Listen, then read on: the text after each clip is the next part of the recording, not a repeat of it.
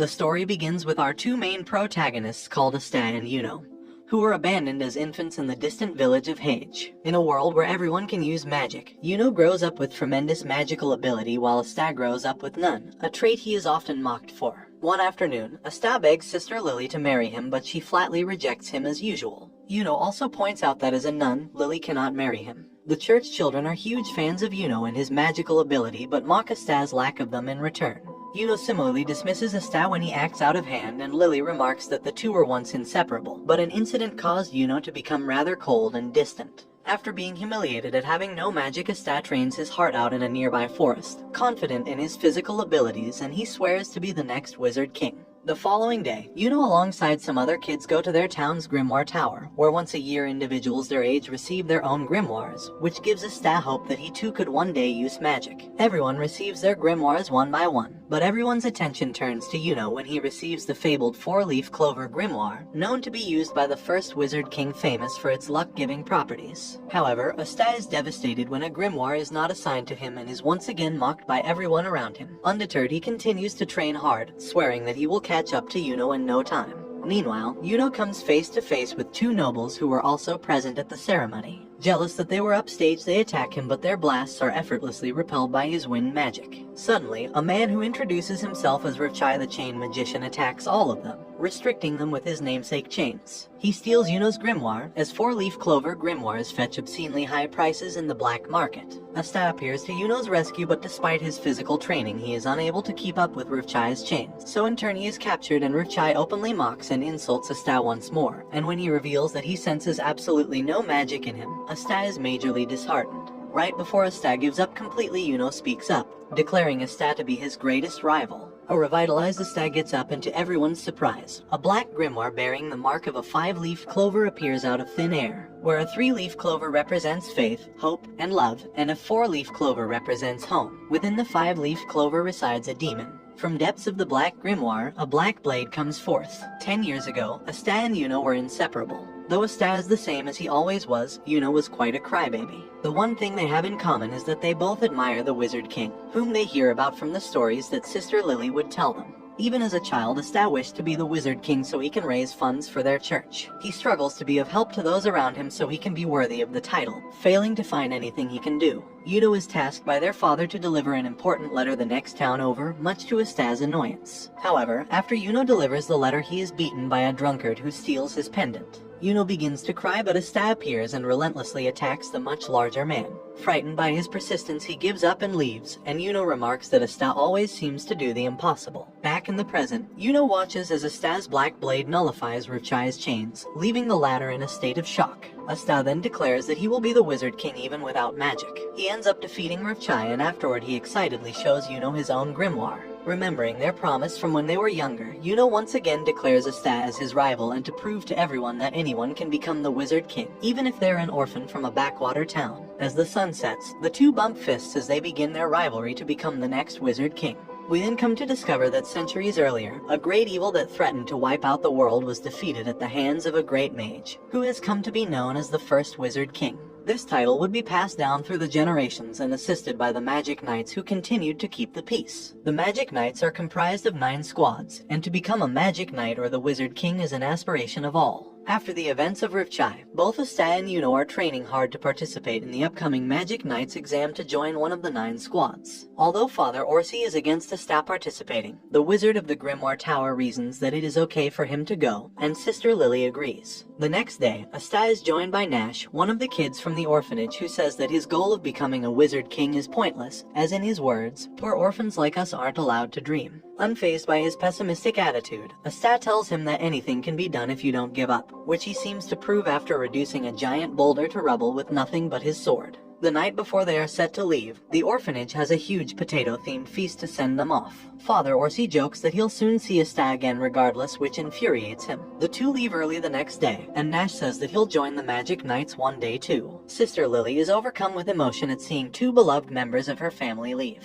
The two begin their long and arduous journey towards the Clover Kingdom's capital, using their magic to survive, and racing along the way. And after several days they arrive, ready to take the Magic Knights exam and to take their first steps to become the Wizard King. Asta and Yuno enter the castle town of Kika and make their way to the Magic Knights examination site. Yuno attracts attention for being a wielder of the four-leaf clover, while Asta attracts attention for being loud, much to Yuno's exasperation. Once there, the examinees are swarmed by anti-birds, which flock to those with weak magical energy. While Yuno has nary a feather on him, Asta is hilariously bogged down by an entire flock to everyone's amusement. He runs headfirst into Yami, the captain of the Black Bull's Night Squad, a squad famous for its reputation of collateral damage, and is regarded as the worst among all the squads. Yami threatens to kill him after Asta calls him old, which amuses Sek, another examinee who introduces himself to Asta. Soon, fireworks signal the start of the ceremony proper, and the various captains of the Magic Night Squads enter the arena, and Sek explains them one by one to Asta. Captain of the Golden Dawn, called William, has been touted as the strongest among all the captains, and is the man closest to becoming the Wizard King. Yami also arrives fashionably late. William begins the exam by giving all the examinees a wooden broomstick, but because Asta has no magical ability, he is unable to get it to fly. Similarly, several of the exams require magic control, which Asta fails one by one. However, the final exam is announced to be a combat round, and Sek volunteers to fight him, thinking Asta is easy pickings. Asta wishes him a good match, but Sek shows his true colors by calling Asta a dirty peasant, enraging him. Sek encases himself in a magical barrier meant to protect against outside attacks, while simultaneously firing off barrages of magic bolts, which he brags is a great offensive and defensive spell. The fight begins, and Asta defeats Sek in a single rush, cutting through his barrier with his black blade, startling everyone who had expected Asta to lose. As Asta stands over the unconscious Sek, he declares that he isn't here to play around but to become the next Wizard King. The interests of the various captains are piqued, especially Yami, who senses that Asta has no magical ability at all and his feat was purely due to his physical prowess. The fights progress smoothly until Yuno is challenged by Salim, a noble who sees him as an inferior peasant. However, despite Salim using his so-called greatest attack, Yuno easily defeats him with his wind magic. Afterwards, the examinees are called forward one by one, and the captains will raise their hands to indicate their interest in having them join their squad. The examinee can then pick from among the captains who raise their hands. However, if none of the captains do so, then the examinee is deemed to have failed and is forced to retire home.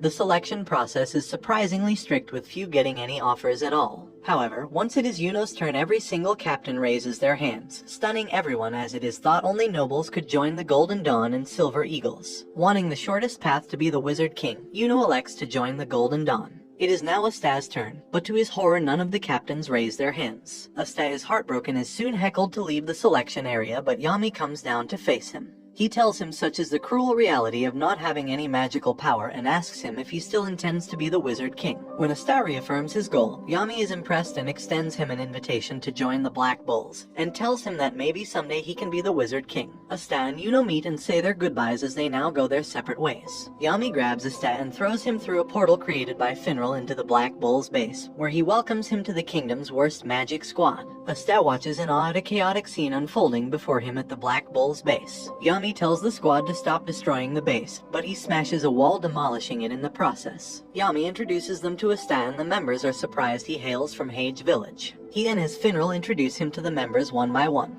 With the introductions concluded, Magna, who is skeptical over Asta's ability, gives him a trial to see if he is worthy of a Black Bull's robe. Fortunately, all the trials are a test of Asta's physical abilities, which he easily clears. However, for the final trial, he challenges Asta to either absorb or deflect his fire magic head-on, and only then will he recognize him as a Black Bull. Asta then brings out his black blade, piquing the interest of the other Black Bulls. Magna fires off a giant ball of flame, which Asta is narrowly able to deflect back at him. Asta is afraid he killed his own teammate, but he is relieved when he sees Magna come out unscathed, having nullified his own magic at the last second. He runs over to Asta, greatly impressed at how he sent his own magic back at him. But he is even more impressed when he learns Asta has no magic whatsoever, calling him a true man. The other Black Bulls join in congratulating him, and as promised they give Asta his Black Bull's cloak, which he proudly accepts. His membership now official, he's warmly welcomed into the Black Bulls. While the group celebrates, a girl that's also a new recruit to the Black Bulls looks on,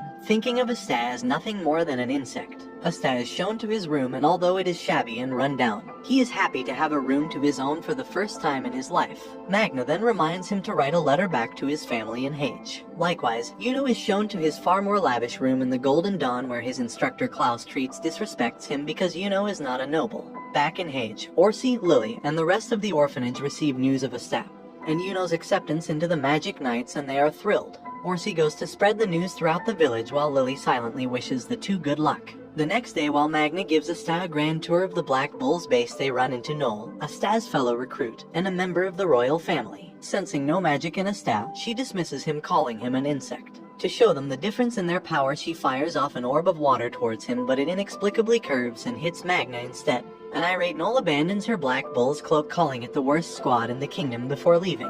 Asta later encounters Noel in the forest practicing her water magic. He then sees the issue with Noel. Although blessed with great latent magical power, her spells somehow do not hit their mark. This is a trait for which she is scorned by her family, including her brother, the captain of the Silver Eagles. When Noel sees Asta, she is embarrassed and tries to blow him away with magic, but it goes out of control and she ends up trapped in a vortex of water. Since Asta is the only one able to safely extract her, Yami throws Asta towards it, nullifying it with his black blade. Fearing she will be mocked once more, Noel is instead surprised when Asta praises her magical abilities, saying that if she practiced she'd be invincible. The rest of the Black Bulls reassure her that her failure to control her magic is no big deal. All of them have flaws, and 1 or 2 flaws does not make you any less of a person. Noel accepts Asta's hand in camaraderie, learning that this squad will accept her for who she truly is. Asta wakes up early to perform daily chores around the base, but realizes this is no different from when he was at the orphanage. Over breakfast, he asks the other members what it means to be a magic knight, and they each give their own personal selfish answers, which worries Noel as she wonders if she truly is a fit in the Black Bulls. Yami arrives at the cafeteria and calls Magna to go with him on a very important mission. Asta asks if he can go, but Magna says they're not allowed to bring kids along with them. It turns out that their important mission is a game of poker with the mayor of Saucy Village, Seihai. After losing everything to his royal flush, they return home. They inform Asta and Noel of their first mission. As punishment for losing against the mayor, they are tasked with dealing with a pack of wild boars roaming Saucy Village. Asta points out that they should have nothing to do with this, as it was Yami who lost, but he threatens to kill them if they don't go. Noel is worried she might not be of much help due to her lack of magical control, but Magna reassures her that he'll be there to clean up if things go awry. With Finral unable to create a portal to places he's never been before, and Asta and Noel's inability to ride magic brooms, Magna is forced to bring them to Saucy on his customized broom, the Crimson Cyclone. They experience a turbulent ride, but meanwhile, several mysterious individuals have also arrived at Saucy to search for a magic stone. Among them is a man with a scar across his face, talented in ice magic. After dealing with several bulls at the outskirts of Saucy, Magna tells the 2 of them of how, in his youth, he was a troublemaking delinquent, but he was set straight by the mayor, Seihai. It was he who encouraged him to become a magic knight, despite his peasant background. When they arrive near the village, Magna is horrified to see a mist enveloping the entire town. He tells Asta to use his black blade to cut through the mist, and the 3 make their way into the city center, where they rescue the villagers from being impaled by icicle shards. Here, they see a scarred man named Heath, accompanied by 3 other mages, who threaten to eradicate them. When Heath says that the peasants in the village are nothing more than lowly beasts, both Asta and Magna's pride at coming from villages are hurt, and they swear to defend them with their lives. Although he is surprised at Asta's ability to cut through his magic, he begins targeting the villagers instead. Asta and Magna frantically attempt to defend the villagers, but they soon begin to be overwhelmed at the onslaught of Heath. Magna, running dangerously low on magical energy, throws everything he has, but the ice keeps coming. Heath tells them he is willing to let them go if they abandon the villagers, which Noel considers for a moment, as she feels she is holding back Asta and Magna. However, when a girl grabs the hem of her skirt, asking her to save them, she has newfound resolve, and a new magic appears in her grimoire, the Sea Dragon's Lair. She casts a huge, swirling vortex of water that defends herself and the villagers around her, as Heath is astounded at the sheer power of her magic. Heath is surprised at Noel's magic, and despite his repeated icicle volleys, they fail to penetrate her barrier. Asta takes the opportunity to mount a counterattack, but Heath cleverly makes him slip on a strip of ice. He then calmly walks towards Noel's barrier and begins freezing it bit by bit. Magna, aware of his natural advantage against Heath, grits his teeth as he knows Heath's magical capacity far eclipses his. However, Asta returns and tries once again to take down Heath, but to no fruition. Magna, inspired by Asta's relentless attacks, emerges from the barrier once more. He fires off his final attack, the Prison Death Scattershot, a massive volley of flame bolts, but Heath successfully repels it. Just when all hope seems lost, Asta appears behind Heath and uses his black blade to reflect the scattered flames back towards Heath and his cronies. Heath finds that the flames don't go out on their own, and he desperately tries to extinguish it with his ice, but Asta delivers the finishing blow, knocking out Heath. Magna restrains the remaining members, but one of them manages to escape. Asta collapses from his injuries, but Noel looks on, remarking that even though he's loud and annoying, he is a little cool. They later try to interrogate Heath, but realizing he has been captured, he kills himself and his cronies. This shocks the three bulls, especially Asta, who is disgusted at their blatant disregard for life. They then bury Seihai, while a tearful orphan declares he will be a magic knight one day too, despite being a commoner. Magna and Asta encourage him to follow his dreams, and an anti-bird suddenly swoops down and pecks at Asta. They notice that in its beak, it is holding a magic stone, presumably the target of Heath. The orphan boy says that it was Seihai's old charm and offers it to them as a reward. Meanwhile, a cloaked man learns of Heath's demise and concedes ownership of the magic stone for now. He touches a large gravestone, remarking that the resurrection of their lord is close at hand. On the collar of his robe rests the symbol of the Golden Dawn. The three return to the Black Bull's base, and despite the death of Seihai, Yami commends them for defending the villagers. For their efforts, the Wizard King has awarded them a gold star, bringing the Black Bull's grand total to -30 stars, compared to the Golden Dawn's 70. He hands them their paycheck of 200,000 coins, an amount Asta has scarcely seen in his entire life. He plans to send a portion back to Hage, but Vanessa invites him and Noel out shopping the next day. They head out on Vanessa's magic broom to Kiko, the same venue as the Magic Knight's exam weeks prior. They see Finral, Gauche, and Charmy all spending their salaries in their own way. After Vanessa purchases some medicinal herbs, she brings Asta and Noel into a hidden alley, where the black market is located. Noel is initially hesitant to partake in possibly illegal dealings, but she is convinced to participate when Vanessa says that certain artifacts could help her control her powers. Meanwhile, Sek is also in the alley, losing in a game of cards against an old lady. He trudges back to complete his mission, but he remains bitter about being in the praying mantises. He sees Noel and Vanessa, and enamored by their beauty, tries to hit on them, but he is rebuffed. Asta returns from buying novelties, and he reunites with Sek, who is jealous that Asta gets to spend time with two beautiful women. Suddenly, an old lady cries out for help as her card winnings were stolen. In response, Asta jumps into action.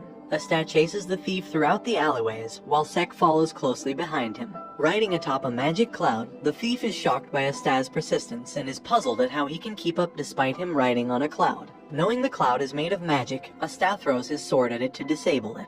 The thief crashes to the ground where Sek lies waiting to capture him. However, he is stabbed with a poisoned dagger and fears he will soon die, but Asta encourages him to live on. Vanessa arrives and treats the poison, and Sek leaves with the thief, bidding Asta, Noel, and Vanessa farewell. The Black Bulls return the stolen money to the old lady, and they warn her to be more careful in the future. As they leave, it is revealed the old lady is not an old lady at all, as the disguise is shed, revealing it was the Magic King Julius himself all along. He is impressed by Asta's anti-magic blade, and when he looks to the sky, he sees another interesting prodigy, Yuno. Yuno, alongside his co-recruit Mimosa and his instructor Klaus, are tasked with escorting Salem towards the Heart Kingdom. Salem, Yuno's opponent during the Magic Knight's exam, inquires to his beginnings, and Yuno speaks of his hometown of Hage. Suddenly, a black cloud covers the sky, and when Yuno goes closer to investigate it, he is attacked by magic bandits. Although caught off guard, Yuno eventually defeats the band, but Klaus is skeptical as the bandits somehow targeted only Yuno and not Salem. Salem, intrigued by Hage, elects to visit the village, despite Klaus' protests. When they arrive, Sister Lily, Father Orson, and the rest of the orphans happily go out and greet Yuno, as well as their esteemed guests. They invite them to stay the night, and although Klaus objects, Salem insists on staying. Klaus is annoyed that he, a noble, must be subjected to being in such a run-down village. They enter the church, as Lily prepares a potato-themed dinner. As everyone dines on Hage's best potato dishes, Yuno learns from Lily that both he and Asta have been sending back money. To his annoyance, Asta has been sending back more than him, so he promises Lily to send his entire paycheck next month. When Salem asks for more water, Lily goes out to fetch some from a nearby well. Before she leaves, Salem drapes her in his cloak, saying that it is chilly outside. However, Yuno hears a struggle and races outside and finds that Lily has been taken away, presumably by the bandits. Klaus orders him and Mimosa to leave with him and Salem at once. Despite Klaus' orders, Yuno goes by himself to look for Lily, defeating the bandits one by one until he finds her underneath the skull of the giant demon. The bandit leader orders Yuno to surrender his grimoire, threatening to burn off Lily's face if he refuses. Yuno feigns a retreat, only for Klaus to reveal himself, attacking the bandit squarely in the head with a magic spear. Klaus explains that using Mimosa's magic, Truth Flower, they were able to ascertain Salem's true intentions. He specifically asked for Yuno to escort him, so that he could lure him and have his revenge. Klaus says he will overlook Yuno's insolence for now, since Salem was the one responsible for the incident. Although he praises him, he says he has yet to acknowledge him. Mimosa laughs, knowing that Klaus simply isn't being honest with himself. They elect to release Salem and his men, but when Salem attempts another attack on Yuno, Lily uses her water magic to wash him away, leading Klaus to remark he'd like to recruit Lily into the Magic Knights as well. Meanwhile, the last missing bandit was taken care of by Julius, who had followed Yuno all the way there. He is finally found by his advisor Marx, who demands that he return to do his work immediately. When Yuno, Mimosa, and Klaus return to the Golden Dawn base, they learn they have also received a star from the Emperor. When they question how such a simple mission would have warranted a star, William explains that when Salem was captured, he ended up confessing to several corruption charges against his father. When Julius learns of the appearance of a dungeon, he decides to leave its exploration to certain individuals. Meanwhile, at the Black Bull's base, the group tries to decide on a name for the anti-bird that constantly follows Asta around, and they settle on Luck's suggestion, Nero. Yami arrives and informs them that the Wizard King himself has asked for Asta to explore a nearby dungeon. Asta is elated that the Wizard King asked for him personally, and he is pumped up to explore the dungeon. Yami has Noel accompany Asta and Luck to serve as their squad leader. They travel via Finral's portal, and they make a short trip towards the dungeon. After exploring for a while, Luck senses a powerful enemy using his magic sense, and he casts his magic, Thunder Boots, to travel towards it, leaving Asta and Noel to fend for themselves, much to their dismay. Noel is self-conscious that she is alone with Asta, and hurriedly makes her way throughout the room, but she is caught unaware by a man-eating plant. Asta frees her momentarily, but he, too, is soon caught in its vines, and they are brought to the monster's gaping maw to be eaten. Suddenly, magical needles strike out at the monster, releasing them both. Noel comments on the extraordinary control of magic, and they turn to see Yuno alongside Mimosa and Klaus of the Golden Dawn.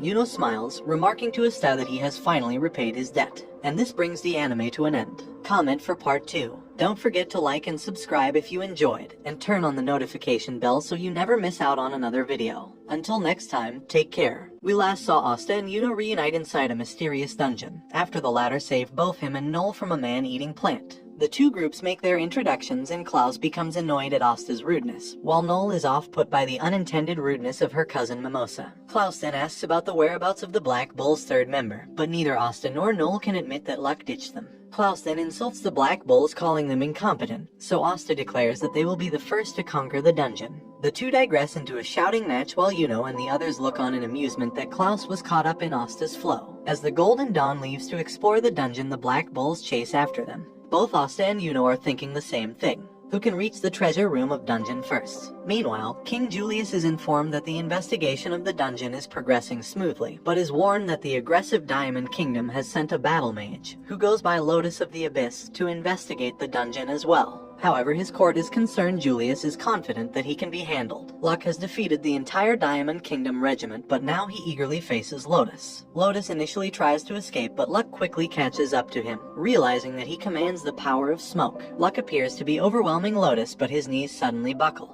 Lotus then explains that the entire time he was casting a weakening smoke on him, an attack that is invisible to the naked eye. Meanwhile, the Golden Dawn is the first to arrive at the treasure door, and Mimosa wonders where the Black Bulls are. She is suddenly struck by shards of crystals, gravely injuring her. Klaus and Yuno look at their attacker, a mysterious white-haired man from the Diamond Kingdom who demands that they move. Shaking off the effects of the magic, Luck begins feeling the thrill of battle even more. He begins fighting seriously, having electrified his arms. Lotus observes at his revitalized opponent and remarks that he'd rather not pluck a bud that is still young. In his youth as a commoner, Luck was scorned by his mother for his twisted personality. After he defeats a noble with his magic, his mother suddenly embraces him and convinces him he must keep on winning.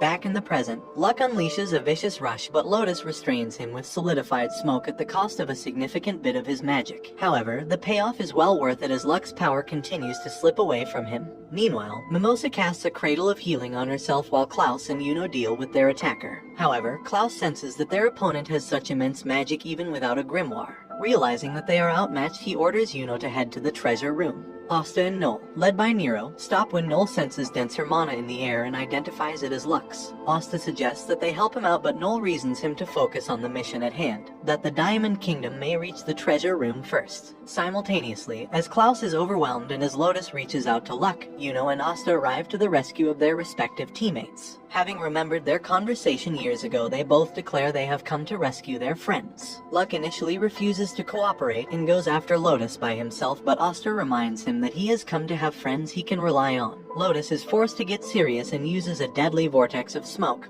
trapping the black bulls. Luck hypothesizes that Lotus can sense their magic through the fog, so he uses lightning bolts to herd him into an area where Asta is waiting. He slices him in the air, sending him crashing into a wall. Meanwhile, Yuno simultaneously summons wind blades and a wind eagle to fight their attacker, a feat which impresses Klaus. But to his horror, Yuno is easily beaten regardless, and the gap in their abilities is as clear as day. Lotus's injuries forces him to retreat in a smoke car. The Black Bulls give chase, but they end up losing him. Luck suggests they get a move onto the treasure room, irritating Noel as that was supposed to be their aim from the beginning. However, Luck's sensory magic acts up and informs them that someone far stronger is here. While Lotus regretfully retreats, he leaves the mission to Mars, the Diamond Kingdom's secret weapon. Klaus is horrified at the difference in levels between them and Mars and recognizes him as a specially designed battle mage. Yuno continues to fight on in vain as his wind-based attacks appear to have no effect on the mineralized Mars. Mars tells him to give up, but Yuno, knowing that Asta would never do such a thing, is galvanized and continues his assault. Mars drops a giant sword on him, but he is saved by Asta, who slices it clean in half. After Asta exchanges banter with Yuno, he turns his attention to Mars, who he quickly puts on the ropes. Klaus is astounded that a peasant with no magic could put up a fight when the Golden Dawn struggled so much. Soon, Luck and Noel arrive to support them against Mars' diamond clones. Asta relentlessly attacks Mars, smashing apart every attack that is thrown at him. Klaus is in disbelief, and Noel explains that Asta's power is magic negation. Klaus thinks that Asta was just lucky to be blessed with such a power, but Noel tells him to just sit back and watch. When Asta is crushed by Mars' diamond giant, Klaus is shocked to see Asta's muscular body, making him wonder just what kind of training he put himself through. Mars calls Asta an insignificant pebble, and Asta retorts that he is a pebble that shatters diamonds, leaping and destroying Mars' giant in the process. With this victory, Asta raises his sword in triumph.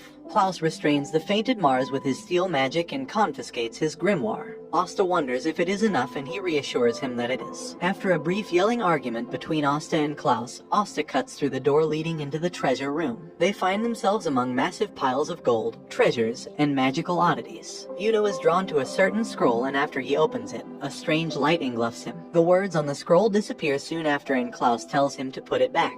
Asta is then led by Nero to a strange button, but just as he is about to press it, Luck's sensory magic activates and he warns the others to get down. The grimoire flies out of Klaus's hands as it returns to its rightful owner, Mars, who has returned with a vengeance. He summons a wave of diamonds, restraining Klaus, Luck, and Yuno. Klaus is shocked at how easily Mars broke free from his anti-magic restraints. He is further shocked when he notices Mars using fire recovery magic, a trait he knows is impossible as mages can only use magic from under their main element, be it fire, water, wind, or earth. Mars begins his assault, mortally wounding Noel in the process, and Asta screams in horror. While Mimosa tends to Noel's wounds, Asta rushes to fight Mars.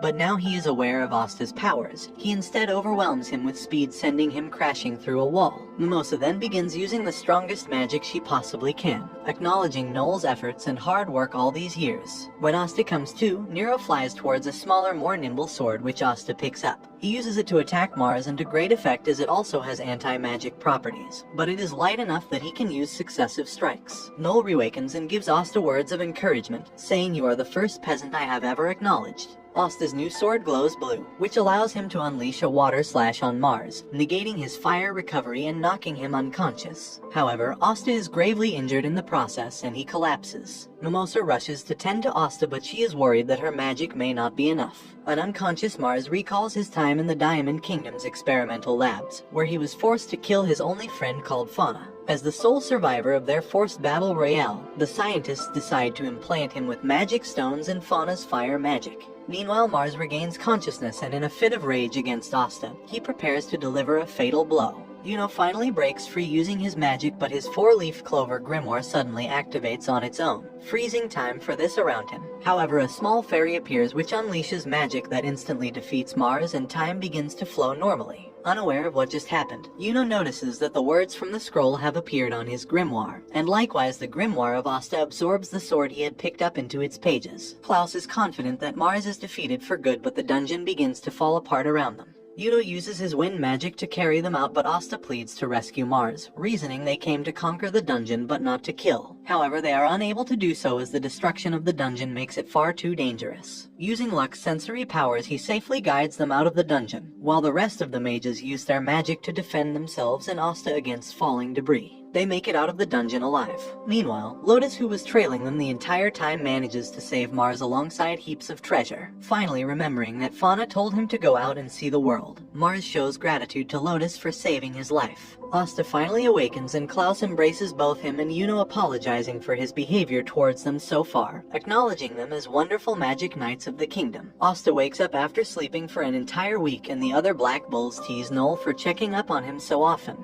After eating his fill, Asta and Noel are instructed by Yami to visit the Magic Knight headquarters as they were requesting a report. Along the way, they bump into Yuno, Mimosa, and Klaus, who are also on their way to give a report. Klaus has become more friendly towards Asta, while Mimosa is visibly flustered at the sight of him, having developed a crush since their dungeon operation. When Noel sees her acting bashful, she wonders if she herself has feelings for him too, but quickly convinces herself that there's no way. They arrive at the headquarters where the Wizard King Julius has come out to greet them. This is Asta and Yuno's first personal encounter with the man they admire. He is intrigued by Yuno's newfound magic, which he identifies as Sylph, one of the 4 great spirits. He is equally fascinated by Asta's new anti-magic sword, internally remarking that absorbs a great deal of magic. Asta and Yuno ask him how to become the Wizard King, and he replies that it is through merit. Accumulate enough merit, and you will have the respect of the people. He then invites them to an awarding and promotion ceremony of Magic Knights for those who have accrued a significant amount of stars. In attendance are several notable mages, including the Silva siblings, Nozel, Solid, and Nebra. Also attending are the Magic Knights Leopold, Electora Sandler, as well as several captains. After the ceremony, Julian excuses himself but invites them to enjoy a simple reception, which Asta, Yuno, Noel, Klaus, and Mimosa also attend. However, once there, the nobles in attendance scorn their very presence, especially Asta's, due rough behavior. However, when the Silva siblings begin bullying Noel, calling her a failure, an angry Asta criticizes them, who once thought so highly of great magic knights, causing Electora to envelop him in his sand magic to silence him.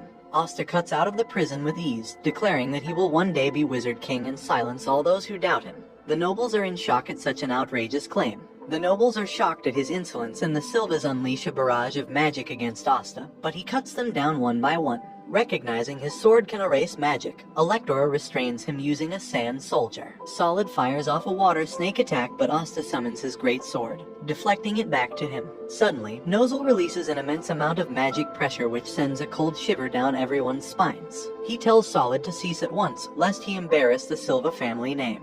Afterwards, Leopold, who is a cousin of Mimosa, happily greets Asta, who is impressed by his boldness. He declares him to be his rival and challenges him to an arm wrestling match. Nozel turns to Fugolian, who finds it absurd that a noble would declare a peasant to be a rival. They both unleash their magical pressure, but a guard bursts into the room, with news that the capital is under attack, led by a crazed white-haired man. Swarms of undead attack the city, with the crazed man calling out the magic knights to come and stop him. Electora creates a stone model of the city, far more advanced than Mimosa's flower model creation. He identifies key areas, but before he can give them their orders, Oster runs out of the room, saying he'll go where it's the noisiest. Finding this interesting, Leopold follows him soon after. An exasperated Electora splits the group into several teams and assigns them an area to respond to, despite the reluctance of some nobles to take orders. They split up and Electora grabs Noel so they can catch up to Asta and Leopold. The Silva siblings respond to the Central District. Saul, the Blue Rose Captain, and Charlotte respond to the East District. Yuno, Electora, and Mimosa respond to the Northwest District.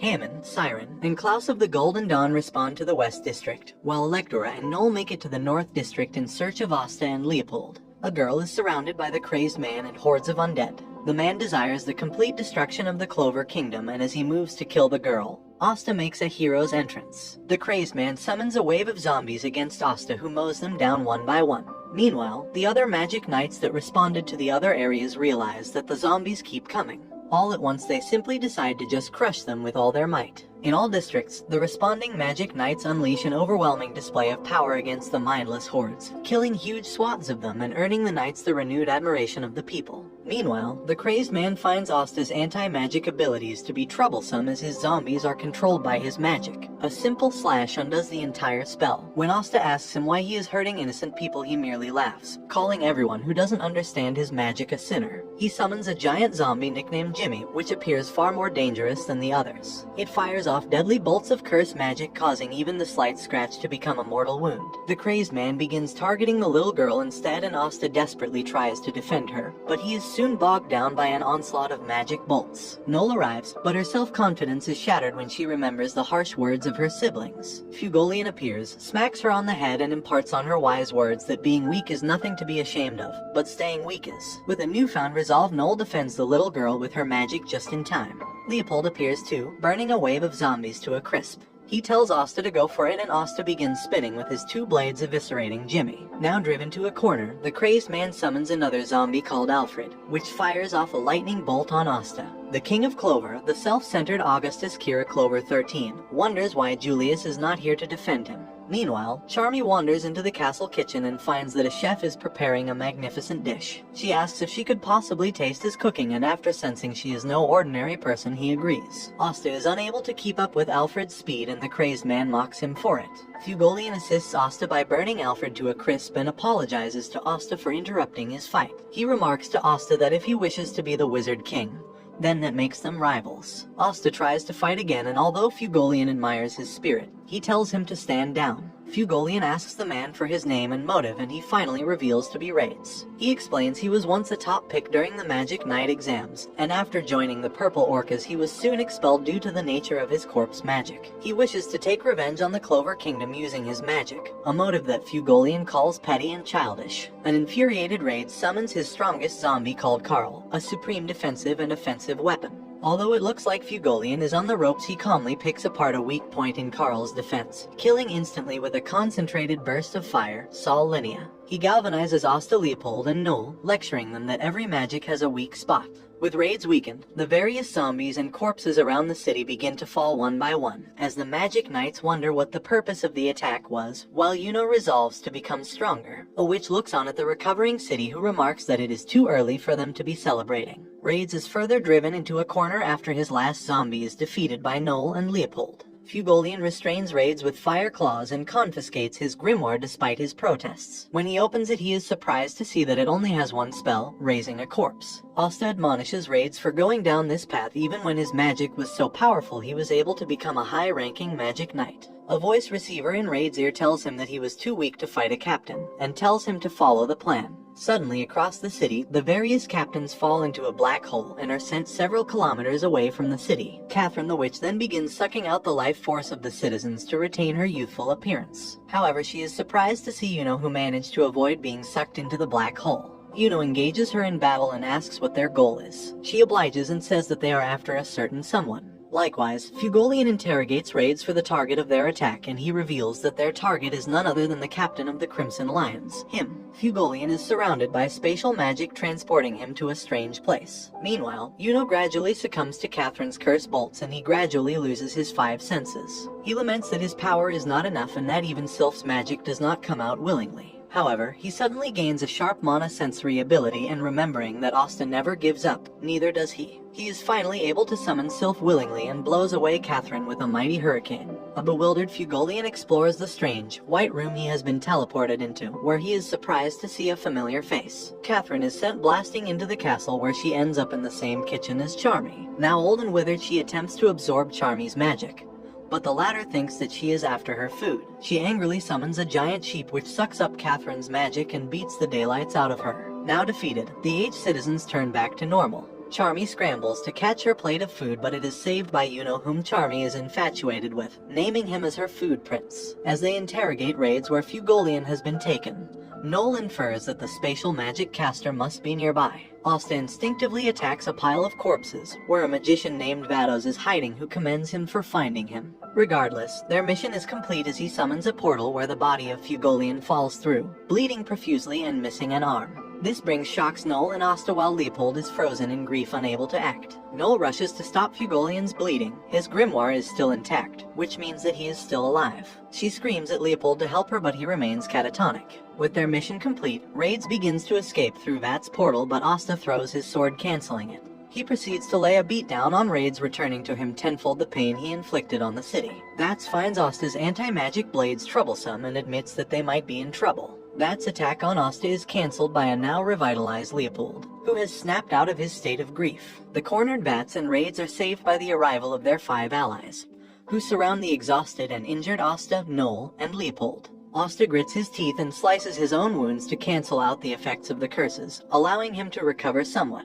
This astonishes Raids, who cannot believe someone can be so reckless. Asta stares down his adversaries and readies his blades, declaring that his whole life he has known nothing but adversity and difficulty, and no matter what comes his way he will overcome it. He howls at his enemies, and in a badass manner tells them to come and get some. And this brings the anime to an end. Comment for part 3. Don't forget to like and subscribe if you enjoyed, and turn on the notification bell so you never miss out on another video. Until next time, take care. We last saw Asta surrounded by Raids' allies. They unleash a barrage of magic attacks, but Asta manages to deflect it with his crazy movement abilities. Leopold joins the fray, while Noel summons a water wall to defend themselves and the dying Fugolian. However, the shield is absorbed by tree magic, while Asta and Leon are impaled by wind needles. Before they can do any further damage, the Magic Knights return after they reluctantly pooled their magic together. Mimosa immediately works to heal Fugolian while Nozel unleashes a barrage of mercury, but it is absorbed by specially enhanced salamander magic.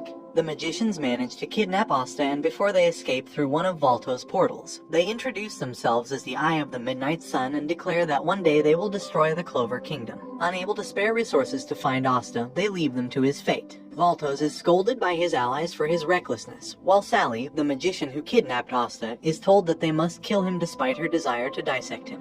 When they descend into a tunnel, they find the wizard King Julius waiting for them. He instantly kills 2 of the magicians while effortlessly avoiding the attacks of the remaining 5. He traps them in time stasis magic while a bewildered Asta looks on in awe at his sheer power. Julius turns to him and says that if he wants to be the Wizard King, this level of magic is something he will have to surpass. Julius then walks over to a slab of stone with strange symbols he had never seen before, and intends to interrogate the magicians once they return to Clover Kingdom. Suddenly, a bright flash of light swallows them all and a braided member of the Eye of the Midnight Sun appears. The braided man is able to escape with several of the Midnight Sun members, but Julius was able to retain one. He suspects that the man was their leader based on how powerful his magic was. He is called back to the capital by Marx, where he learns that Fugolian is in a precarious state. After the Magic Knights perform a full sweep around the city, he orders the strengthening of the defenses of the Clover Kingdom. Nozel excuses himself, swearing revenge upon those who hurt Fugolian. Leopold reawakens and declares that he will one day surpass his brother, burning a mark onto his forehead to remind him of this oath. The reconstruction of the city proceeds smoothly, but Julius suspects a traitor among the Magic Knights' ranks. Meanwhile, in the Midnight Sun's base, Raid swears to exact revenge on Asta, while Sally, curious about his anti-magic properties, says that she should be allowed to experiment on him alive. The leader of the Midnight Sun was struck by a smidgen of Julius's power, shriveling one of his arms, and while acknowledging Julius's phenomenal magic. Back in the kingdom, Asta and Noel receive muffins from the girl they had saved, which are immediately swiped away Charmy. She is in a good mood due to seeing Yuno, whom she calls her food prince. Mimosa, Klaus, and Yuno pass by, and to her surprise Asta and Yuno are acquainted. Yuno suddenly unleashes wind magic on Asta, who cuts it down in the nick of time. He then sees letters written by the magic which says "See you later, Shrimpsta," basically meaning Shrimp Asta, which absolutely infuriates him. The two go their separate ways, both eager to become stronger than the other. Asta and Noel return to the Black Bull's base, where Magna and Luck have returned from their mission, earning a star for their efforts. To their surprise, Asta was made a third-class junior magic knight for his efforts, while Charmy was made a first-class for her capture of Catherine, who immediately brags to the others. Magna and Luck are despondent as they are still 5th class. However, Asta worries about the state of Fugolian, but Yami reassures him, saying that it would take more than that to kill him. As Asta is put on a rest break, Finral invites him to a mixer. Finral has trouble deciding on who else to take with him to a mixer, crossing out the Black Bull's members one by one until he decides to take Luck. They leave behind Gordon, who wanted to go the whole time. The 3 are transported to the city of Need, where Noel has sneakily followed them, worried and flustered that Asta is going to a mixer. They arrive at the DV Rinker, a bar where they meet and introduce themselves to the girls, while Finral and Luck show off their magic abilities, while Asta proudly proclaims he will be the Wizard King. The girls internally monologue that they find them troublesome, especially since they are black bulls. They then introduce themselves as Rebecca, Helene, and Erica. Finral tries to get a conversation going, but Luck and Asta are hopelessly useless and he begins to despair at his failure of a mixer. Disguised as a barmaid, Noel is glad it isn't going well. Sek also happens to be at a nearby mixer, but the girls are also put off by his eccentric behavior. When he yells at Noel to get him another drink, she fires a water bolt at him, earning her the respect of the girls, who give an enthusiastic thumbs up. By some miracle, the Black Bulls mixer begins to go well. Helene becomes enamored with Luck and the two go outside to showcase their magic to each other, while Erica decides to go along with Finral despite his gaudiness. Asta is left alone with Rebecca, who appears to want nothing to do with him. However, the two soon bond over their mutual love of their siblings and they start to get along. A drunken man begins to bother and insult Rebecca, but Asta flings him across the room into Sek's mixer, causing the girls to leave. Rebecca grabs Asta and they run into an alleyway while Noel follows them closely. Rebecca becomes somewhat infatuated with Asta and asks him if there's a girl he likes, to which Asta replies he does. Although disappointed, she does not plan to give up, while Noel assumes that the girl Asta likes is her. Meanwhile, Finral and Luck are both rejected by the girls and they sadly go home. Asta continues to train hard to be the Wizard King while various characters recall their memories of him climbing the ranks. In Hage, Sister Lily and Father Orsi are proud of Asta after hearing of his exploits at the capital. With the funds he and Yuno send back, they now live quite comfortably. Alongside the Master of the Grimoire Tower, they recall Asta's struggle and pain at not receiving a grimoire during the initiation ceremony. But they are relieved that everything has turned out well for the boy without magic. In the Black Bull's base, Gordon keeps a diary recording the adventures of his best friend Asta. He recalls Asta's impressive display during the Magic Night ceremony, and his first few days of doing chores at the Black Bull's base. Still flustered at the misunderstanding the Asta likes her, Noel cannot accept that she could have feelings for a commoner, but concedes that on certain occasions he has acted quite cool, including the battles of Saucy Village and Mars. Asta returns to the base where an embarrassed Noel sends him flying with a burst of water. Meanwhile, Yuno, Mimosa, and Klaus prepare to leave on a mission, but the former are embarrassed at the chariot Klaus has prepared for them. As they leave separately on their brooms, Yuno remembers his promise with Asta. From a young age, the two were already sworn rivals to become the Wizard King. He admires him as the one who gave him hope. In Hage, Sister Lily and Father Orsi are delighted to hear that Yuno has been made a first-class junior magic knight, but are surprised to also learn that Asta has been made a third class. With Yami giving the Black Bulls a day off, Ghosh visits his sister Marie at Neen to celebrate her birthday. Likewise, Asta asks Magna to take him to Neen, having promised to play with Rebecca's siblings. Curious about how it will go, Noel secretly follows him. Ghosh buys out the entire gift shop for Marie, where he recalls as a former convict. She is his only joy and reason for living. When he arrives near the church, he is horrified to see Marie playing with Asta. He angrily starts kicking him, but when Marie says that she will marry Asta one day, he starts firing mirror bolts at him. Ghosh is stopped by Sister Teresa in charge of the local orphanage and takes Marie away with her. Distraught that Marie is taken away from him, he once again turns to stone. Rebecca invites them to her restaurant and to stay the night, where she prepares a feast for Asta. He praises her cooking skills, saying she would make a good wife someday. Rebecca's siblings, who have taken a liking to Asta, encourage her to jump him tonight, causing her to be flustered. Overhearing everything, Noel becomes greatly annoyed. That night, Rebecca is conscious of her siblings' suggestion to jump Asta in his sleep, and she gets up to check on her siblings. At the same time, Ghosh jumps Asta in his sleep, attacking him and launching him out into the street where it is strangely snowing. Rebecca rushes out of the house and tells Asta that her siblings are missing. Across the city, distressed parents exit their homes, calling out to their missing children. Meanwhile, a white-haired magician leads flocks of children away, calling them his new best friends. Sister Teresa informs Ghosh that even Marie has been taken away, and they immediately leave to find her using one of Ghosh's mirrors that Marie always has on her. Noel is told to stay behind to defend the city and contact Magic Knight headquarters to inform them of what is happening. When she does, she finds that Sek has been assigned to help out, much to her dismay. Marie awakens, having snapped out of the hypnosis due to the mirror. She finds two men, Nij, who uses snow magic, and Barrow, a large burly man. The pair work to kidnap children and drain them of their magic. Barrow uses his special glasses and sees that Marie has a wealth of magic inside her. He throws one of Rebecca's siblings, called Marco, into the snow after detecting him with little magic. When Asta, Teresa, and Ghosh see Marco out in the snow, Asta and Teresa drop down to tend to him while Ghosh goes on ahead. Asta taps Marco with his sword, canceling out the hypnosis.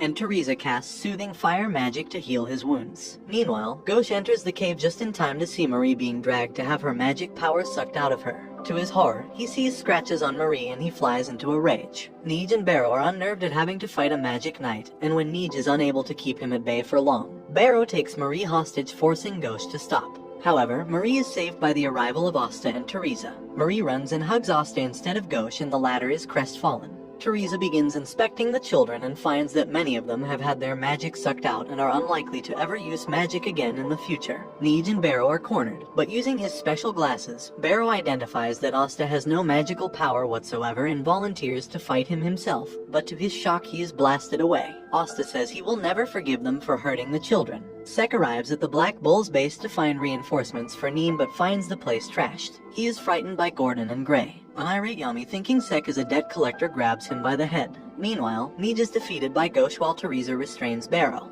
Asta becomes enraged by Barrow, who shows no remorse for his actions. While Teresa begins healing the other children, Barrow secretly sends out a mud minion to call for help. Teresa calls out to Asta and tells him that Sister Lily once trained at their church in Neem. He excitedly asks her what Lily says about him, and she replies that she knows him to be short and noisy, but has an indomitable spirit that never gives up, a trait which Sister Lily tries to emulate. Suddenly, Sally appears, responding to Barrow's distress signal. Gauche fires off a volley of beams in a frenzy, but they are all repelled by her salamander. Asta attempts to cut her, but she easily avoids his strikes and captures him. Before she can do any more damage, Teresa frees him using fire magic, revealing that she was once a magic knight of the Crimson Lions, carrying the epithet of the She-Leopard and a mentor to Fugolian. Sally contemplates that a 3-on-1 fight may be disadvantageous to her, however Barrow asks her to heal him so he can help, but he secretly plots to escape at a moment's notice. She then injects him with a dangerous drug, radically transforming him into a giant mud abomination. To their shock, Gauche, not wanting to expose Marie to even more danger, grabs her and makes a run for it, leaving Asta, Teresa, and the other children to fend for themselves despite Marie's protests. Now the mud monster, Barrow, begins to go on a rampage, and Teresa summons a flame cheetah to get the children to safety, but it will take time for all of them to get out. Barrow tries to crush Neej, but Asta deflects the blow, telling Neej that he has yet to pay for his crimes. Meanwhile, Gauche continues to escape as he doesn't care what happens to others as long as Marie is safe. In a flashback, it is revealed that they were once part of the wealthy Adlai family, but when their parents were killed, their fortune was swindled away by their rivals. Now left to fend for themselves, Gauche stole and robbed from others until he was finally arrested and sent to prison, while Marie was sent to an orphanage with Teresa. Back in the present, he snaps out of it when Marie tells him that he hates him for being so pathetic. Gauche drops her off with the others and, desiring to have his sister be proud of him, returns to Asta and Teresa, but expects them to have run away, as he feels that in the end people only care about themselves. To his surprise, Asta and Teresa are still there, valiantly defending the children as they escape. He arrives in time to Asta's aid, but his mirror magic has little effect on Barrow. He is struck from out of the sky by Barrow, and Asta defends him again. Deciding for the first time to work with someone else, Gauche creates a new spell in his grimoire and tells Asta to look into his eye. He summons a whole brigade of Astas with swords empowered by Gauche's mirror magic, and they successfully kill Barrow while incapacitating Sally. While Neej accepts responsibility for his and his brother's actions, a bright light suddenly envelops the cave, but Neej and Gauche are suddenly attacked by light spears, while Teresa is mortally injured while defending Asta. They look on in horror as the leader of the Eye of the Midnight Sun appears, introducing himself as Licht. Asta is shocked to see that Licht also has a 4-leafed clover grimoire like Yuno. As Teresa begins to bleed out, Asta considers a suicide charge against Licht. Angered that Asta has the 5-leafed clover grimoire, Licht attempts to take it from him. Using Finral's magic, Yami appears just in time to save Asta. He instructs Finral to take home the injured, but expects him to return, which scares Finral as he had planned to just stay out harm's way. Eager to see his captain in action, Asta elects to stay behind while Licht is curious to fight Yami's dark magic. During their duel, Licht tells Yami of his story. He once hailed from a village filled with talented magicians, but they were slaughtered and their magic was stolen from them. Yami, who says his story sucks, tells his own. He was a fisherman from a land of the sun where he washed ashore in the Clover Kingdom, and after beating up a bunch of guys he was made captain.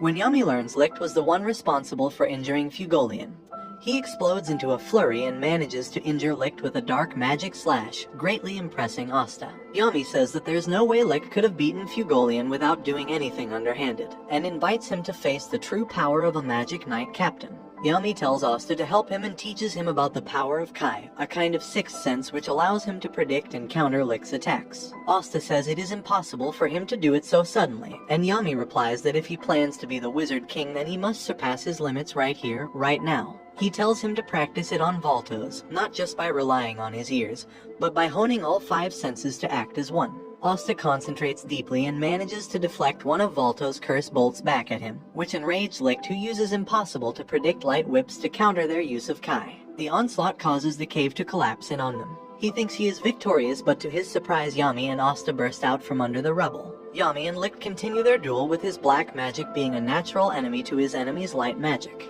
Licht grows to respect Yami's ability, recognizing him as a worthy foe. Yami asks him for his intentions in the Clover Kingdom, and he replies that he wishes to establish a new kingdom, one free of the corruption and discrimination that commoners and non-magic people face. Asta is astounded at his captain's power, and Yami instructs him to deal with Voltos in his own way. Asta charges, but is held back by a barrage of curse bolts that come from strange angles. He decides to discard his weapon and instead go through a portal that Voltos made, punching him in the face, amusing Yami, who finds the fact that he just punched a guy hilarious. Licht tries to sneak up on Yami, but his sword absorbs his magic and he finds himself unable to move. Yami slashes him with black magic, seriously injuring Licht. Badly wounded, Licht acknowledges Yami as the second person to ever fight him as an equal. He begins preparing a massive spell with a range so large and power so devastating that it would be impossible to defend against. Meanwhile, Ghost looks over at a dying Teresa, who gifts him with what little magic she has left and tells him to go and save Asta. Fearing she has died, he is relieved when she was just pretending to die. He asks Finral for his assistance in returning to the cave.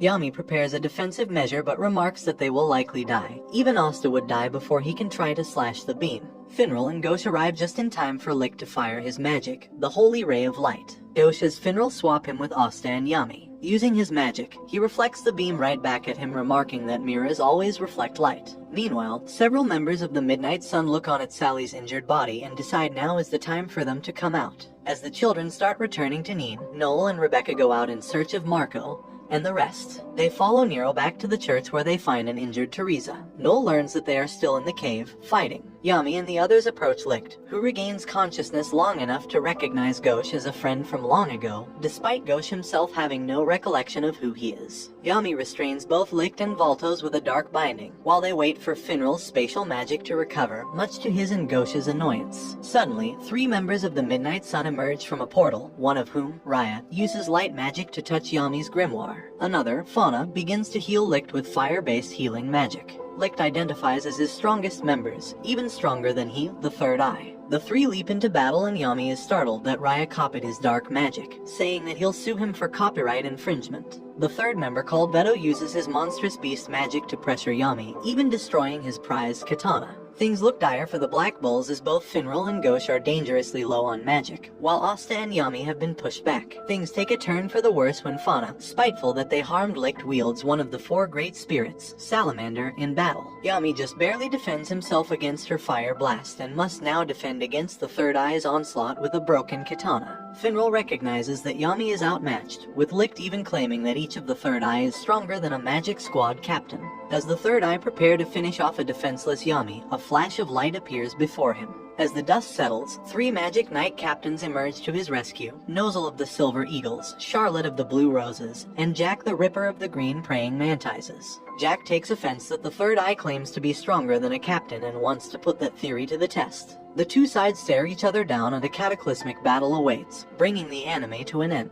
Comment for part 4. Don't forget to like and subscribe if you enjoyed, and turn on the notification bell so you never miss out on another video. Until next time, take care. We last saw Jack take offense that the Third Eye claims to be stronger than a captain and he wanted to put that theory to the test. The 2 sides stared each other down and a cataclysmic battle awaited us. Now, Neej tells Noel he intends to turn himself over to the Magic Knights as thanks for Asta saving his life. Meanwhile, Noel's worrying if Rebecca is the girl Asta has his eyes on. Meanwhile, Nozel of the Silver Eagles, Charlotte of the Blue Roses, and Jack the Ripper of the Green Praying Mantises make a hero's entrance. Jack threatens to cut Yami up on the spot spot, while Charlotte insults Yami for being defeated. But in truth, she cannot bring herself to admit her feelings for him. Yami makes fun of Nozel's hair and the rest of the Black Bulls wonder how he styles his middle braid, and Nozel threatens to kill them instead. After their not-so-friendly banter, the three knight captains engage the third eye, but they are evenly matched. Charlotte's Briarthorn magic is cut down by Raya's stolen dark magic. Jack's severing magic has little effect on Veto, and Nozel's mercury magic is melted in Fauna's flames. Yami asks Finral to teleport him to Licht to deal the finishing blow. Predicting this would happen, Licht has already readied a second light ray. To everyone's surprise, Asta emerges from the dust undetected due to his lack of magic. He strikes Licht into the ground, causing Jack to remark that Asta stole the show. Suddenly, an unbelievable amount of magic begins spilling out of Licht, and the seal placed on him is dispelled due to Asta's attack. Licht identifies Asta's blades as the Demo Slayer sword and the Demon Dweller sword, and angrily tells him to return it to its rightful owner, their master. As the Magic Knights fear that the magic will soon kill them all, the Third Eye hastily perform a sealing ritual to restrain Licht. Realizing the battle is lost, the Third Eye retreats, but swear that they will always be watching.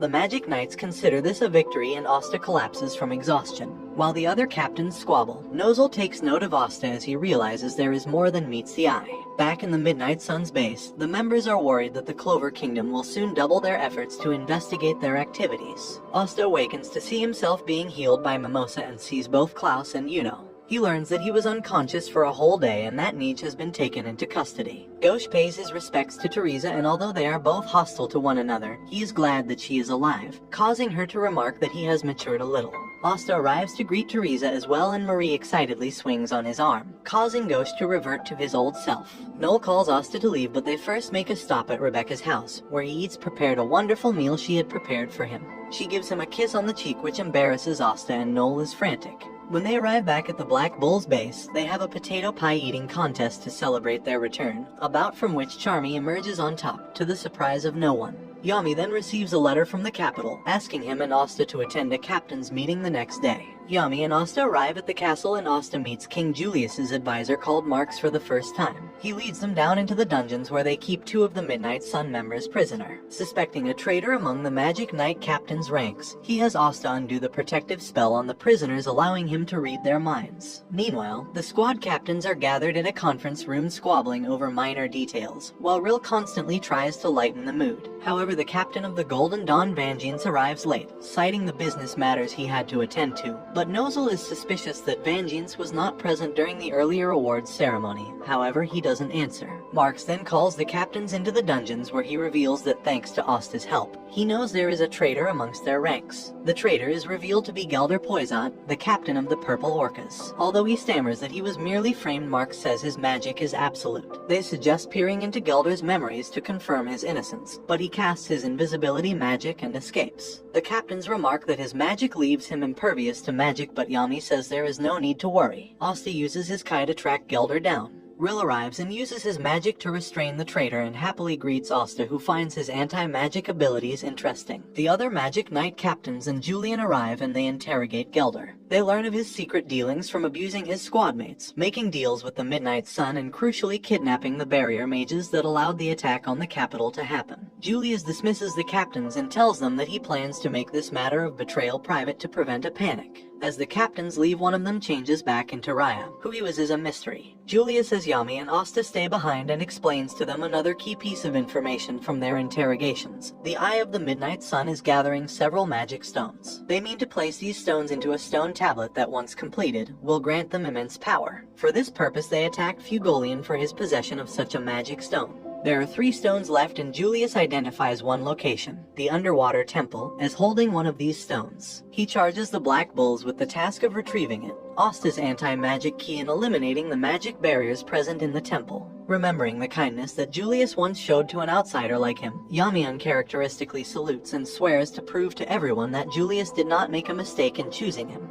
When the Black Bulls learn that they are going to beach, they are ecstatic, but Yami angrily reminds them that they are going there for work. While coming home from a mission, Klaus, Yuno, and Mimosa respond to a shriek coming from below. but it was only Noel, embarrassed at having been stripped nude by Vanessa. Noel has trouble picking out a swimsuit and a store clerk suggests a gaudy-looking bikini with gold embellishments which she buys. The following day, the Black Bulls prepare to leave but find that Yami had already left hours before them. They head to the seaside town of Rack and for the first time, Asta and Noel see Gray showing off her shape-shifting powers. However, they soon realize they left behind Gordon at their base. They arrive at the beach and play around. Bolt and Magna chase each other. Finral tries to flirt with girls. Ghost shows off the beach to Marie using his mirror. Charmy tries to smash a watermelon while Noel tries to show off her swimsuit to Asta. Sek also happens to be in the area and is unknowingly trampled by the Black Bulls. Yami arrives and scolds them for playing around and the Black Bulls are surprised that he was actually doing work. He explains that the underwater temple is located deep in the ocean. The magic barrier surrounding it ordinarily prevents even first-rate mages from breaking through, but they have a chance when it weakens during a full moon. With the next full moon a week away, he orders Noel to gain control over her magic within that time lest they be crushed underwater. That night, Noel trains to improve her only spell, Sea Dragon's Lair, but she makes no progress. She runs into Asta who is also training and she reluctantly agrees to train together. Asta notices a beautiful voice and accompanied by Noel they find a girl singing atop a boulder. Julius wonders how the Black Bulls are doing, wishing he could have gone with them to the temple. However, the Black Bulls are currently being rowdy beasts destroying the villa they are staying in. Meanwhile, Asta and Noel meet the singing girl Kahona whose dream is to become an idol. She is friendly and outgoing, and upon noticing that Asta's body is fatigued she uses her song recovery magic to heal him. Noel is impressed when she notices that Kahona's magic control is sharp and precise. The three become quick friends and Noel is secretly overjoyed to have made a friend close to her age. When Kahona learns that the two are training for a secret mission, she asks Noel to show off her magic.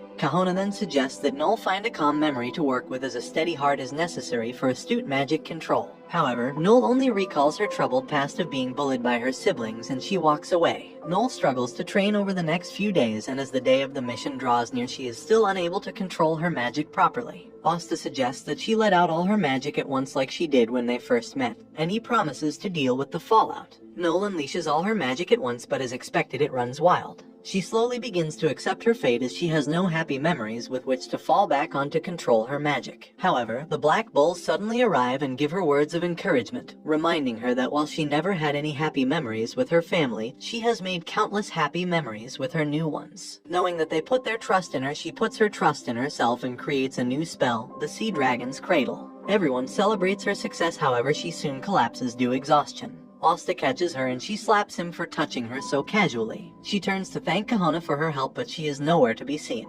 Kahona remarks that Noel has some good friends and says that she will be waiting for her at the bottom, and she dives into the sea. Noel is nervous at first but she calms herself after seeing how much her teammates trust her. She successfully performs the Sea Dragon's Cradle and they begin their perilous descent beneath the sea. They are rocked by the turbulent undersea currents and the equally dangerous threat of Vanessa vomiting all over them. They finally reach the magic barrier and Yami orders Asta to cut through it, but he replies that he cannot swim. Yami impatiently grabs Asta and hurls him into it. They find themselves in an underwater city filled with houses carved into the coral. They use Charmy's cotton magic to float towards the underwater temple. They meet the citizens of the underwater city who are surprisingly friendly. They lead the Black Bulls towards the temple and once there, they meet the High Priest, an eccentric old man. Knowing that they have come for the magic stone, he jokingly proposes a game of chess squishing, which instantly earns him a beating from Noel. As the rest of the Black Bulls consider just beating up the High Priest for the stone, he proposes a battle royale between the Black Bulls and his very own temple mages, all of whom are wearing strange fish masks. He sends them down various water tunnels across the temple and explains the rules. Each member will fight the other one-on-one, but they are allowed to seek out allies to turn it into a group battle.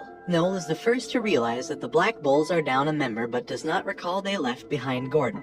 Asta's opponent, a large octopus-faced man, belittles him for being a weakling with no magic. Asta draws his sword and invites the octopus face to find out for himself if he really is weak. Yami and the head priest called Jifso sit down and enjoy watching the fights together. When Jifso learns that the Black Bulls are junior magic knights, he comments that his temple mages outclass them. But to his surprise, the Black Bulls are far stronger than their rank suggests. Luck, Magna, Ghosh, and Asta all instantly win their first fights. Although incensed his mages lost so quickly, Jifso says that the battle is not over yet. Jifso sends a giant fish against Finral for doing nothing but try to escape, while Charmy has spent the past few minutes eating.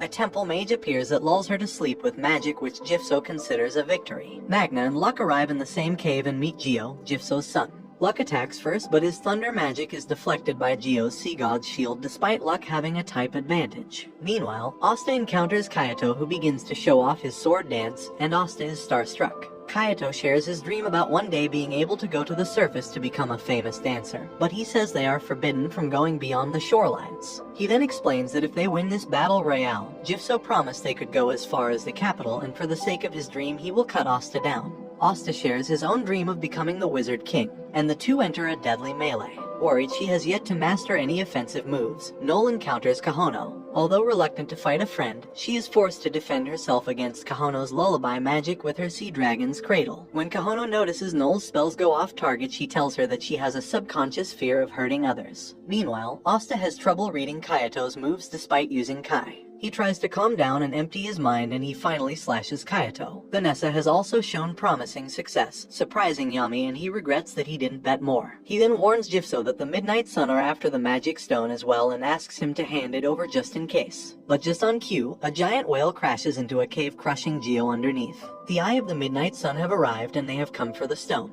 Minutes earlier, Veto killed several magic knights, alerting Sek. He conjures a giant magic whale and descends into the ocean below. Magna and Luck stare down Veto, the beast of the Midnight Sun. Gio regains consciousness and asks what Veto is after. He replies he is also after the magic stone, and he sends forth his allies to terrorize the city. Gio tries smashing him with Sea God's hammer, but it falls flat against Veto's rhinoceros armor. In the blink of an eye, Veto defeats all three mages present. Realizing the danger his squad is in, Yami asks to be let out, but Jifso says it is impossible for him to until his magic game is done. Yami tries escaping himself, but one of the Midnight Sun mages has erected a spatial magic dome over their building, preventing him from leaving. Using Jifso's magic, Yami announces to his squad that Veto and the Midnight Sun have invaded, and tasks them with the almost impossible feat of defeating him, telling them to surpass their limits here and now. Jifso adjusts the rules of his game, instructing his temple mages to cooperate with the Black Bulls and assigning them a new condition for victory: take down Veto. As Veto turns to leave, Magna and Luck get up, spurred on by the words of their captain. Luck asks Veto to charge at him and he obliges, but to his surprise, Luck manages to dodge and return fire. Luck is miraculously able to keep up with Veto, who is touted to have magic power exceeding even that of a magic knight captain.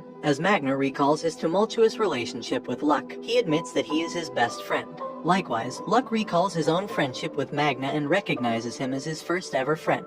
Having set aside their fight for later, Asta and Kaito race towards the battle against Veto. Asta has great confidence in the abilities of his two seniors, and in a pinch they can be reliable. Luck and Magna refuse to surrender despite the difference in power, as they'd never be able to look Asta in the eye if they do. They perform a fusion of their two magics, a flame lightning explosive cannon which hits Veto at point-blank range. Asta and Kaito arrive just in time to see Veto take the full brunt of their attack. The force of their combined magic is a sight to behold, but to the horror of Asta and everyone watching, the attack does nothing to Veto, who truly is a wild force of nature. Before Veto can deal the finishing blow, Asta jumps to his squad's defense. Recognizing him as the one who mortally wounded Licht, Veto promises to give Asta a thorough beating.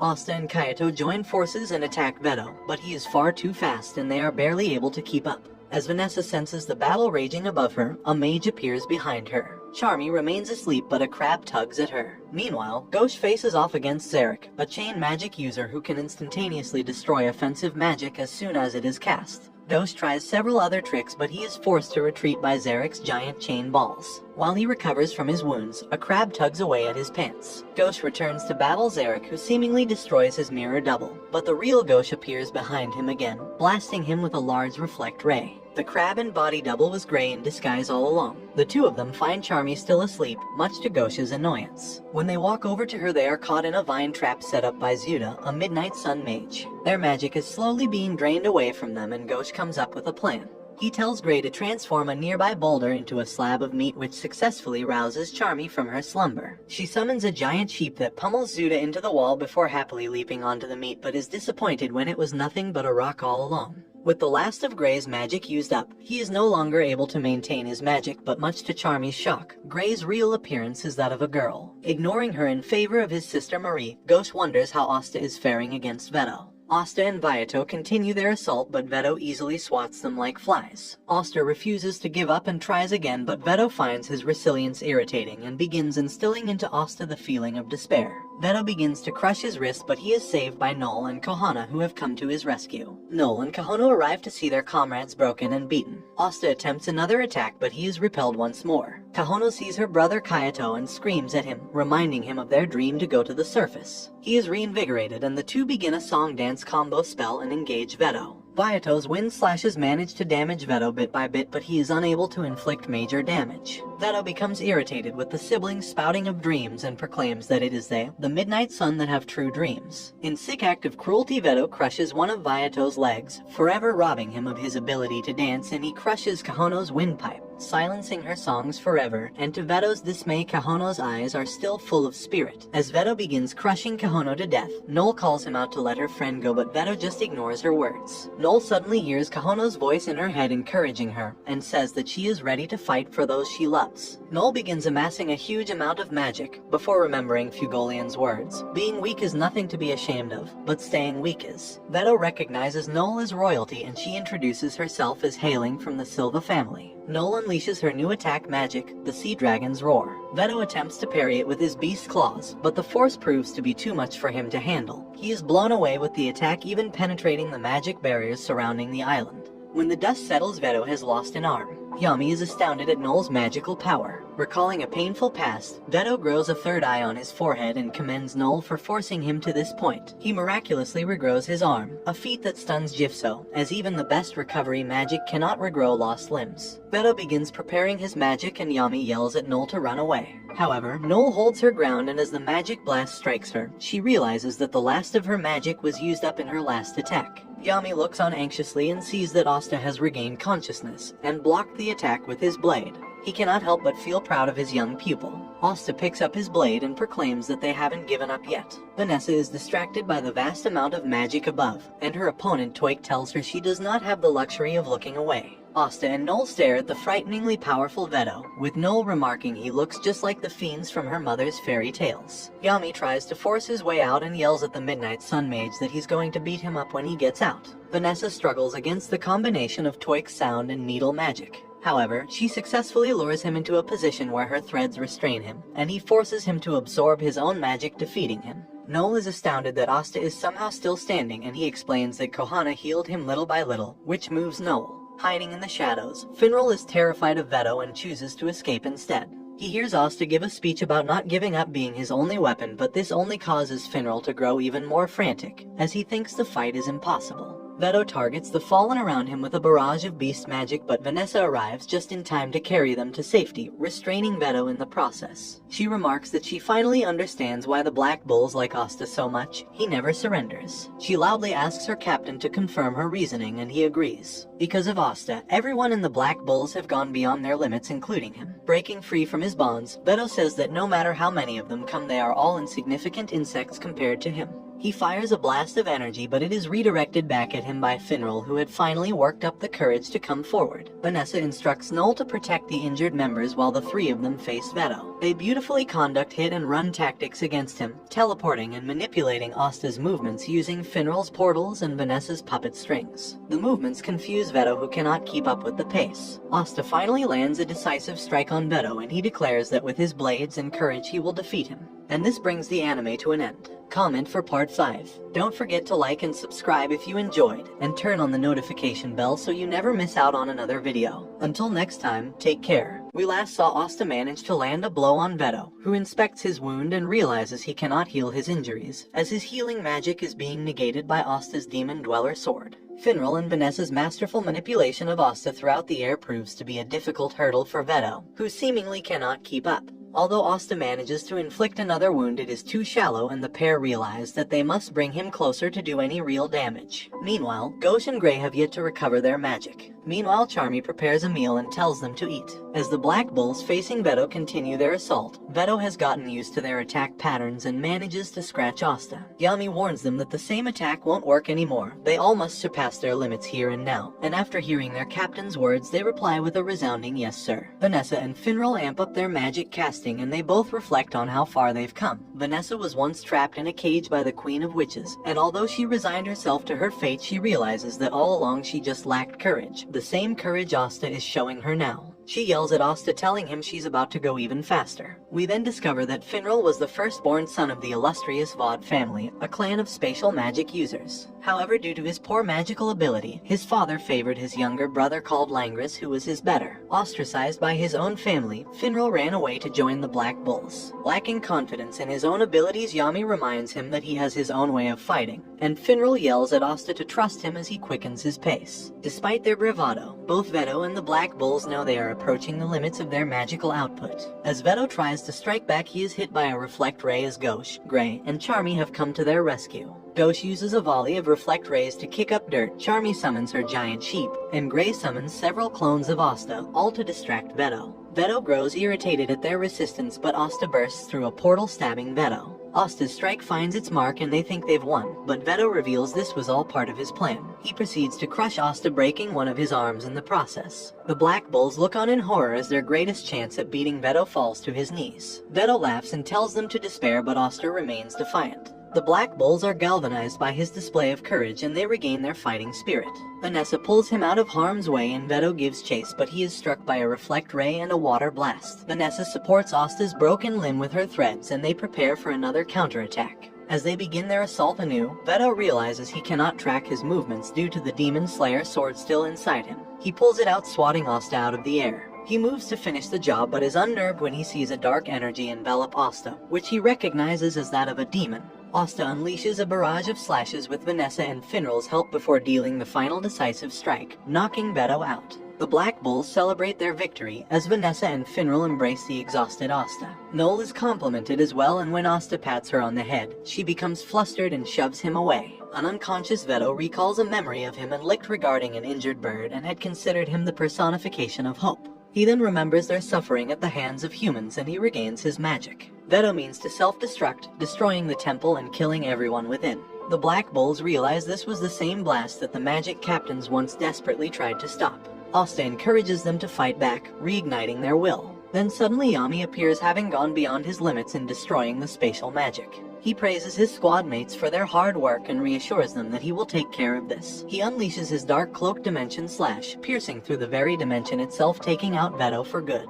The Black Bulls rush to praise their captain except for Gauche, who just wants to see Marie. Jifso kneels and thanks them for saving the underwater temple. Yami asks for the stone, but Jifso is unaware what he is referring to. Nero returns with the magic stone in his beak and Yami retrieves it. Yami praises the squad once more, who begin falling one by one as they're exhausted. The Midnight Sun mourn Veto's death and Fauna swears that she will never forgive them. The Black Bulls recuperate in a hospital bed where, after exchanging some friendly banter, they notice a crowd has gathered outside cheering them on. Meanwhile, Noel visits Kahono and Kayato, apologizing that she was unable to protect her voice. Using her magic, she tells Noel that her voice will eventually heal, and Noel Pinky promises to attend her concert one day. As she leaves, Kayato has fallen for Noel and asks his sister to introduce him. Asta, who has now broken both his arms, runs into Yami, paying respects to the fallen Veto. Asta lays down some flowers he had found and reflects that even though Veto was undeniably evil, he can't help but think that they too had something important to fight for. Asta remembers his promise with Yuno and resolves to be even stronger. The following day, the Black Bulls bid farewell to the underwater temple, and to their surprise, Kahono begins singing and the rest of the citizens join in. The Black Bulls depart with the Song of the Sea ringing true behind them, bringing this chapter of their journey to a close. The Black Bulls settle in their base, where they realize that they'd forgotten to bring Gordon along, who is sulking at being left behind. Yami brings Finral, Asta, and Charmy, who has 4 of the Midnight Sun prisoners, to report to Julius. As they leave, Asta remarks that a stone Nero found at Saucy Village is similar to a magic stone. They teleport near the castle while Finral to stay behind in town. Julius is impressed with their work and informs them that he has sent Veto to be autopsied, while the other prisoners will soon be interrogated. While Julius praises Charmy for her powerful restraining magic, Yami hands over the magic stone. Suddenly, Marx communicates that Chiton, a city on the border with the Diamond Kingdom, is under attack. Troubled by this news, Julius notices that this is no ordinary border skirmish. The attack is being led by Lagus, Brox, and Yegos, 3 of the 8 Shining Generals, the equivalent of the Clover Kingdom's magic captains. The generals remark Hat Chiton is in a strategic location and capturing it will prove to be advantageous in the future. Ragus uses his lightning magic and disables the city's magic barrier, and Brox mounts his clay boar smashing through the walls, and chaos erupts in the city as the defenders are slain in droves. Although the situation is dire, the Golden Dawn arrives with Vangeance himself making an appearance. Brox is amused that they would only send a single squad to defend the city, but Yuno blows him away. Sylph remarks that Yuno will never make friends if he never smiles. Julius has no reinforcements to spare and Yami volunteers to go. Although he denies Asta's request to join on account of his injuries, Charmy says he will keep an eye on him, but in truth, she just wants to see Yuno.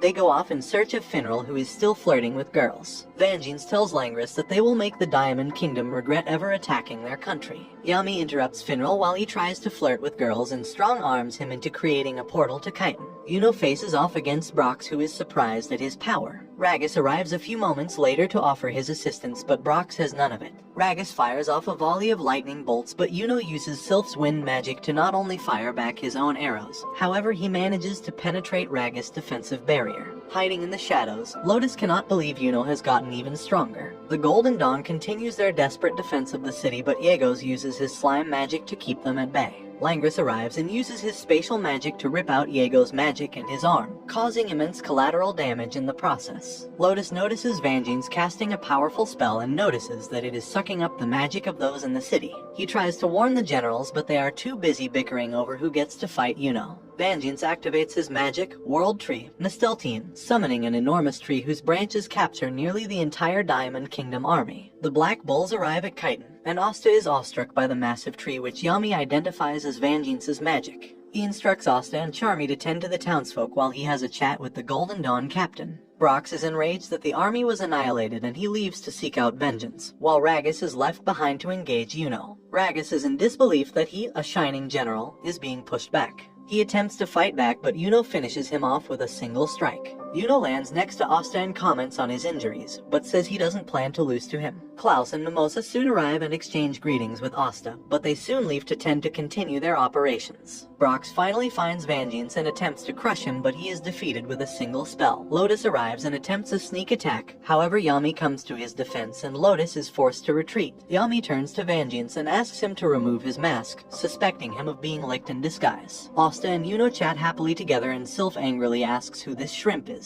Yuno replies that they used to live, sleep, and bathe together. Charmy appears and gives Yuno a snack which attracts the ire of Sylph. The two begin fighting over Yuno's affections and Charmy chases Sylph around. Finral teleports next to them and introduced to Yuno. Langris then arrives, mockingly calling out to his younger brother. He begins insulting the Black Bulls themselves, but Finral does not take kindly to having his friends insulted. Langris is suddenly attacked by a slime from Yegos who survived. However, this time, Yegos has littered his slime body with civilians, preventing Langris from using his spatial magic. However, Langris decides to use his magic anyway, writing off the civilians as unfortunate sacrifices. Asta protests and says that they will handle it themselves, but Langris laughs at Asta and wonders what he can do in his condition. Asta calls for his squad mate's assistance, bouncing off of Charmy's sheep and using Finral's portals to close the gap against Yegos. He emerges from the portal with the Demon Slayer sword firmly in his teeth and defeats the general. Meanwhile, Yami asks Vangeance to take off his mask, noting that his Kai, frame, and voice are all too similar to Licht's. Vangeance obliges and removes his mask, revealing horrific scars on his face which he says he was born with. He explains that he was the bastard son of a noble and was adopted by another family.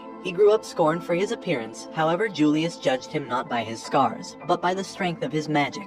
It was Julius who gave Vangeance his signature mask. Yami senses that he is not lying, nor is he masking his face with a disguise. He apologizes to Vangeance for prying. They receive a call that the Diamond Kingdom has retreated and Vangeance orders the Golden Dawn to tend to the wounded. Finral, Asta, and Charmy depart to find Yami. Meanwhile, Langris warns Yuno against associating with peasants, but he replies that Asta is his rival. Simultaneously, both he and Asta affirm their dream of becoming the Wizard King, and Yuno says that being the captain of the Golden Dawn is the first step.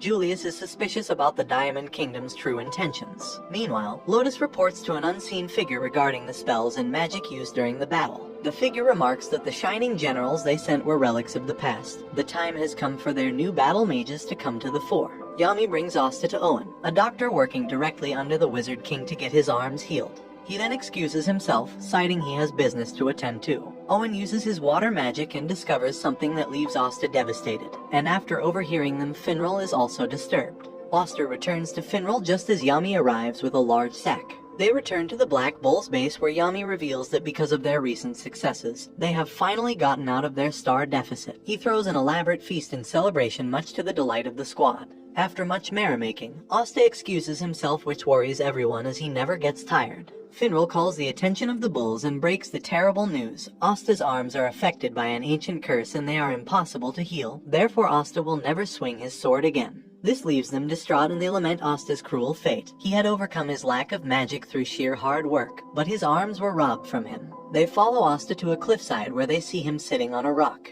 He suddenly jumps up and loudly declares he will not give up, and the Black Bulls are moved by his determination. The next morning, Asta finds that the base is empty, save for Yami. He notices Finral and Noel chatting outside and overhear that the members have all gone out of their way to try and find a cure for Asta's arms. Magna and Luck delve into a dungeon, Ghosh and Gordon scour the royal library for clues, and Charmy and Gray search the jungles for ingredients. They remark that they want to do everything they can for Asta, who they commend for always being the first on the scene. Asta walks out of the base and is brought to tears. Despite not being blessed with magic, he was blessed with great friends. Meanwhile, Noel and Finral note Vanessa's absence, having left much earlier than the rest. The two step into a magic portal to visit a strange man in Shack. Noel and Finral visit Fanzel Kruger, a man who had mentored Asta in the past. 5 months ago, right after Asta receives his grimoire, he meets the naked Fanzel after saving him from a rampaging boar. Fanzel thanks him for his help and for the food. As thanks, he invites him to his house. After they settle in, Asta asks what Fanzel is doing out in the forest alone, and he replies that he is waiting for a certain someone. When he learns that Asta is training, he invites him to stay at his house for the duration. Fanzel begins training Asta in swordplay, revealing that his wind magic also takes the form of a sword. The training proceeds well, and Fanzel remarks that out of all his students in the past, Asta could probably be in the top 2. One day, a woman named Mariella arrives, one of Fanzel's old students. He explains she is helping him search for his fiancée, Domina. He reveals that they were once part of the Diamond Army, but fed up with their cruel ways, they deserted. After being hunted by assassins, they were separated. Mariella brings news that Domina might be dead, producing her bloodied wand. Fanzel is inconsolable and asks to be left alone. While mourning his wife, he is suddenly attacked by Mariella, who has betrayed him. Several Diamond Kingdom mages emerge and take him prisoner. Asta bursts in to rescue him, but Fanzel has lost the will to live and asks that he leave instead. Asta ignores this and strikes down several mages, and encourages Fanzel that a reason to live is not something you have, it is something you search for. Fanzel's spirit is reinvigorated, and he takes up arms against the remaining mages. However, Marielle, citing Fanzel's old teachings, signals a retreat. Asta and Fanzel part ways, and the latter says that he will do his best to search for Domina, who he believes is still alive. However, he soon returns, being chased by a giant boar, and asks him to defeat it as his final lesson. After the events of the underground dungeon, Noel flees from a naked Fanzel. He chases her into the Black Bull's base, where he is promptly beaten and tied up. Asta soon arrives to clear up the misunderstanding. Fanzel then asks about Noel's wand, which he recognizes as being the handiwork of his fiancée. Realizing that Domina is still alive, he is overjoyed. Suddenly, a loud rumbling rocks the Black Bull's base. Fanzel's assassins have arrived. Mariella and her commander, Gallio, oversee the assault from afar. Mariella asks to be sent through a portal for insurance, and Gallio obliges. The attack continues, but Noel's water barrier shields the base. Fanzel emerges from the field, alongside Magna and Luck, who wreak havoc on the enemy lines. Ghosh appears behind Gallio and blasts him with his mirror magic, sending him crashing below, where Fanzel is waiting. Gallio points out that he had already sent assassins after his fiancée, but they were prepared for that all along, and Fanzel suddenly transforms into Gray. Meanwhile, Domina reunites with Fanzel, but beats him up for taking so long. Mariella suddenly appears and explains that this entire assault was orchestrated by her to take revenge on the assassin's squad. With her squad wiped out, the organization will take months to reorganize. She plans to turn herself over to the Clover Kingdom as penance for her actions thus far. Gallio appears, having realized that Mariella has turned traitor. He traps Asta, Fanzel, and Mariella inside his spatial magic, but he is no match for their combined might. Meanwhile, Yami finally recognizes Faisal as an old Diamond commander and gets the gist of the situation. He asks Ghosh to keep this incident a secret. Later, Fanzel, Domina, and Mariella bid farewell to the Black Bulls, thanking them for their help. Back in the present, Noel asks Fanzel and Domina about a way to heal Asta's arms, and Domina remarks that there might be a way in her homeland, the Witch's Forest. Right on cue, Vanessa enters the Witch's Forest. Domina explains that the witch's forest is made up solely of witches, specializing in curse and familiar magic. Finral puts 2 and 2 together and realizes that this is the reason Vanessa went off on her own. Domina suspects that Vanessa mustered up a great deal of determination, as leaving the forest makes one a fugitive. Vanessa may never return. Noel insists that they be taken to the forest despite Domina's warnings. They pick up Asta on the way and intentionally keep him in the dark about their destination. Meanwhile, Vanessa tries to bargain with her queen. If she can be taught the ancient dispelling magic, she will stay behind of her own volition. The group soon arrive at the outskirts of the forest, and Domina produces 2 cloaks that hide one's magical power to prevent detection by the queen. Shidden, a member of the Eye of the Midnight Sun, informs Fauna of the bull's destination. Her thirst for revenge against them has grown even stronger. They enter the forest, where Finral narrowly gives themselves away when he overhears a magic potion.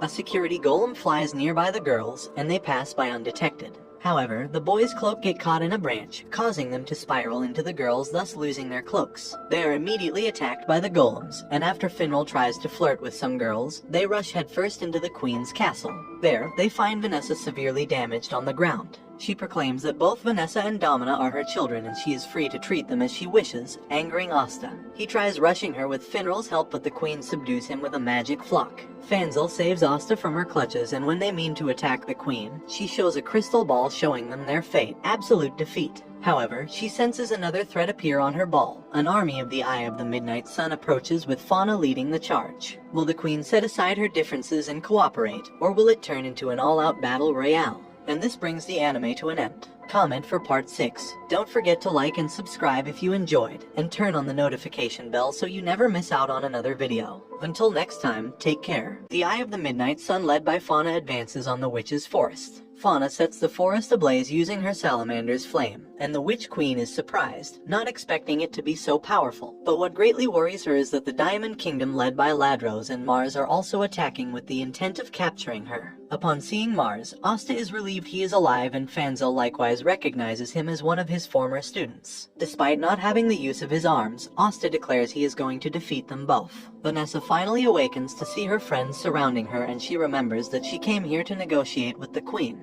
Asta declines her help and attempts to cancel out the curse himself with his swords, but to no effect. Vanessa chastises him for his recklessness, but he insists that this is the only thing he can do. Noel turns to the Witch Queen and says that if Asta's arms are healed, then he and the rest of them will prove to be worthy allies in the coming battle. The queen considers this for a moment and concedes that the forest lacks the forces necessary to deal with 2 attacks at once. She heals Asta's arms with her magic, while Vanessa and Domina praise Noel for her handling of the queen. While the Black Bulls deal with the invading Midnight Sun, Fanzel, Domina and Mariella will deal with the Diamond Kingdom. As the Midnight Sun destroys a giant security golem, Shidden sends his men to capture witches to sell into slavery. Asta saves a witch, but she ungratefully attacks him before flying off, so Vanessa apologizes on her behalf, as witches believe men to be inferior beings. Meanwhile, Domina suggests to Fanzel that they split up to engage the Diamond forces, and he reluctantly agrees, acknowledging that there is no other way. Using Vanessa's thread magic, Asta closes the gap between him and Shidden, taking out several of his mages in the process. Fauna blasts a ball of fire towards him, but he deflects it back to her. She unleashes a second fire blast in response, causing an explosion that sends Asta tumbling down, but he is saved by Finral. Fauna leers at Asta, infuriated that he keeps getting in their way, while Asta says he'll keep doing it as many times as it takes. Fauna's attack forces the bulls back, and Vanessa comments on the salamander's great power. Asta rallies his comrades, saying that Veto was far more dangerous. Meanwhile, Noel tries to put out several forest fires, but they keep reigniting. Asta tries to talk to Fauna, but she ignores him and attacks him with another fireball. However, he continues to insist on talking things through, and Fauna recalls her past at Lick's village, where he had a human friend. During a wedding, they are slaughtered by humans and blamed Lick's friend, as he was the only one who knew of their location. In the present, Fauna flies into a rage, reminded of why she fights. A third eye grows on her forehead, and her salamander grows larger, which warns the Black Bulls of the dangers to come. Marielle and Domina try to lead the witches out to safety while they think of a way to handle a security golem still prowling the area. The intense heat knocks back the Black Bulls, the very magic field preventing Finral and Vanessa from properly casting their spells. Fauna attacks them once more, but they are saved by a sea dragon's cradle. Noel has arrived. The four escape on hastily assembled brooms while Fauna harasses them with even more fire strikes. Noel decides she alone can defeat the salamander, and after shaking off voices of doubt in her head, she unleashes a sea dragon's roar. Fauna, recognizing the danger, blocks and dodges the blast. But Noel redirects her spell and the water dragon sinks its teeth into the salamander, weakening it greatly. They observe in shock as Fauna casts crystal and restoration magic, which Asta notices is the same magic Mars uses. He asks her if she has any siblings, to which she replies she has none but Licht in the village. With Vanessa and Finral's magic restored, they launch Asta towards Fauna with his special move, Bull Thirst, cutting right through the salamander. The Witch Queen is impressed by Asta's power, remarking that he wasn't bragging at all. She peers into her second orb and sees the invasion of the Diamond Kingdom.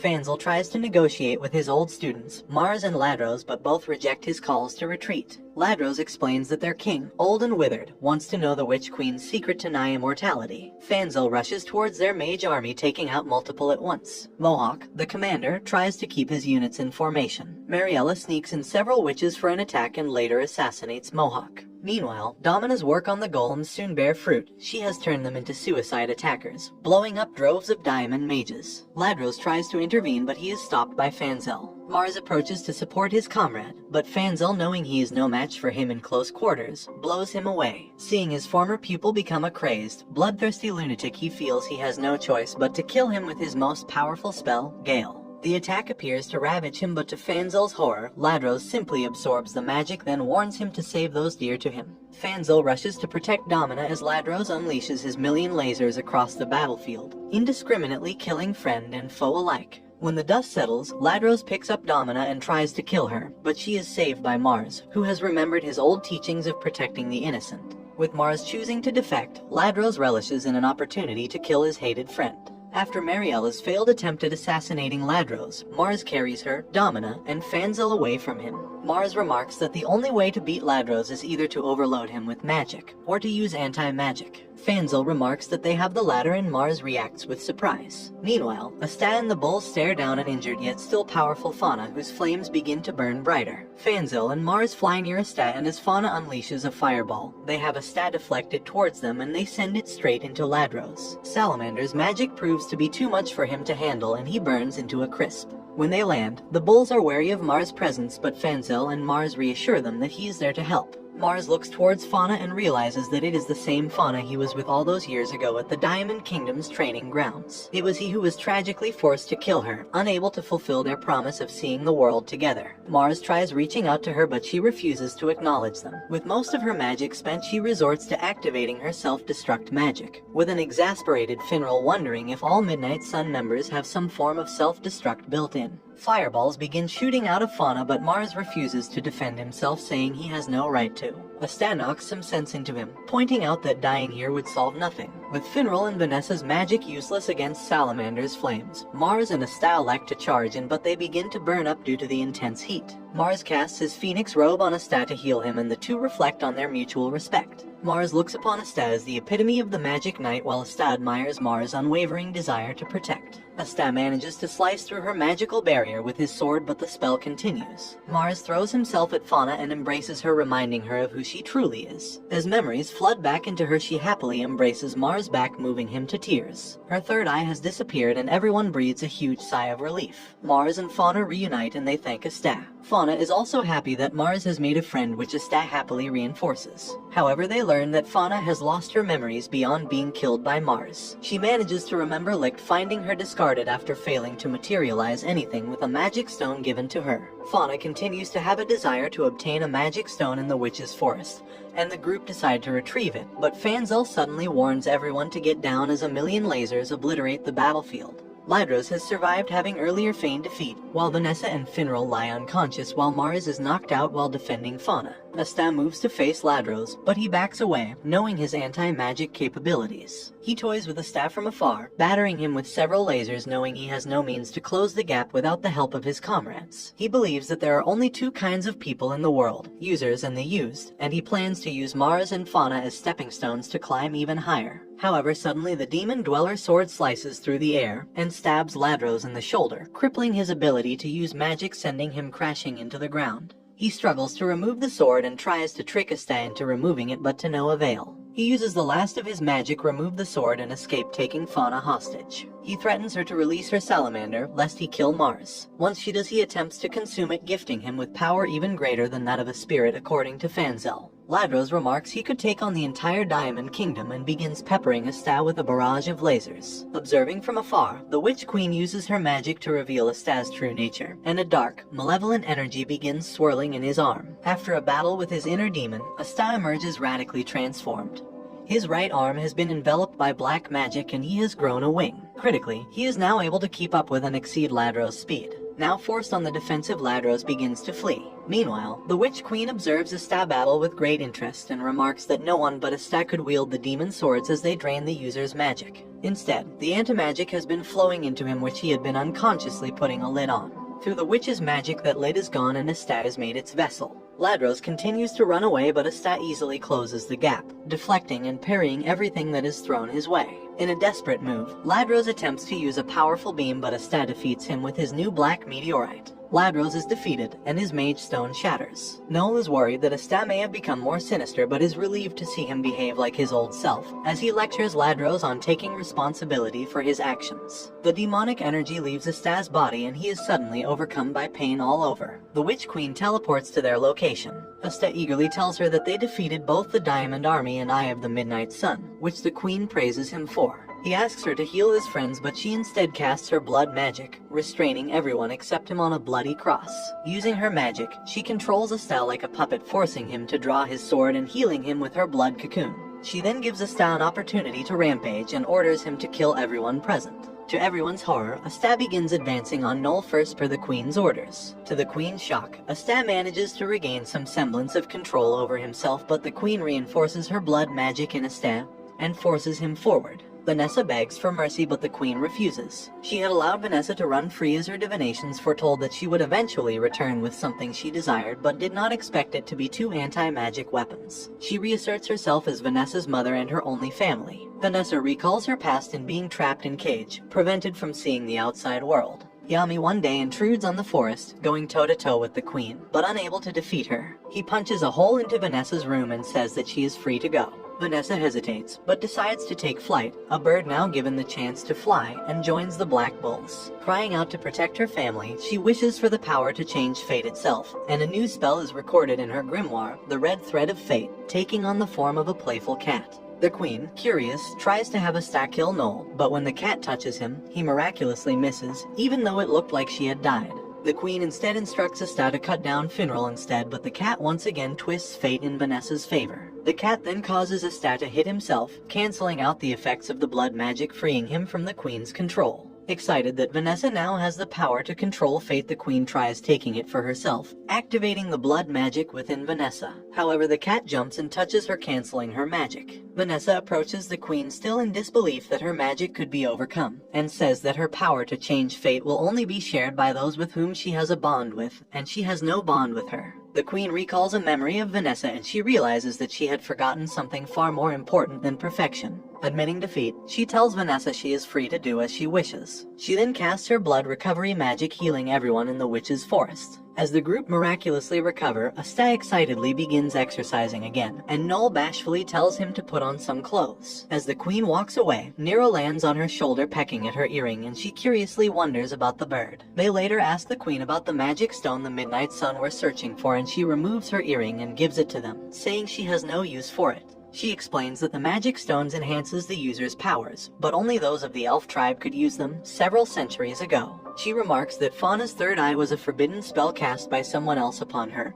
and hypothesizes that the Midnight Sun are made up of descendants of those elves. Finral readily writes all this information down. Lastly, the Queen remarks that Asta's swords were once owned by the leader of those elves, which is the nail in the coffin for an information overload, and he faints. Outside, everyone prepares to bid each other farewell. Mars and Ladros will return to the Diamond Kingdom. Fanzel, Domina, and Mariella will take care of Fauna. Mars promises to Fauna that they will see the world together one day, eliciting hoots from the crowd and jealous cries from Finral. As they prepare to leave, the queen says that Vanessa is free to visit any time, and she walks away without a word. Mars bids Asta goodbye, reaffirming their bond as friends. Asta, Finral, and Vanessa return to their base, where Yami greets them unenthusiastically. They present him with a magic stone, and he excitedly tells Asta to get him some alcohol. Upon returning, he is instructed to rest. The other Black Bulls return one by one, having radically transformed personalities, but they revert to normal upon seeing Asta's arms are healed. Using the food Charmy brought back, Yami prepares a feast but bosses Asta into performing several household chores. Vanessa recalls the queen's words to visit her homeland anytime she wants, but she strips down to her underwear and declares that the Black Bulls is where she feels the most home. At the Golden Dawn base, Klaus, Mimosa, and Yuno read the reports regarding the Black Bull's exploits in the Witch's Forest. Klaus and Mimosa are glad that Asta's arms are okay, but Yuno is quite indifferent. Klaus has called his protégés over to study the reports about the Midnight Sun to prepare for any eventual battle against the group. Their first appearance was during their attack on the capital, where the Magic Knights battled fiercely to contain the droves of undead. It was here that they isolated and nearly killed Fugolian, taking his pendant in the process. Reading another report, the Black Bulls once again encountered their presence in Neen when Yami was narrowly saved by 3 squad captains against the Third Eye. It was here that the kingdom first discovered the Midnight Sun's aim to collect the magic stones to place into a certain stone tablet.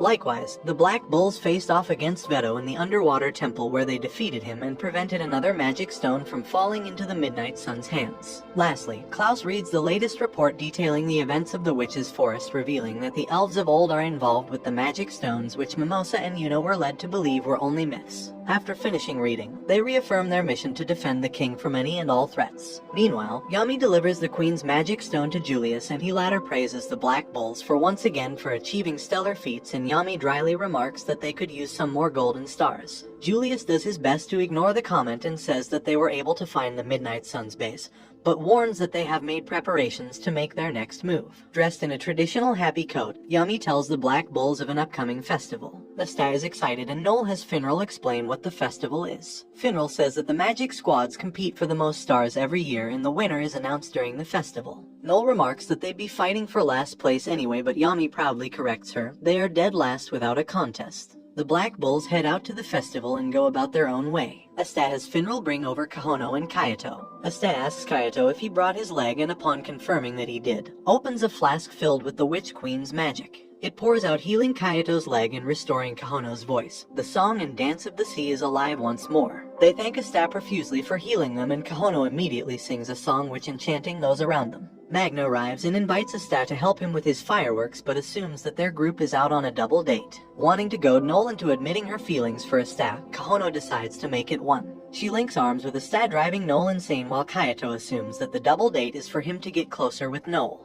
After a while, Kahono is irritated that Noel is so indecisive and decides to bring them into a haunted house together. Planning to use his cronies to scare girls his way, Sek instead causes Noel and Asta to panic, thinking the zombies have returned. After leaving the haunted house, Kahono realizes that Asta is far too dense and asks him what he feels about Noel. But just then a crying child begins annoying festival goers, and they assume it must be a peasant child. Noel tries to calm her down, and with a small performance set up by her and the others, the child stops crying. Kahono uses her voice to call out the child's parent, and a mother comes to claim her child, thanking them for watching over her. However, the mother sees that Noel is royalty, causing her to bow her head, but Noel reassures her that the festival is for anyone and everyone to enjoy. Recalling Kohana's question, Asta says that he likes Noel quite a bit, an answer that turns Noel beet red. She blasts Asta away with her magic, making him wonder what he did wrong, while Kahono laments that if Asta is too dense, then Noel is not honest. When Asta lands, he sees Yami and Jack the Ripper in a showdown and wonders what they could possibly be fighting over. And this brings the anime to an end.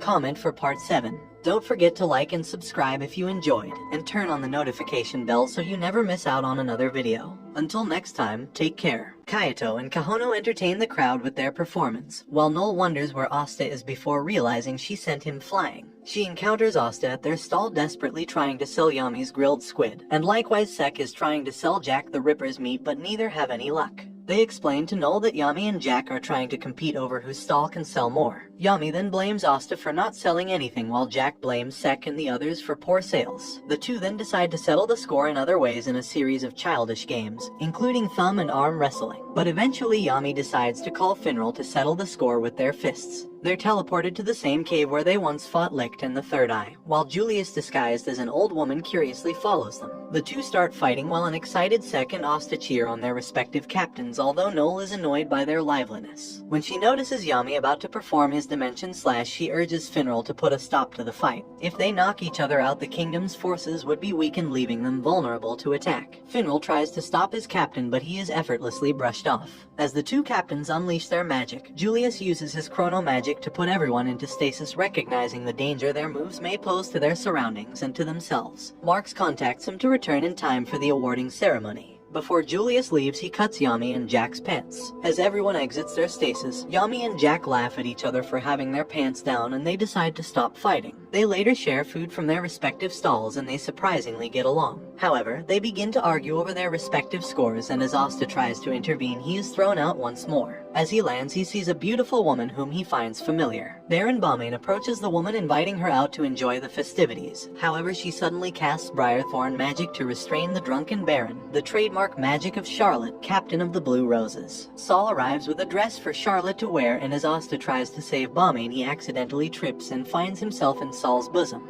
She recognizes him as the runt from the awards ceremony, then tosses him aside as she flirtatiously dresses Charlotte up, much to the excitement of those around them. Everyone is dazzled by Charlotte's beautiful dress, but they are quickly shut down by Saul and Charlotte herself, as only the Blue Roses are allowed to admire her. Suddenly, Yami arrives to investigate the commotion, and Charlotte is inwardly embarrassed at having him see her all dressed up. Vanessa arrives, and the two girls instinctively recognize that they are both rivals for Yami's affections. Vanessa challenges her to a contest, which Charlotte turns down, but Saul eagerly accepts on her behalf, much to Charlotte's chagrin. Finral organizes a cosplay contest, and after much taunting from Vanessa, Charlotte agrees. Charlotte dresses up as a witch, earning approval from the crowd, but she is conscious of Yami seeing her. Vanessa's nun outfit also manages to impress, and the votes end up in a tie. After hearing Yami voice his approval over a woman who can hold her liquor, Vanessa proposes a drinking contest to Charlotte, and once again Saul accepts on her behalf. However, Vanessa instantly loses after one drink, as she has already been drinking the entire night. Charlotte, not wanting to lose, tries to drink as well, but she is tragically weak to alcohol. Charlotte recalls that a curse was placed on her that will activate on her 18th birthday, and has lived her life relying on no one but herself. On the fateful day, the curse activates, but she is saved by Yami, who remarks that it is okay to ask for help once in a while. The curse breaks, the cure being Charlotte falling in love with another man. Yami drinks Charlotte's mug, and seeing the indirect kiss, passes out. Finral declares the match a draw. Suddenly, the crowd starts moving, talking about the new captains for Crimson Lion and Purple Orca. Yami realizes that they are late for the ceremony. Julius begins to announce the ranking of the Magic Knight squads. The various magic captains make their appearance, including Marioliona and Kaiser, the new captains of the Crimson Lions and Purple Orcas. Several people notice the absence of two captains, and even Julius is incensed. Julius announces that the Golden Dawn is once again placed first with a record 125 stars, smashing their previous record of 96. Yuno is introduced as the squad's greatest contributor, to thunderous applause. Many people then expect the Silver Eagles to be next, but to everyone's shock, Julius announces that the Black Bulls with a whopping 101 stars is in second place. Everyone is astonished, but none more so than the Black Bulls themselves, who had expected to be in last place. As a result, none of the members are anywhere near the stage when Julius calls for them. Yami grabs Asta and hurls him towards the stage, where he lands right next to Yuno. Murmurs begin forming in the crowd when Sek outs the two as peasants, but Yuno brandishes his powerful wind magic, while Asta easily erases it along with any doubts to their abilities. The crowd begins to cheer once more, calling on for greater cooperation. Status and nobility be damned. Julius announces the rest of the rankings: Silver Eagles, Blue Rose, Crimson Lions, Green Manties, Coral Peacock, Purple Orca, and in last place the Aqua Deer. King Augustus Kira Clover 13 then makes his appearance, expecting similar applause. However, the crowd is remarkably lukewarm, infuriating him. Augustus blames Julius for hogging the spotlight, and in a desperate attempt to elicit attention for himself, announces that the Eye of the Midnight Sun's base has been located, and he plans to form a squadron of royal knights to storm the hideout. 1 week from now, a royal exam will be held which will decide its members. The exam had been Julius' idea, but Augustus leveraged it to his advantage. However, Asta points out that the king hasn't really done anything, and angered the king, who orders him and Yuno executed. Julius manages to defuse the situation and Asta later apologizes. Asta and Yuno then descend the staircase, only to see Marioliona in a fiery tirade against her squad for only securing 5th place. Marioliona berates her squad for placing 5th and begins insulting the previous captain and her younger brother, Fugolian. When Leopold protests her, she strikes him and tells the squad to prove to her that Fugolian raised a proper squad. She proposes a trip to the hot springs and upon seeing Asta and Yuno, grabs them and forces them to come along as well. In a bar, Yami gloats to the other captains about his Black Bulls being in 2nd place. Nozel, Kaiser, and Jack the Ripper all try to give him a piece of their mind, but each time the bartender appeases them with a complimentary drink. The 3 soon leave while Yami continues to make fun of them, but he stops when he sees Marioliona enter. He is suddenly grabbed as well, meaning to instill discipline in him after failing to show up at the awards ceremony, and she grabs Charlotte and Saul. Looking for Asta to say goodbye to Kayato and Kahono, Noel is also grabbed despite her wishes. Once they leave, the bartender reveals himself to be Julius in disguise and remarks that things will soon get interesting. Marioliona brings them all to the Ultime Volcano Mountain Trail, an inhospitable region, and orders everyone to reach the top, where a magnificent hot spring resides by nightfall. Saul is excited at the prospect of seeing Charlotte naked and she is fired up.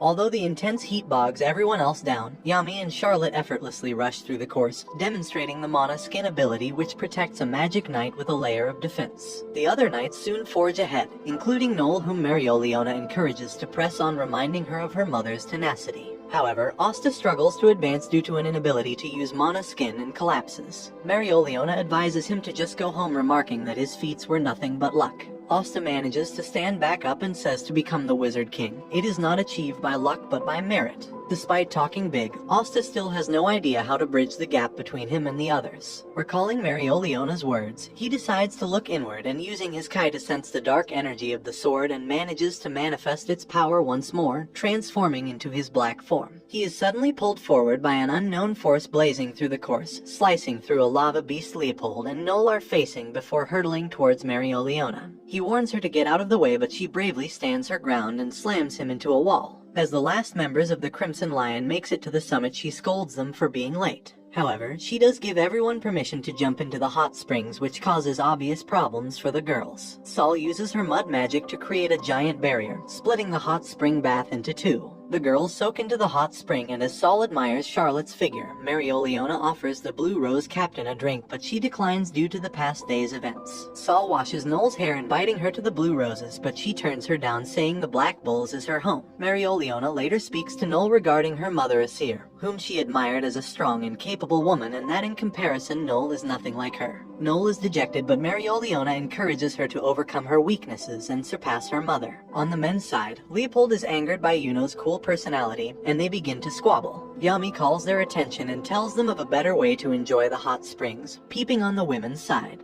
He reasons that if they are true men and if they are here to get stronger, then they should not fear death, a line of reasoning that Leopold accepts. Yuno refuses and Yami clutches him by the head, also infuriated by his cool persona. As the men are rallied to peep on the women, Saul senses them charging and raises the mud wall even higher, but the men are undeterred. Yami tells Asta to go as well, but he adamantly refuses, remembering that Sister Lily is the only woman for him, stunning everyone. The vice captain of the Purple Orcas, Zerx Lugner, encounters a man who provokes him. Zerx angrily casts his ice magic but ends up being easily defeated and his robe is stolen. Magic Knights begin to gather at the arena. Asta greets Mimosa and Klaus and Yuno, and they talk about their earlier trip to the hot springs, and Mimosa is frustrated that nobody will tell her about it. Finral then appears with a brand new hairstyle, earning him jeers from his fellow Black Bulls peers. Noel runs into Silva, who ridicules her as usual, but Noel is not the same as before and she has newfound confidence and resolve.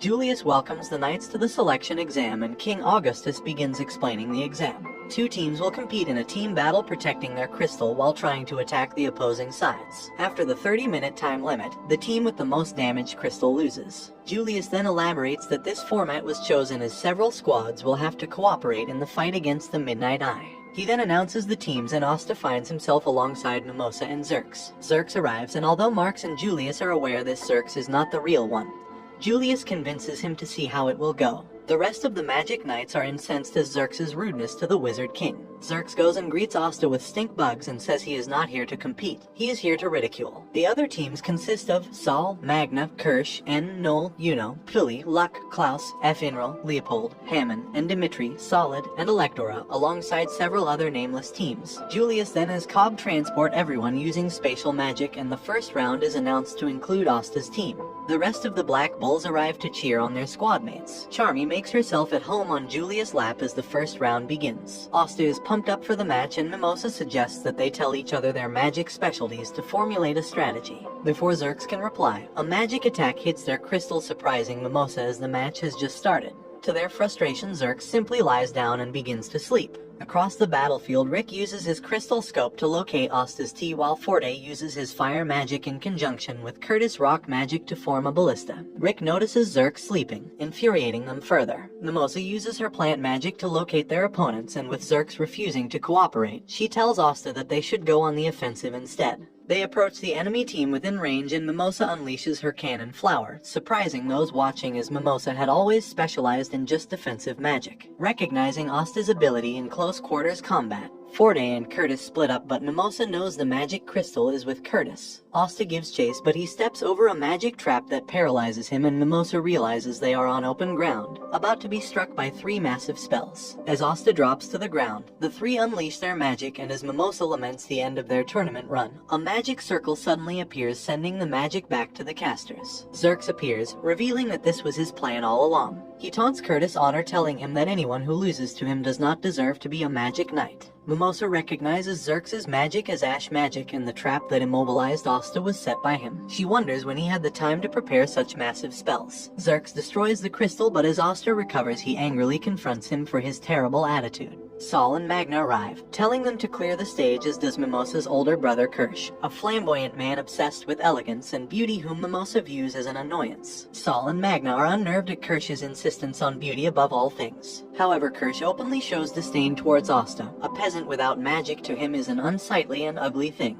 Angered that Asta was insulted, Mimosa promises to slaughter her brother in the next round. The match starts and Magna rushes in, bats blazing. He soon struggles against Sesk's jackal spell, but Kirsch arrives and gives Magna surprisingly good advice, teaching him the proper timing to use close and long-range attacks. Magna eventually defeats Jackal. Meanwhile, Saul uses her giant earth golem to traverse the battlefield, but it is caught in Willie's bog magic. Kirsch appears to her, advising her to split up her golem into smaller units. She follows his advice and defeats Willie. Adrian has snuck behind Kirsch and attacks it with his water magic, but Kirsch uses his cherry blossom blizzard to drive him back, while giving Saul and Magna a clear path to the enemy crystal. The pair smash it to pieces, giving them the victory, and they end up being caught up in Kirsch's flow, copying his mannerisms. For the next match, Finral volunteers to take charge of the offense using Leopold and Hammond's magic.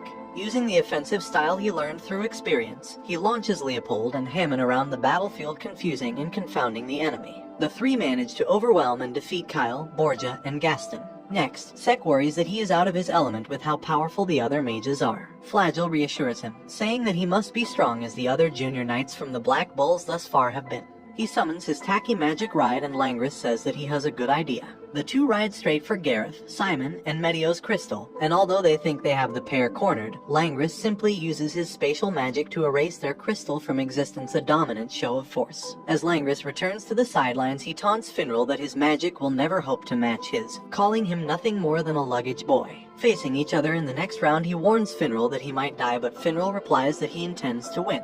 The next round begins, but one team consisting of Nils and Ruben point out that their last member, called X, has yet to appear. The referee calls out for X, and a masked man appears, who reveals himself as Rill, the captain of the Blue Deers. Rill's butler called Walter arrives a few moments later to cheer him on and presents Asta with a cup of tea, thanking him for being Rill's friend. The match begins, but Nils and Ruben are unnerved at Rill's vacant staring into the sky, prattling on about art. He goes forward by himself, but he ends up caught in the plant magic of Roland. His allies, Wainsley and Nix, are surprised he was caught so easily, but they unleash their magic at the trapped captain. Rill remarks that the battlefield truly is the greatest canvas. 4 years earlier, Rill's mother is driven to near insanity at Rill's incessant use of his magic, causing great damage to the family's estate. Frustrated that nobody understands his art, Rill lashes out at everyone around him. Slapping some sense into him, Walter encourages him to join the Magic Knights where he is free to show the world his art. Since then he has proven himself capable enough to be the youngest Magic Knight captain ever. Rill activates his magic, allowing him to use any magical attribute, and he uses it to eliminate Wainsley and Nyx with the magic they are weak against. Nils cuts Rill free while Ruben eliminates Roland with his rock magic, and watching from afar Walter is deeply proud of his young master. Rill continues to loiter and observe the art he has created, exasperating Nils and Ruben. They are forced to drag him away when the next match is announced. Luck, Klaus, and Puli greet each other, although Klaus is off-put by the upbeat personalities of his two teammates. Klaus warns them that their greatest problem is Rob, a skilled user of wind magic. The next match soon begins. The battle rages on, with both teams clashing in the center. Klaus defends the crystal with his steel magic against Francis' water magic,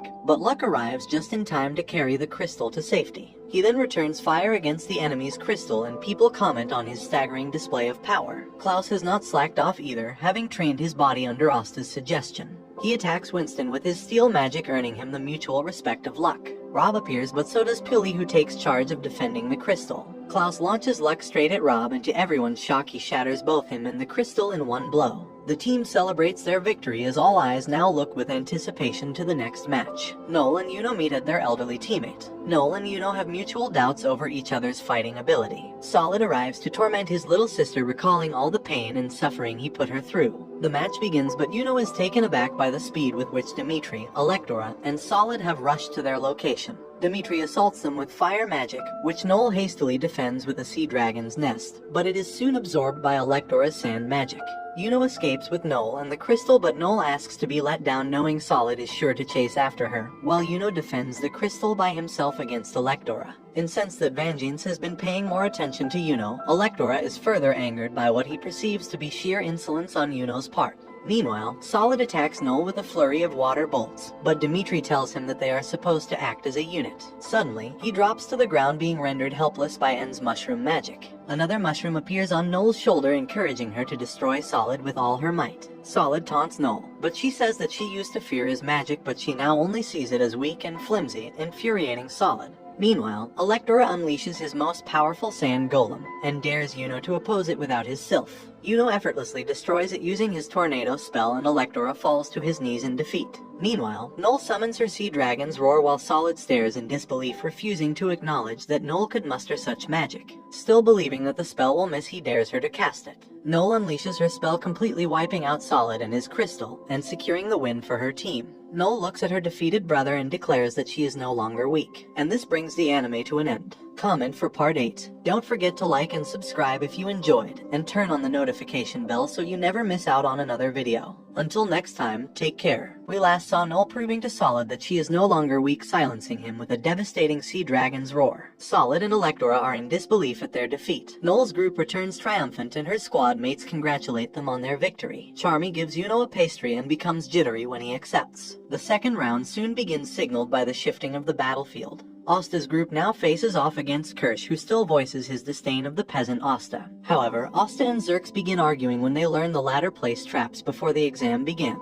The battle begins and Kirsch unleashes his cherry blossom hurricane, completely obscuring their vision. Both Mimosa and Zerx are helpless, but Asta enters his demon form and performs his black hurricane, obliterating both Kirsch's spells and Zerx's traps. Both sides are astounded, especially Zerx. Zerx angrily scolds Asta for dispelling his traps, but Asta simply tells him to think of a new plan for them as a team. Asta tells him that as strong as he is, a magic knight cannot hope to accomplish everything by himself. Zerx is reminded of someone telling him something similar, a memory that reveals his true name is Zora. Zora reluctantly agrees to cooperate. He tells them that his signature Ash attribute trap magic takes time to set up, and because Asta ruined them all, he can only make 3 simple spells: a binding spell, a pitfall trap, and an attack trap.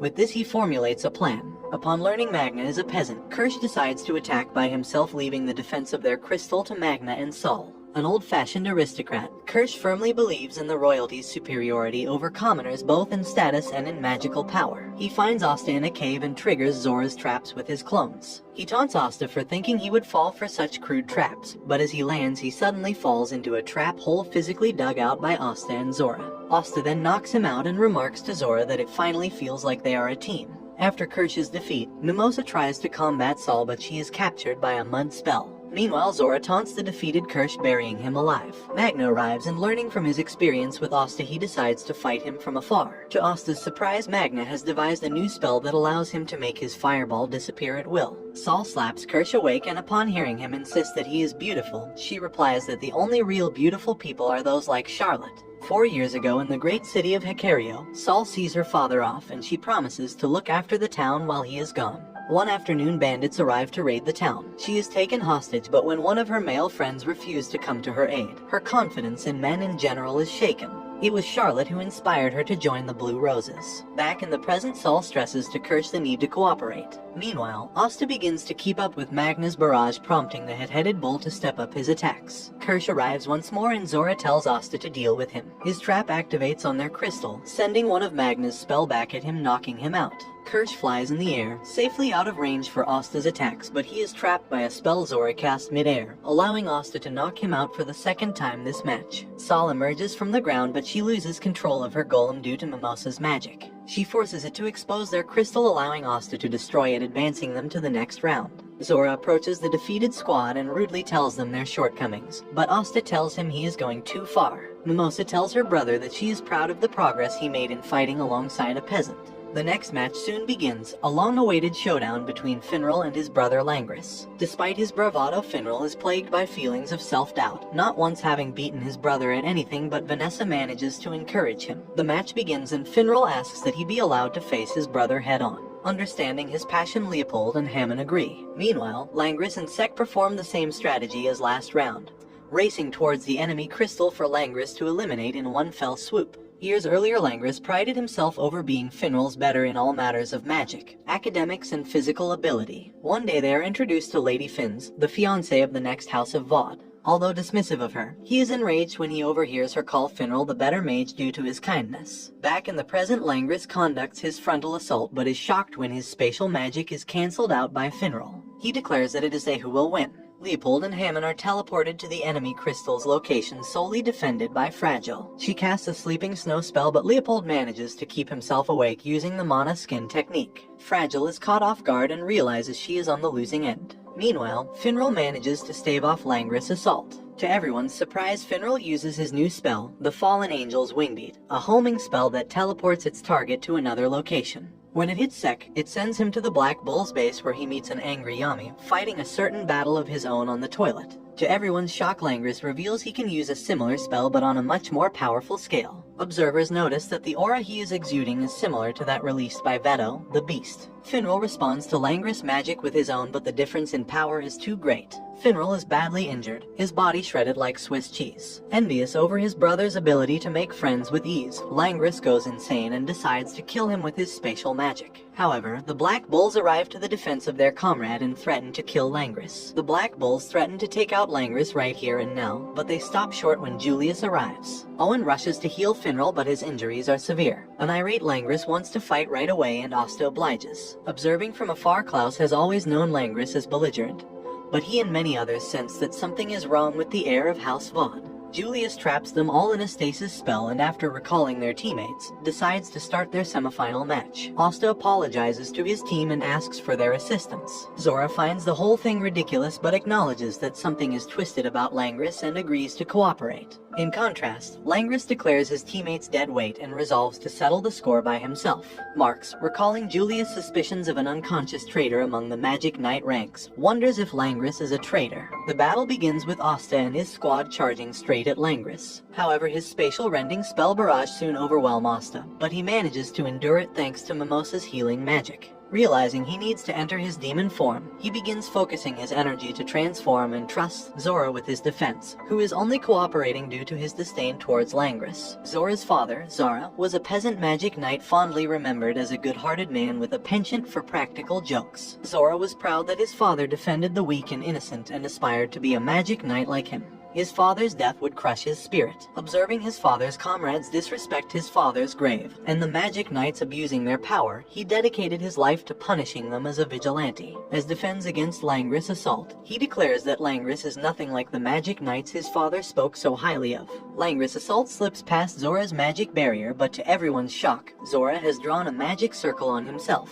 He sends the attack now twice as powerful back to Langris. Despite this, he manages to erase the attack completely. An exhausted Zora collapses, but he has bought enough time for Asta to enter his demon form. Asta respects Langris' power, but his attitude and cruelty prove that he is no true knight, harkening back to Langris' willingness to sacrifice civilians as collateral damage. Asta's words ring true, touching all the magic knights in attendance including Zora. However, Langris refuses to listen, so Asta performs a black meteorite, crashing Langris straight through their own crystal. At the same time, Asta's team crystal also shatters from the accumulated damage, and the match is declared a draw. As the match ends, Zora goes on a tirade against all the match participants, criticizing Asta's short-sightedness, Mimosa's naivete, and sex overconfidence. After declaring no one will respect Langris again, he criticizes himself for not believing in his comrades more. Asta is disappointed that the match is a draw, and as he collapses from exhaustion, he is caught by his squad mates. Meanwhile, Finral's injuries are far too severe, so Owen brings him to the hospital. Concerned for Finral, Vanessa decides to go with him. The next match begins between the eccentric Rill and the cheery berserker Luck. Luck devises a giant crossbow inspired by the combination spell he witnessed earlier. His team unleashes the lightning bolt touted as unstoppable. However, Rill draws up Zeus and returns fire, with Luck's own bolt destroying their crystal. In an instant, Rill has claimed victory. In the next match, a startlingly intense Yuno wipes out the enemy team in one fell swoop, knowing that Asta is constantly improving. The next match is the final match between Yuno and Rill's teams. The final match between Rill and Yuno's teams is soon underway. Rill's teammates, Nils and Ruben, lament that they have not stood out due to Rill's dominance. On the other hand, Yuno has decided to go full strength, revealing he has yet to show all his cards. Asta awakens, disappointed that he failed to reach the finals to face Yuno, but he is comforted in the knowledge that Finral is being healed. The battle begins, and as expected, Yuno goes straight for Rill, but his wind daggers are effortlessly blown away by Rill's painted god. Nils and Ruben sneak behind to try and strike at Noel, but they face stubborn resistance from the sea dragon's lair. Yuno throws everything and the kitchen sink at Rill, but every spell from his wind sickle to his sylph-empowered swift white bow is met with an appropriate answer from Rill, who has proven his status as a magic knight captain is not just for show. With none of his attacks working, Yuno decides to use his ultimate spell, which he planned to reserve for Asta. He unites his mana with Sylph's, which he dubs Spirit Dive. Yuno's appearance changes, now bearing a halo and a fairy wing on his back, a change which mirrors Asta's demon form. Still recuperating from his injuries, Asta watches on. Yuno's sheer volume of magic is staggering, impressing even Julius himself. Yuno's Spirit Storm and Rill's Phantom Dragon shout clash in a battle of wills. Although their magic appears even, Rill's magic crystal can no longer bear the stress of the battle and it self-destructs. Yuno's team is declared the winner. Although Rill is depressed, Walter reassures him that he is sure to craft his masterpiece of art. And with the tournament concluded, Julius and the king see off the Magic Knights, intending to announce the selected knights in a few days' time. Meanwhile, Mimosa finds herself unsure of how to comfort a depressed Asta who has grown depressed. Yuno enters the room, but upon seeing him in a sorry state, he decides to leave. Asta declares that he will catch up to him eventually, and Yuno tells him to try. Meanwhile, Julius catches Zora trying to leave and praises him for pointing out the flaws in his magic knights. He tells him of how he met his father on a battlefield long ago. Impressed by Zora's tactical prowess and magical abilities, he encourages him to join the Magic Knights. However, Zora says that he is a nobody, just a guy passing through that couldn't become a mage. Asta is still depressed over how the selection exam ended, and despite the best efforts of the Black Bulls, they fail to cheer him up. Luck remarks that the results of the exam will soon arrive, and Magna reassures Asta that he will pass. Yami appears and drags everyone into the baths. He shares a story of how he was once a member of the Grey Deer, back when it was led by the future wizard king, Julius. While fishing for his lunch, he is approached by several villagers who offer him food. They ask for his help in quelling a local bandit group that have been assaulting their village and stealing their crops. Yami agrees on the condition that he takes a nap first. That evening, the bandit leader orders an attack on the village, but Yami is prepared and begins taking them out one by one. He eventually finds the bandit leader, but Yami is overwhelmed by the bandits' numbers. Vangeance arrives to his rescue, and with his help they eliminate the remaining bandits. However, the leader manages to escape. Vangeance introduces himself as a fellow Grey Deer member, and Yami comments on his strange mask. The villagers thank Yami for his help. Later, Yami meets Vangeance along the riverbank, and upon learning the two have similar goals, they declare to be each other's rivals. Back in the present, Yami remarks that the battle was his first encounter with the future Golden Dawn captain. Sometime after their initial encounter, Yami and Vangeance, currently vice captains of Grey Deer, are called by the wizard King Julius to investigate a string of bandit attacks occurring throughout Common Realm towns. They suspect a magic knight is aiding them, judging from how well prepared they are as though they have prior knowledge of their movements. With Vengeance's clever reasoning and instructions, they narrow down the attacks to 2 locations, Imea or Zakadani. Yami visits Zakadani, which has recently found a magical artifact of significant power, while Vengeance watches over Imea, which has been blessed with a bountiful harvest. Regardless of which town gets attacked, the 2 agree to wait until reinforcements arrive. When Yami awakens, he sees the bandits flying to attack Zakadani. He tries to contact Vengeance, but his communication device is jammed by a magical field, forcing him to engage the enemy alone.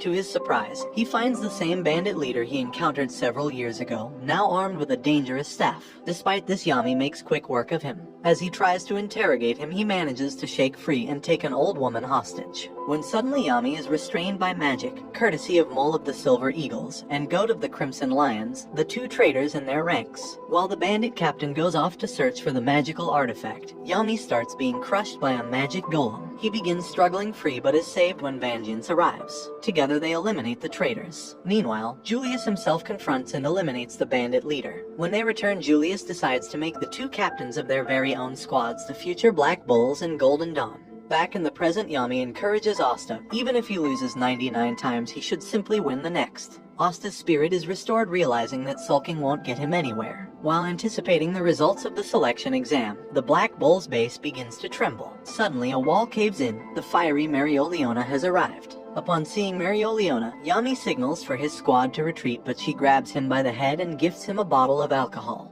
She then picks up Luck, Noel, and Asta. Although Magna initially makes fun of them, she reveals that the 3 were chosen to be part of the Royal Knights. A stunned Magna realizes he has been passed over but resolves to train even harder to surpass Luck. Marioliona notes that one other Black Bull passed but sees they are not present. They are brought to a castle tower to be sworn into the Royal Knights. Among the other passers are Nils, Kirsch, Puli, N, Rill, Fragile, Hammond, Klaus, Mimosa, Yuno, Luck, Noel, and Asta. Mariolian introduces herself as their acting Royal Knights captain until the Eye of the Midnight Sun is annihilated, and to their shock the last bull is revealed to be Zora. Zora explains that long ago during his hunt of magic knights, he encountered a man he could not beat, Yami. He was then given a Black Bull's robe and made an official member. This means that Zora is Asta and Noel Sr. Marioliona tells them to change into their special Royal Knights robes, specially woven uniforms that boast high magical resistance. Asta's robe is much smaller than the rest due to the addition of 3 more members crucial to their success: Cobb, a spatial magic specialist, and Tiem, whose earth magic is invaluable in assessing the enemy's base and forces. Nozel, the captain of the Silver Eagles, will also join them in their crusade. The king appears, but he is overshadowed by Marioliona's presence. She galvanizes the Royal Knights in raiding the hideout of the Eye of the Midnight Sun, warning them that Raya and Licht are expected to be their biggest threats. Asta asks about the location of their hideout, and the king reveals it is in a floating stronghold, in the region known as the Gravito Stones. Raya awakens from a dream from his time with the elves, and remarks that the awakening is close at hand. Asta and Noel visit Fugolian, still in a coma after the earlier attack on the capital. The 2 bulls owe much to the fallen captain, who left an impression on the young mages and encouraged them to grow. Leopold, by his brother's bedside, says that he will continue to train and catch up to them. The pair meet up with Klaus, Yuno, and Mimosa. After exchanging pleasantries, Klaus warns them that a spy might be in their midst. As they return to the Royal Knight base, a mysterious shadow attaches to Asta. At a dinner reception, Asta's poor table manners attract the ire of Yuno and Klaus. Rill tries to include Zora in the festivities, but he is forced away by a stink bug.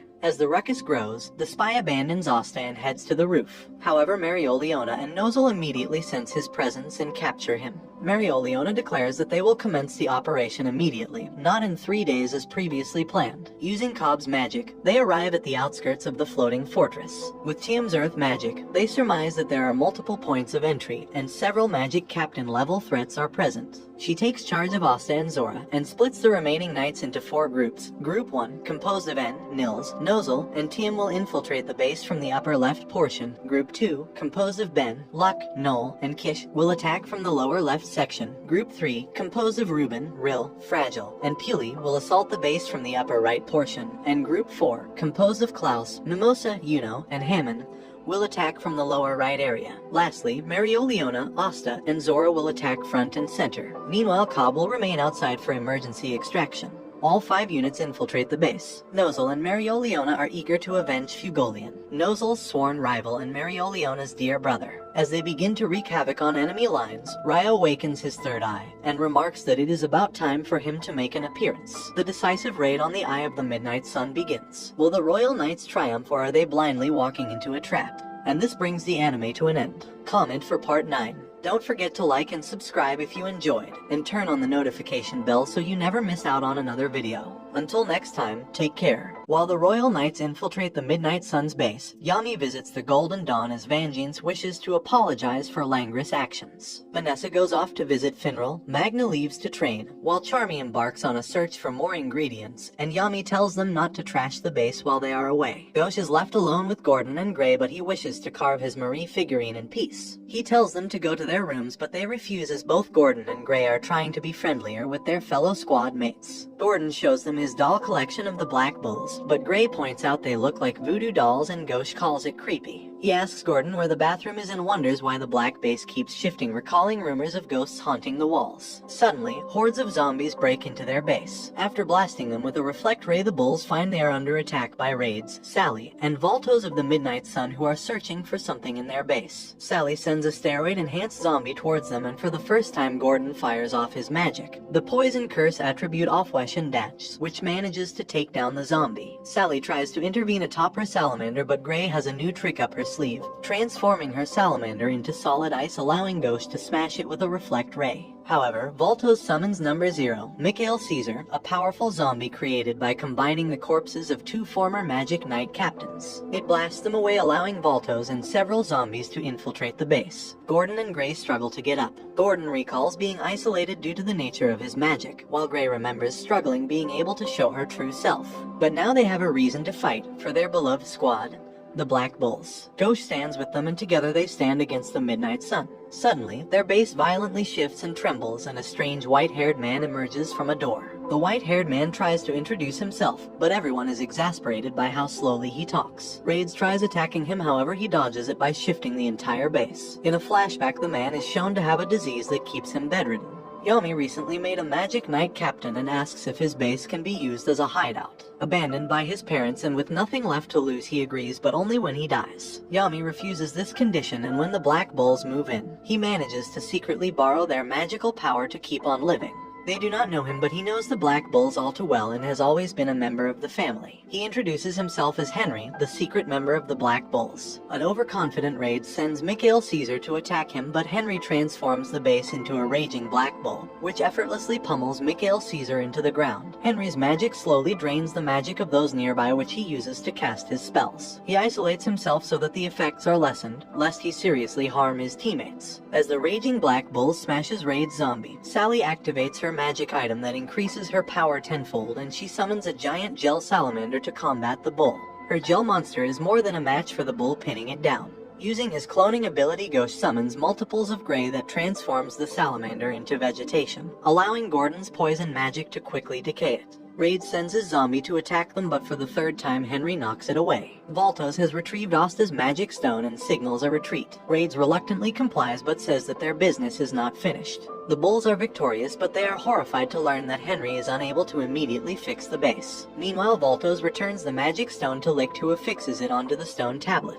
Yami, alongside other characters, sense a strange shift in the air. The Midnight Sun need 2 more stones to fulfill their plans, and the stakes are even higher. Nozel attacks the Midnight Mages relentlessly, and his companions are surprised at his ferocity. Knowing that Voltos is currently absent from their base and with Cobb jamming any spatial magic, he intends to finish off Licht and his forces. Noel and the others make swift progress, but Mimosa is unsettled by the strange patterns on the walls, especially after a Midnight Mage says they will soon be reborn. Elsewhere, Mereoleona and Zora are perplexed when there are suddenly 2 Astas. Mereoleona simply burns them both, revealing Rhea the Disloyal's disguise. Rhea attempts to attack Mereoleona using one of Yami's spells, but she simply brushes it off, calling it a pale imitation of the real deal. Before Rhea can react, she pummels him through a wall. Mereoleona chases after Rhea, who tries using super fast light magic, expecting her to be unable to keep up, but to his shock she effortlessly parries every single bolt. Rhea soon learns how outclassed he is as Mereoleona smashes through every spell Rhea can muster, burning through even water attribute spells with ease. Asta and Zora watch in awe at her sheer combat strength. Zora surmises that although Rhea can copy any spell attribute he wishes, he can only use one spell at a time. Left with no other choice, Rhea suddenly copies Asta's Demon Slayer sword, much to the surprise of Asta and Zora. Rhea recalls Licht calling him and his magic kind, but he knows he is the complete opposite.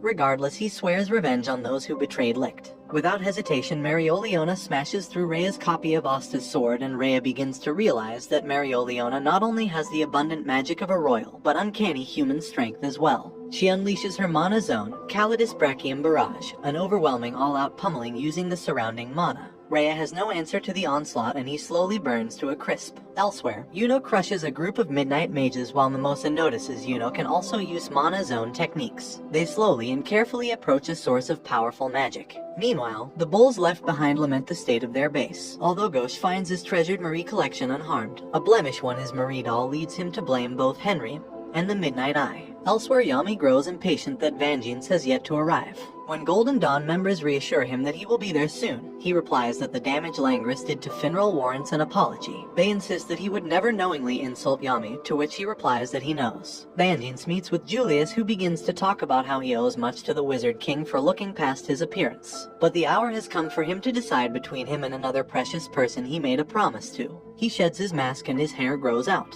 Julius had hoped this was not the case, but as it is, Vangeance is none other than Licht, the leader of the Eye of the Midnight Sun. As Julius comes to grips with the implications of this revelation, he realizes that Fugolian was likely distracted by his appearance when he was attacked. He thought it to be impossible, but Licht is living proof of two souls in one body. Yami had not noticed the deception because the scar on his face is not caused by magic, but by a curse. Licht attacks Julius, intending to retake the magic stones he has in his possession.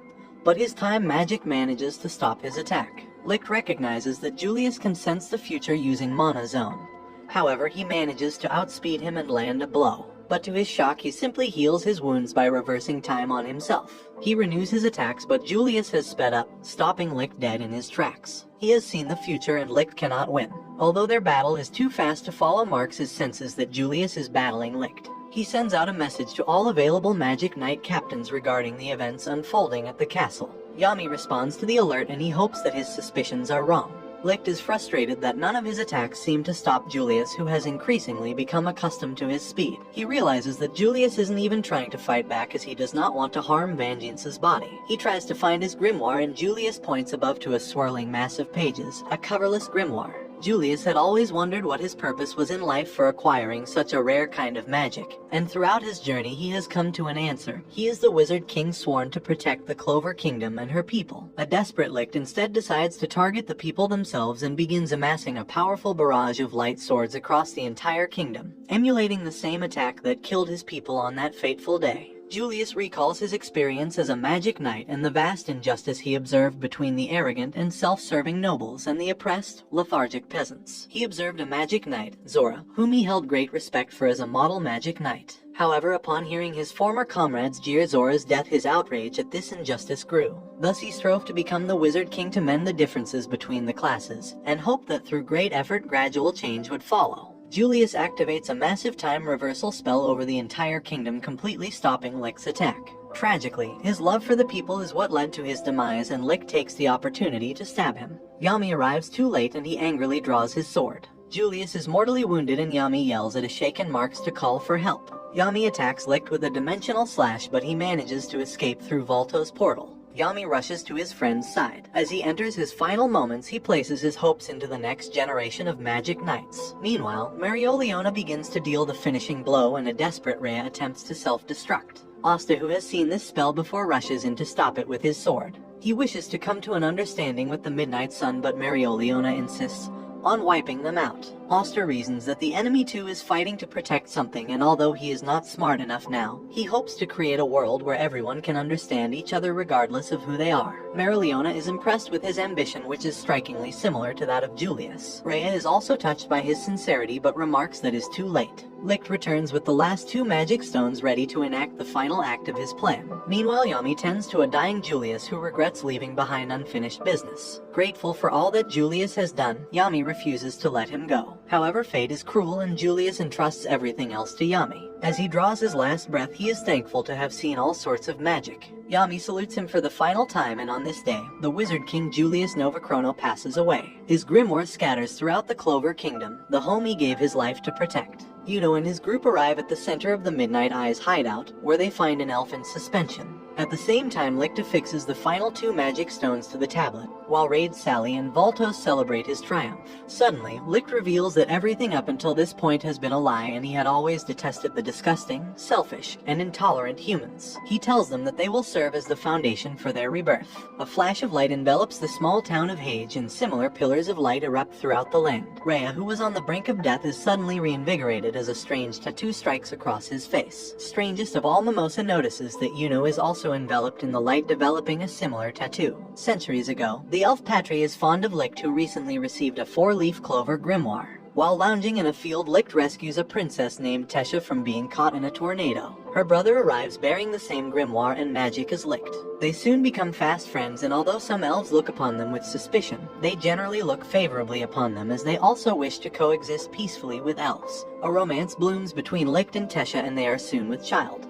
On their wedding day, they are viciously attacked by light magic, exterminating them. A vengeful Patry blames the human mage. In their final moments, Licht performs a forbidden spell reincarnating the souls of the elves throughout the land. Patry awakens, finding himself in a human body with the features of Licht. Realizing that he alone can bring about the resurrection of his kin, he reclaims his 4-leaf grimoire and dedicates his life to save his kin. He amasses sufficient magic to resurrect Rhea, Veto, and Fauna, but to bring back their entire race, he plans to use the power of the magic stones and a great number of live sacrifices. Raids, Sally, and Voltos are in disbelief at this betrayal, as Licht intends to use them as fuel to bring back his true comrades. The 3 die as their souls are forcibly ripped out, and the cogs begin to turn in Licht's grand scheme. It is also revealed that Yuno is one of the many reincarnated elves. The royal knights infiltrating the Midnight Sun's base are horrified and confused when their enemies begin to crumble away into dust. Across the kingdom, citizens watch with concern over the growing light at the skull of Hage. The light soon subsides, but Gray points out that Gauche is glowing.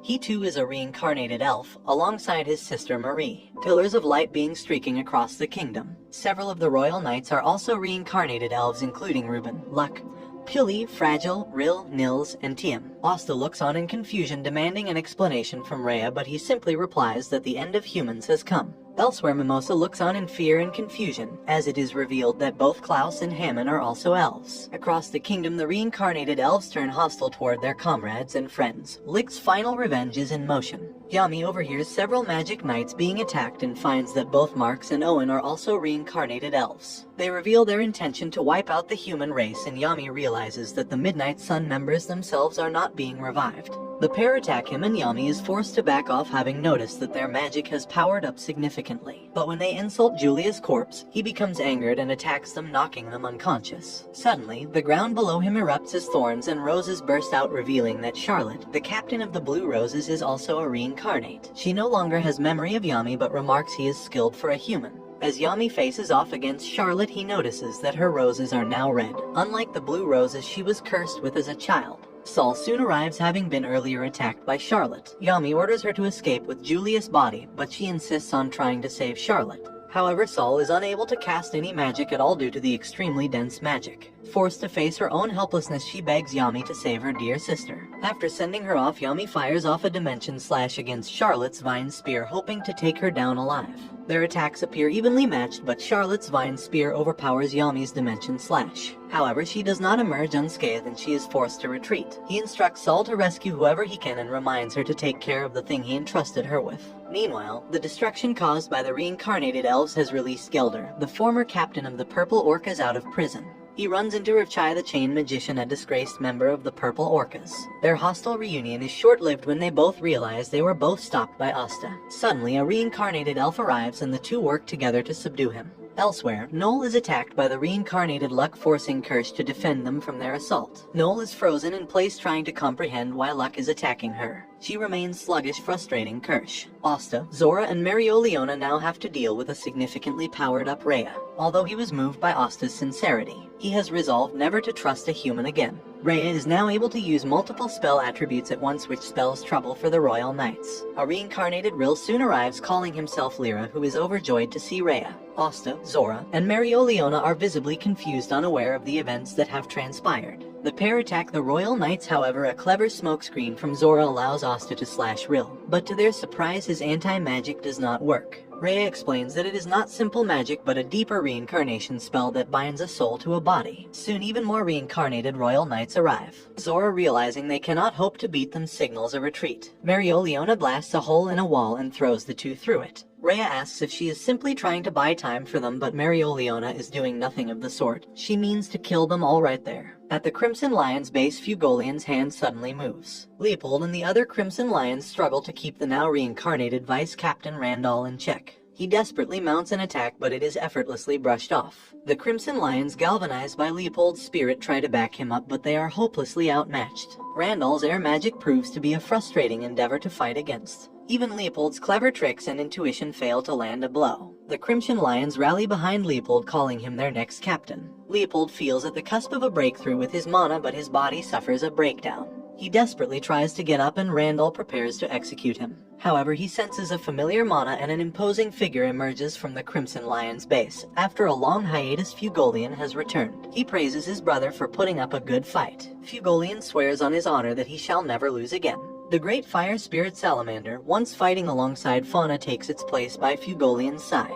Randall is incensed that Salamander chose a human and a royal at that as a partner. Confident that elves are unbeatable, he foolishly stands in Fugolian's way. But his flames are far too powerful for him to blow away. He is eventually knocked out and subdued, and the Crimson Lions hail the return of their beloved captain. However, he is surprised to learn that Mereoleona is the current captain, making him the former. Knowing that Mereoleona finds the Magic Knights a hassle, he remarks that he made her do something out of character. Not wanting to reveal Vengeance's true identity yet, he orders the remaining Crimson Lions to defend the city. Elsewhere, at the Golden Dawn, several reincarnated members discuss their orders to slaughter humans. A reincarnated Langris emerges, excited at the prospect of exacting their revenge. Fugolian is not the only member to return. Finral finally awakens from his injuries, and after being briefed by Yami, he resolves to go save his brother. And this brings the anime to an end. Comment for part 10. Don't forget to like and subscribe if you enjoyed, and turn on the notification bell so you never miss out on another video. Until next time, take care. We last saw the brave Magic Knights take on the newly reincarnated elves, and the capital is thrown into chaos. Fugolian has awakened from his coma, a sorely needed boost for the Clover Kingdom. Meanwhile, Mereoleona stands alone against the powered-up elves. But make no mistake, she's not trapped in there with them, they're trapped in there with her. However, the 5-against-1 odds still favor her. The elves think Mereoleona is overconfident. However, they become frustrated that their attacks seem to be easily repelled. But Mereoleona begins to feel the pressure as their spells begin to take their toll on her ability to fight back. Left with no other choice, she decides to use her strongest spell, called Purgatory, blasting the entire area in searing hot flames. When the dust settles, the 5 elves are still standing but have taken a great deal of damage. In her typical badass fashion, Mereoleona passes out while standing. Even in her bad state, she still tells them to come and get some. Raya and the others oblige her, but Asta and Zora unexpectedly return. Using a plan Asta cooked up earlier, they gamble on all 5 of them firing an attack. A gamble which pays off. They fire back their own spells against them, giving them a window to escape. However, Rhea catches up to them and grabs Asta, who reassures Zora that he will definitely make it back. Meanwhile, Mimosa tries to escape from her comrades turned enemies, but she is promptly captured and placed on a cross. Asta drops from above, who is reluctant to fight his friends, but to his horror, he sees that Yuno too is an elf. Yami tells Finral that a large number of their former allies have incarnated into elves and have now become their enemies. Elsewhere, Vanessa visits Magnus, still training hard after being passed over for the Royal Knights. He continues to be plagued by feelings of inferiority and wants to set a good example for his juniors in the Black Bulls. Meanwhile, Asta fights against Klaus and Hammond and asks Yuno to come to his senses. As Klaus and Hammond attack him, Yuno is reminded of his promise with Asta and regains control of his mind and body. He defends Asta with a gust of wind and prepares to fight alongside his rival. Raya is surprised that Yuno was able to wrest control from the elf spell and murmurs that the awakening is not yet complete. Klaus and Hammond are unfazed and combine their spells into a massive moving fortress, but Asta enters his demon mode while Yuno uses his spirit dive, and they smash through the spell, destroying it in one go. Licht lifts his defeated comrades to safety and personally enters the battle. Licht picks up the Demon Destroyer sword, and before Asta can react, Licht instantly closes the gap and steals the Demon Dweller sword from him. Licht's speed is blinding, giving Yuno and Asta little breathing room as they desperately try to withstand the onslaught. Asta is eventually overwhelmed and is blasted through several cavern walls and into an underground lake, leaving Yuno to fend for himself. He blasts Licht with Spirit Storm, but he simply absorbs it using the Demon Dweller sword, firing it right back at him. All the while, Mimosa contemplates her own uselessness. Yuno finally finds an opening using Mana Zone that pins down Licht in the sky, allowing Asta, who has once again broken past his limits, to ram straight into him. They unleash a combined attack that even leaves Raya impressed. However, it is still not enough. Licht simply blocks it with the sword and unleashes a powerful Nova, blasting everything around him. Licht's devastating attack leaves a giant crater in its wake. They are soon joined by the other elf incarnates, and after exchanging pleasantries, they head for the royal capital on their flying fortress. Fortunately, Asta, Yuno, and Mimosa survive the attack and regroup with Zora along with the still unconscious Marioliona. Nozel, Noel, and Kirsch soon arrive one after the other and all report having encountered the elves. They cautiously eye Yuno, but he is just built different as he's able to resist the ancient reincarnation magic. Nozel uses a magic tool that slowly heals the injured magic knights. Nozel receives an alert from one of his squad members that the royal capital is also up in flames at the hands of the elf incarnates. Noel points out that Luck's lightning spells did not hit her, and that she managed to escape him despite Luck being famed for his speed. She hypothesizes that if Yuno is able to resist the spell, the others can too. With the goal of rescuing their friends, they make plans to head to the capital at once. Meanwhile, Hage Village observes the elf castle float by above them, and they are attacked by one of the elf incarnate magic knights who begins slowly poisoning them. Asta and Yuno notice Hage being attacked, and Nozel allows them to defend it. Noel wants to go as well, but Nozel says he needs her with him, a far cry from when he told Noel she was useless. As the villagers are dying, Sister Lily puts up a desperate last stand against the far superior elf knight. Wanting to emulate Asta's courage, Nash performs a banzai attack. Just as all hope seems lost, Asta and Yuno descend from the heavens prepared to defend their hometown. Asta and Yuno defend against the elf knight's plant magic.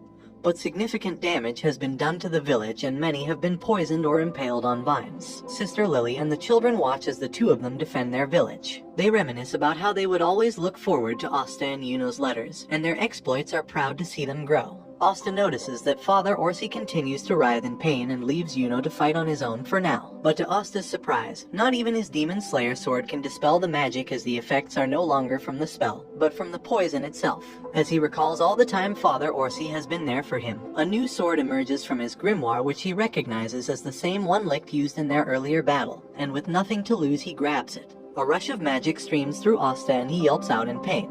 He manages to compose himself and begins undoing all the poison throughout town, including Father Orsi. The magic elf is confused as ever as Asta is using a sword that only Licht should have, while Yuno, who is supposedly under the same reincarnation spell as him, is still bound to a human will. He remembers the injustice committed against the elvish race and is filled with hatred. Asta and Yuno realize he is suffering deep inside and decide to save him. Using Yuno's winds as a springboard, Asta stabs him with his new sword, negating the reincarnation spell. With this great power they can take the fight to the elves. The children, Lily and Orsi, rush to thank Asta and Yuno for their help. Asta proposes to Sister Lily once more, but she promptly shuts him down with a water spell. However, their business is not yet finished and they resolve to protect the kingdom. Meanwhile, King Augustus is informed about the chaos in the capital, and upon learning that Julius is not present, he plots to take the spotlight for himself. However, when he hears that the Magic Knights and even several captains are the ones attacking them, he panics. After Asta and Yuno explain the current situation to Orsi and the others, Digit, the Magic Knight they were fighting earlier, reveals that the elf who possessed him earlier was a gentle soul and had no intention of fighting. They decide to return to defend the capital, and they take Digit with them. As they leave, Orsi and Lily bid them farewell and look to them as the hope of the Clover Kingdom. Meanwhile, Magna and Vanessa, still oblivious to the state of the nation, spot the floating castle floating above them. Luck then decides to have some fun and descends upon a nearby town. Likewise, Asta and Yuno sense 2 areas with high concentrations of mana, and Digit suspects a magic knight attacking civilians is the cause. They decide to split up to help both at once and agree to meet later at the royal capital. Luck descends on the town and begins to cause mayhem. Magna and Vanessa respond to the chaos, and are surprised to find Luck laying waste to the town. The elf possessing Luck introduces himself as Lufulu, and tells them that Luck is no more. Vanessa quickly gets a grasp of the situation and surmises that Luck is under the effects of reincarnation magic, while Magna realizes that the assault on the Midnight Sun base failed. Lufulu tries to attack Magna, but he ends up hitting nothing but air thanks to Rogue's powers over fate. Magna and Vanessa work together to try and stop Lufulu. Magna's fire scatter shots fail to find their mark, but they are successful in pressuring Lufulu despite the difference in their speed. Magna finally gets up close and personal with Lufulu, grabbing onto him to ensure he doesn't escape. In a completely nuts move, Magna blows himself up alongside Lufulu, greatly injuring them both. Magna binds Lufulu and talks at length about his bonds with Luck. Lufulu simply laughs as a lightning bolt descends from the sky, exponentially increasing his power, but this burst catches Asta's attention. Lufulu's speed has increased 100-fold, and Magna only narrowly avoids being instantly killed thanks to Rogue. However, the two are soon overwhelmed, with Lufulu correctly guessing that using Rogue takes an enormous amount of magic. As he prepares to deliver the final blow, Rogue uses the last of its power to carry Asta to the battle. Lufulu's confidence in his speed is shaken when Asta miraculously keeps up with him. Aided by his Kai senses and the Demon Destroyer sword, his lightning bolts are effortlessly swatted away, but he eventually gets a bead on Asta's speed, and the fight soon becomes one-sided. With Vanessa and Magna's support, a huge dust cloud kicks up obscuring Lufulu's vision. He simply extends the range of his magic and pinpoints Asta's location in the smoke. However, thanks to Vanessa's strings, Lufulu messes up the timing and Asta lands the first blow of the fight. With Vanessa and Magna's help, Asta pins down Lufulu to undo the reincarnation spell, but he resists with all his might as thunder crackles around them. Lufulu's hatred is overwhelming, and he threatens to blow himself up, just as Digit did earlier. Deep inside, Luck's soul speaks with his mother, and although he wishes to be with her forever, he has unfinished business in the real world. As the reincarnation spell becomes undone, Lufulu suddenly smiles, and wishes they could have been friends in another time. As Luck returns to his old self, he breaks down in tears and asks if he is still a black bull, prompting Magna to embrace him, ensuring him that he is still one of them. Magna and Vanessa are horrified to learn that Luck's case is not an isolated incident but is happening all over the Clover Kingdom. They plan to return to the capital, but decide to stop by the Black Bull's base to regroup with the others. Luck, who is able to recall and use Lufulu's magic, is now stronger than ever and personally carries everyone back to the base, which they find in ruins. Among the rubble, they are relieved to see Gordon and Gray unharmed. Magna is puzzled to see Henry and after his magic is suddenly drained. Asta explains that he is one of the Black Bull's oldest members. However, they are disheartened to learn that Ghosh has also become an elf incarnate. Charmy returns, who is seemingly also an elf. However, she is just very angry that her garden was destroyed, and swears to eliminate the elves and Midnight Sun. Learning that their magic has been drained, she uses her cotton magic to prepare a feast for them to restore their powers. While eating, they get each other up to speed on other developments that they have missed since they separated.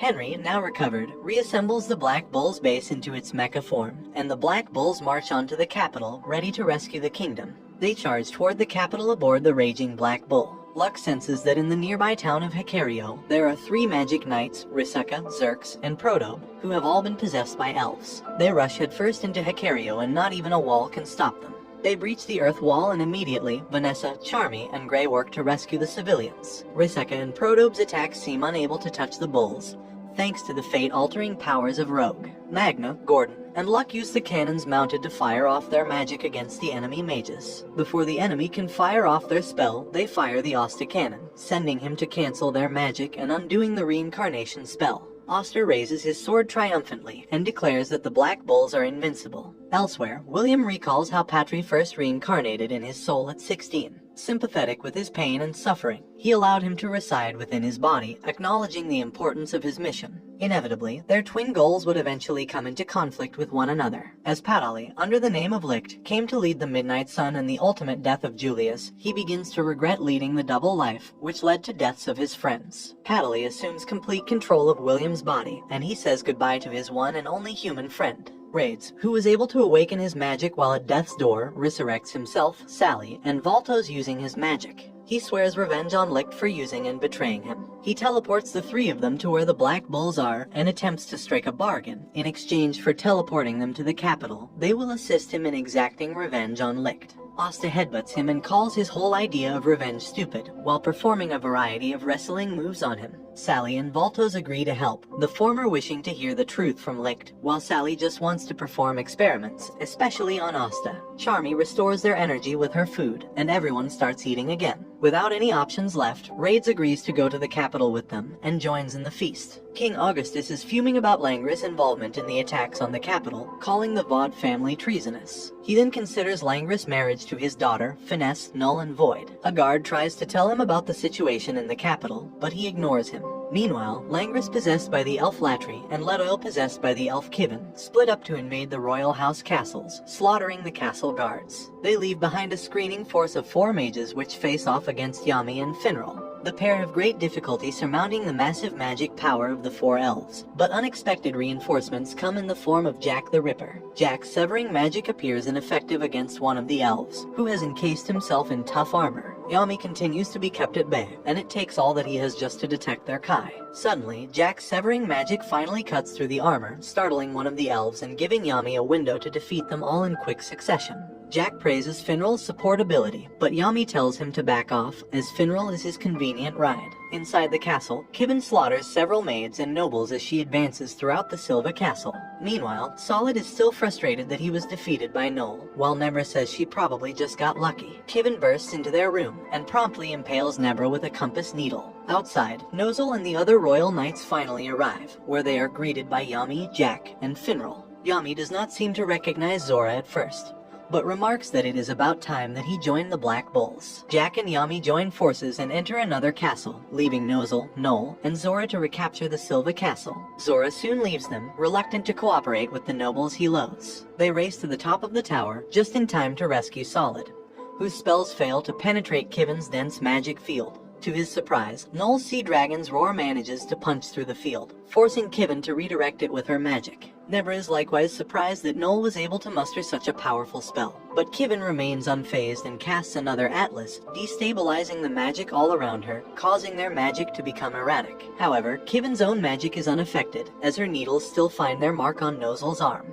Noel remarks that she can still fight, and Nozel invites her to fight alongside him, now recognizing and acknowledging her power. Months prior, Nozel tells Noel she will be assigned to the Black Bulls, known as the worst of the worst, stuck doing meaningless fetch quests. Back in the present, Noel and Nozel show their bravado, but neither are able to cast any meaningful magic in the erratic chaos of another Atlas. Noel gets a reckless idea, and with Nozel's help, she floods the entire chamber with water, forcing Kivin to undo her spell. As she does, Nozel captures her and encases her in mercury. As the dust settles, Nozel acknowledges Noel's power, even if it was not befitting of a noble. He reveals that he had always cared for her, and because he was the spitting image of his mother, he refused to lose her too. He always meant to keep her as far away from danger as possible, which is the reason why he assigned her to the Black Bulls to begin with. He admits he was wrong, as she has grown to be a powerful young woman, and he apologizes. Suddenly, compass needles stab him from behind as Kivin has yet to be defeated. Caught in another vortex, Noel racks her brain for a spell to cast,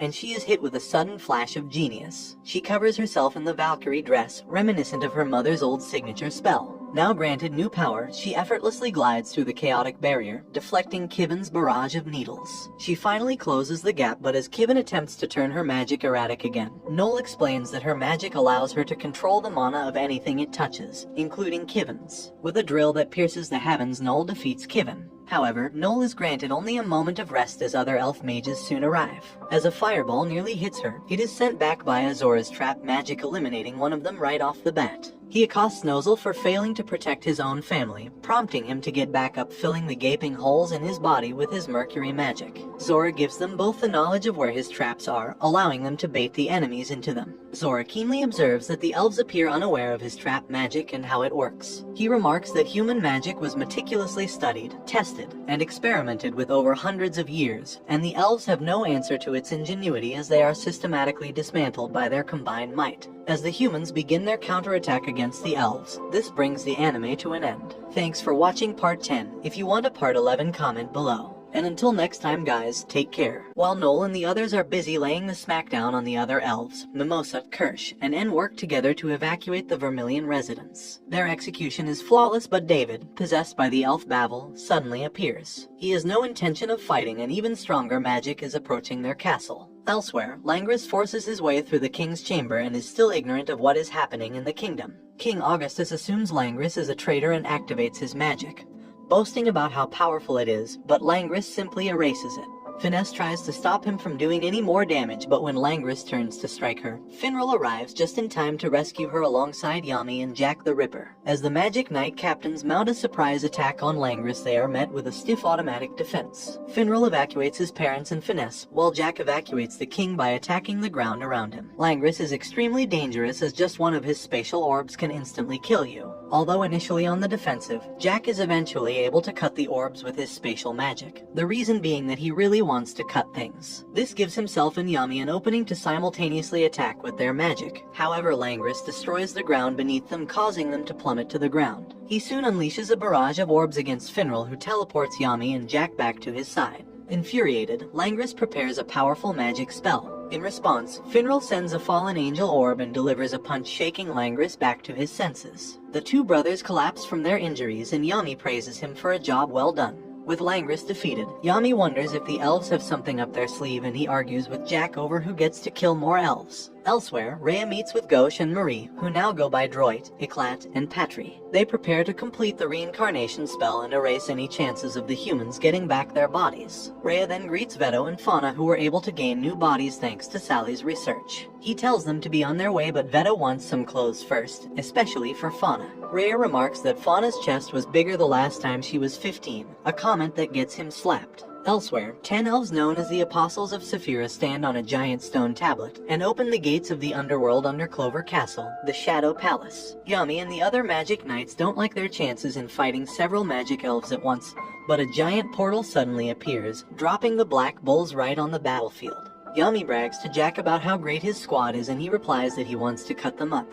To which Yami says what the hell don't. Their presence is sorely welcomed and they begin a cannon barrage against the elves. Mimosa warns Asta that their reincarnations will soon complete, causing an even greater urgency. Dorothy, now Rivette, uses her dream magic to wipe out the head of the Bulls base, erasing Charmy, Sally, Vanessa, Magna, and Luck from the equation. With the Bulls now vulnerable, Patry's light spells reduce their base to rubble. Patry and the other elves then enter through the gate of the underworld, leaving Droit behind to deal with the Bulls. Combining his mirror magic with Eclat's eye magic, they immobilize and seal their opponent's movements. Asta manages to undo the spell for those around him with his Demon Destroyer sword, and they prepare a counterattack to take back Gauche, even though they remember him to be annoying because that's what friends are for. Some of the Black Bulls find themselves in Reve's dream world where the impossible seems possible. Reve attacks them with a giant stuffed animal, but thanks to Rogue they narrowly escape being eaten. Sally analyzes the situation and takes a great interest in Rogue. Charmy's recovery magic and Rogue forms the cornerstone of the Black Bull's defenses, but Vanessa knows they cannot keep this up forever. Reve sends a wave filled with man-eating fish at them, but thanks to Charmy, she cleverly uses Magna and Luck's powers to dissipate the wave.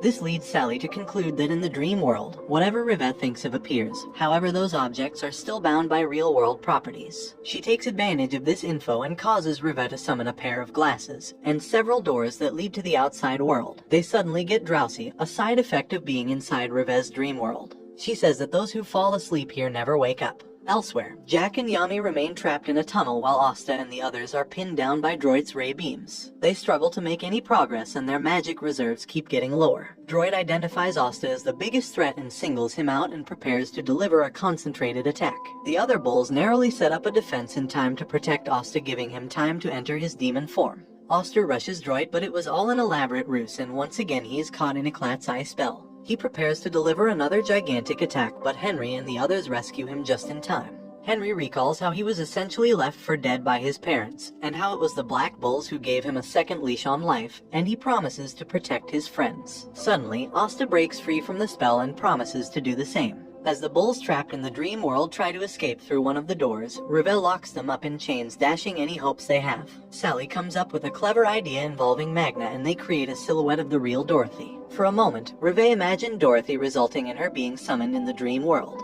Against popular perception, Dorothy, who's always asleep, is actually very friendly and energetic, but fortunately for the bulls, she can also fight on equal footing with Rivet. Asta can't seem to close the gap between him and Droid. Henry recalls him back to their flying base. With their magic getting lower and lower, Henry decides to go for a banzai attack, falling straight towards Droid to drain his magic. Henry closes his eyes and accepts his fate, but Asta enters his demon mode once more and doesn't intend on leaving any bull behind. Henry suddenly wants to live again, and the feeling is mutual. Gordon and Gray help Asta close the gap, sending him charging straight into Droid. His binding spell is then lifted, freeing the other mages. Droid recalls how they were betrayed by humans, but recognizes that those before him are not the same people and are simply protecting their friends. Droid then surrenders to Asta and allows him to take back Gauche. As he disappears, he gives them some words of caution. Actions without consequences do not exist. Gauche and Marie are back, and the bulls jump on top of him in celebration. Although he is too shy to show it, Gauche thanks them for saving him.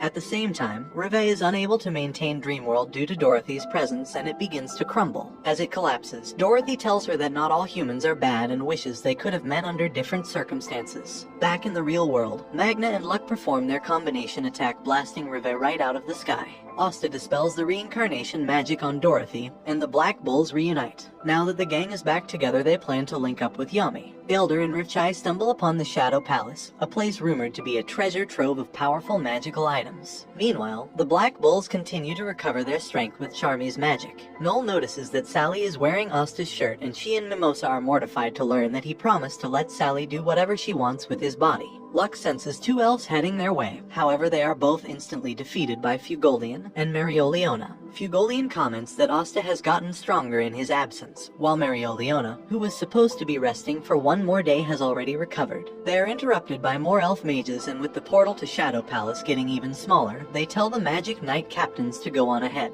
They also send Asta, whose sword will be sorely needed. Kirsch also volunteers for Mimosa to join them, while Solid, who now admits that Noel is stronger. With the bulls as a screening force, Asta and the others advance into the Shadow Palace. After a rocky ride, Asta finds himself with Mimosa. She uses her plant magic to get a layout of the labyrinth and detects Licht in the farthest chamber. They both enter the nearest room and find Rill possessed by the elf Lyra waiting for them. Elsewhere, Noel is left all alone to face off against Fauna, who also happens to be possessed by an elf called Fauna. Marioliona stares down the reincarnated Veto and anticipated battle of the beasts. She rains fire but is surprised by how fast he is. She has finally met her match and is thrilled to fight such a worthy foe. Fugolian faces Kaiser, the current captain of the Purple Orcas, possessed by a nameless elf. Fugolian knows Kaiser as a virtuous, upstanding individual, and swears to drag him back to his wife. However, his salamander's flame fails to penetrate his defensive barrier. As the siblings bear the brunt of their opponent's attacks, they both think of each other highly. Fugolian thinks of his sister as headstrong but powerful, while Marioliona thinks of her brother as overly serious but commands respect. They both grit their teeth and fight back, thinking of each other as the strongest in the kingdom. They smash through their enemies and roar like lions. Meanwhile, Noel activates her Valkyrie armor and fights against Fauna. She unleashes a sea dragon's roar, seemingly defeating her, but to her shock, Fauna simply heals herself as though nothing happened. Elsewhere, Asta and Mimosa struggle against Lyra's art attacks. Outside, the besieged Black Bulls are relieved by Yuno, who has gathered all able-bodied mages in the Clover Kingdom. Charmy gives him some recovery food and falls head over heels when he compliments her. After learning that Asta is inside the Shadow Palace, his necklace shines and creates another portal, allowing him to go inside, with Charmy in tow. Charmy finds herself in the same room as Lyra and assumes that she is in hell. She is chased away by some of the monsters and runs into Asta and Mimosa, telling them that Yuno is also inside the palace. She notices Lyra suffering from artist's block and flies up to deliver him some food. When Lyra smacks the bowl from her hand, she grows angry and summons a giant sheep, but Lyra blasts her into the rocks below. Asta and Mimosa race to her side, but they sense a powerful magic emanating from her. Suddenly, Charmy's body transforms, while the sheep sheds its wool to reveal a ravenous wolf. Mimosa realizes that Charmy is a hybrid, a half-human, half-dwarf. Charmy is the most surprised out of them all and is shocked that the wolf can talk. As Lyra continues summoning monsters, the wolf pulls out a knife and fork and eats them faster than Lyra can cook them up. Charmy tells Asta to go on ahead while she punches the importance of not wasting food into Lyra. Using Mimosa's magic, they find themselves in a chamber, where they find David collapsed on the ground. Mimosa senses that Yuno is in another chamber, fighting off against 3 elves. Yuno faces Patri, Rhea, and Ron. Patri and Rhea attack him simultaneously, but Yuno is, after all, built different, and effortlessly avoids their incoming attacks while firing back with his own. However, the other elf, Ron, manages to snatch the necklace around Yuno's neck, which is the last magic stone they need. Rhea commends Ron on a job well done but senses something is wrong. Ron opens his mouth and a gaping hole is left in Rhea's chest. Rhea had known all along that the humans did not betray them, but for the sake of seeing Licht again, he kept his mouth shut. Patry rushes to Rhea's aid and begins healing him, while Ron reveals his true form. He steps onto a pedestal and transforms into what can only be described as pure malice and evil, the devil. He thanks Patry for being a useful pawn all this time, and reveals that the one who manipulated the humans into attacking the elves was him. Patry attacks him in a rage, but all magic is useless against his world's soul magic, which allows him to create whatever he wants with just words. Even Yuno senses that the devil's power is far beyond his own. Asta and Mimosa arrive just in time to help, but shivers run down their spines at the sight of their opponent. The devil teleports Patry to him and impales him with iron spears. Asta and Yuno are kept at bay with a rain of swords and are subjected to a barrage of crushing spells, while the devil explains that thanks to Patry, he was finally able to reincarnate. Raids and Valtos, listening from afar, learns that Patry, too, was used just like them.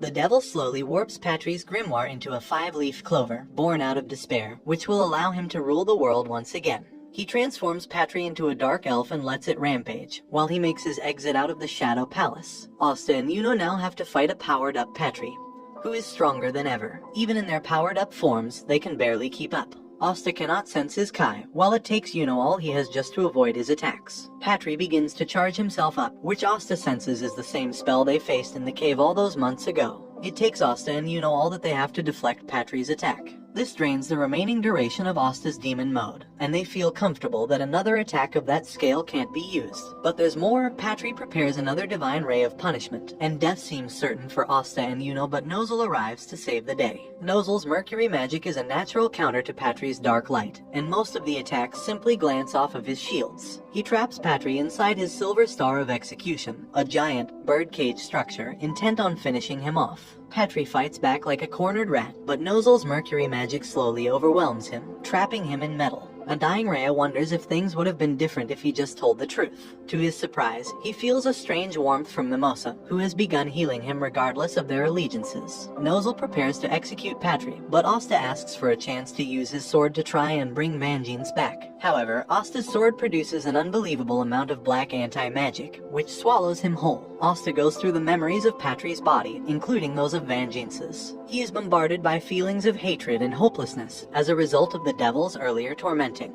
He finds the real Patry, cowering in fear and regret at his life choices, as everyone eventually does. Asta grabs him by the collar and yells at him for giving up so easily. He reasons that even if he is weak, he should stand and fight to fix the problems he caused. Asta returns with Patry, but not Vangeance. He thanks Asta for his help, and although presumptuous of him, he asks for his assistance. Elsewhere, the devil makes it to Licht's chamber, where the only exit of the Shadow Palace lies. Even in his incomplete awakening, Licht instinctively knows to keep the devil at bay. Charlotte, possessed by the elf Charla, arrives to support Licht. At the same time, Yami arrives, who Charla eyes with suspicion, but Yami points at the devil and says there's never been a more obvious bad guy in his life. They form a temporary truce and together they face off against the devil himself. To Finral's shock, Nero starts talking to him, asking to be brought to the devil's bones. He has him remove the magic stones inside the tablet and transfer it into the statue of the Wizard King, and it slowly cracks open.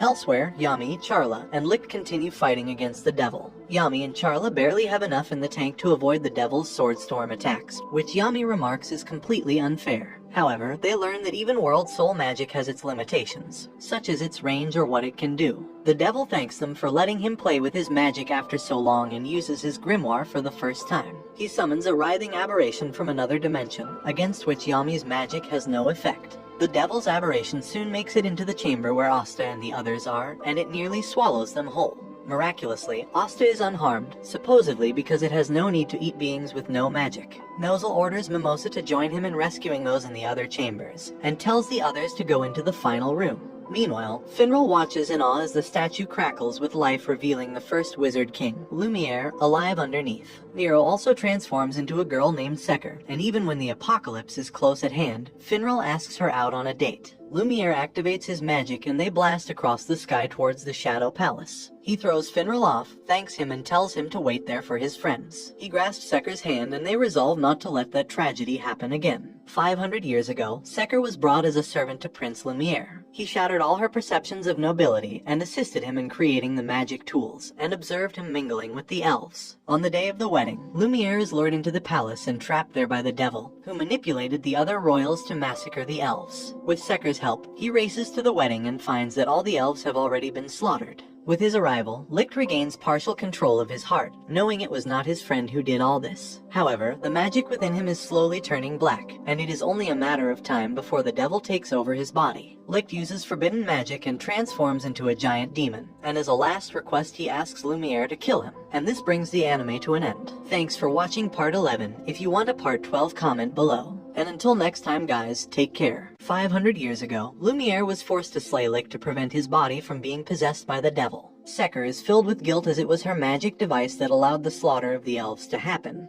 However, now it can be used to save the world. She hands it to Lumiere, who manages to suck out a great portion of Licht's magic, allowing him to be slain. Seker seals the devil away, but she knows it will eventually break. As Lumiere bleeds out, Seker uses the remaining magic from the stones to seal him inside a statue. As a side effect, she is transformed into a bird, and spends the next half-millennium waiting for Licht's 5-leaf cover grimoire to resurface. Back in the present, Lumiere and Seker burst in for round 2 against the devil as they didn't hear any bells. Asta is understandably starstruck, but Lumiere and Seker waste no time in breaking the remaining seal on Licht, bringing him back to his old self. As the devil welcomes a second chance to face his old enemies, Licht reassures Patry that he could not have known that this would all happen and tells him that he did his best. Lumiere and Licht begin their assault on the devil, who initially is overwhelmed, and is left with no openings to attack. He manages to slice Lumiere's arm in two, but before he can deliver the finishing blow, Asta is there to parry his trident. Seker heals Lumiere's arm, which the devil derides as worthless before his might. Patry wonders if they can beat the devil, as even with Lumiere and Licht, they are barely scraping by. Licht begins amassing the combined power of the elves. Elsewhere, Yami and Charla are still trapped inside his black sphere, as the swarming aberration soon eats away at his defenses. Suddenly, Charla along with the other elves throughout the labyrinth begin to glow. Their power converges on Licht, who uses it to unleash his ultimate sword magic, sword-conquering Eon. The devil is seemingly vanquished, but to their horror, he simply regenerates himself back to full health. He cannot be killed with magic from this world, so Asta places all his hopes on his anti-magic. Gelder and Ruchai race to find an exit, while Yami and Charla escape unscathed thanks to Licht's attack, destroying most of the swarming mess. Asta's sword begins overflowing with anti-magic, which Lumiere recognizes to be Licht's. Seker explains that in the 500 years since their last fight, another devil placed its anti-magic powers into the sword. Asta manages to destroy a piece of the devil's trident, which causes him to retaliate with even more of the Lovecraftian horrors. Asta is unable to control the sword properly, forcing the others to cover for him to escape. Yuno shows again how he is built different by condensing the traces of light magic left by Licht and Lumiere, creating a wind sword that can damage the devil. Lumiere notes Yuno's use of wind and sword magic and realizes he must be a descendant of Licht and Tesha. Asta soon does the same, and Lumiere is astounded at their staggering rate of growth. Asta and Yuno manage to land a fatal blow, but even though Asta thinks he has stabbed the devil in the heart, it does nothing but anger him, and he begins to get serious. He summons another swirling mass of tentacles, and the mages brace themselves for what is to come. While Licht and Lumiere combine their magic to protect the other mages throughout the labyrinth, Asta and Yuno are left on the attack. Elsewhere, with Charla's assistance, Yami prepares a long-range dark dimension/aim dead center at the devil. Asta and Yuno continue their assault, but Asta's demon mode nears its limit. Although they execute a perfectly timed combined attack, Asta's demon form wears off, cutting his powers significantly. However, Yami the Absolute Madman unleashes a Mana Zone-empowered dark dimension/Equinox. The slash travels throughout the entire length of the labyrinth, cutting the devil in two. The nature of Yami's magic prevents him from recovering instantly, giving Asta a crucial opening. Seker, who has watched Asta grow from zero to hero, places her hope in his strength. She heals Asta, allowing him to enter his demon mode once more. Asta delivers the finishing blow, cutting the devil's heart cleanly in two. The devil is slain, but they have little time to celebrate as the swirling mass continues to devour the labyrinth. Voltos uses his spatial magic to gather everyone in one place, which he says is the first step towards his rehabilitation. They make it back to the Clover Kingdom and find it still under attack by the elf incarnates. Patry decides that William's world tree magic is the only chance they have of calming them all down, and he allows Asta to undo the reincarnation spell on him. Patry also says his final goodbyes to Rhea and Licht, and William soon returns. He uses his world tree magic to connect to all the elves throughout the kingdom, and with Asta's anti-magic, he cancels out the reincarnation spell on everyone at once. They all say their goodbyes as they begin to pass on into the afterlife. Charlotte tells Yami she enjoyed fighting alongside him and remarks she isn't as awkward as Charlotte is. Licht bids Rhea and his friends farewell but promises to see them soon. Above all, he is thankful to have fought alongside his son. Asta tries to return the grimoire to him, but Licht says it is his now, and asks him to journey with it once more. As their spirits are laid to rest, he thanks the mages of the Clover Kingdom. However, still bitter at Patri's betrayal, Vades uses his reincarnation magic to bind Patri to Licht's body. He says he'll dedicate his life to his vengeance, however, he decides to retreat for now. William is happy to be able to meet Patri again, but he asks Yami to take him to Julius' body. Asta and the others accompany Lumiere, whose body begins to break down. Noel is shocked to learn that Secker is actually Nero, but is actually quite perturbed at how cute she is and wonders if she is also another love rival. Secker wishes to accompany Lumiere into the afterlife,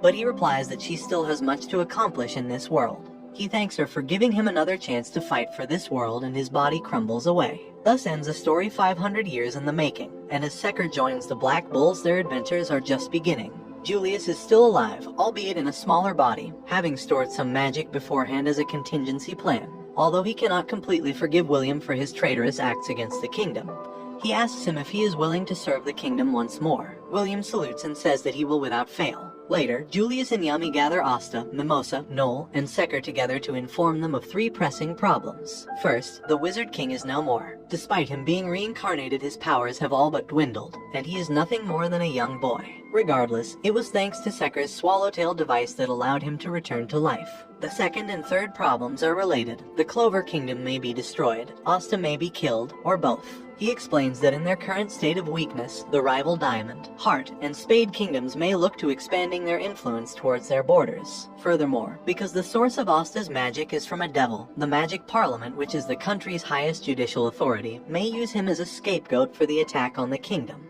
Elsewhere, Augustus thanks Sec for saving him, even if it was through sheer luck. Anti-monarchist assassins attempt to kill Augustus, but he is saved by Damnatio, who also heads the Magic Parliament. A few days later, the Clover Kingdom is slowly rebuilt thanks to the efforts of the Magic Knights. Asta and Secker are summoned by the Magic Parliament to be interrogated about their involvement in the recent battle. Asta thinks they are reasonable, but he ends up being placed in handcuffs as soon as he and Secker enter. They are accused of colluding with the devil, and the nobles look on at them with distrust. When Asta testifies that the Magic Knights were only possessed into doing evil, Damnatio asks him to provide proof of the devil's existence. Secker keeps Asta from revealing his demon form, but when Damnatio threatens to execute Marie on the spot, Asta transforms to save her. News of Asta's arrest spreads throughout the kingdom, and many are appalled. Vades, Gelder, and Rufchai, who are currently doing community service, are ecstatic and celebrate the occasion. Jack attacks and tells them to get back to work. Asta's explanations fall on deaf ears, and the gallery continues to be hostile on account of his demonic-like appearance and peasant heritage. Damnatio threatens to go after the church in Hage if he does not give himself up, and says that no matter what he does, nobody will save him. But to everyone's surprise, there's one group both stupid and audacious enough to try it, the Black Bulls. They bust into the courtroom to rescue Asta, but Gauche attacks him because he was holding Marie. Secker is touched that Yami invites her into the Black Bulls, and the others are also in total agreement.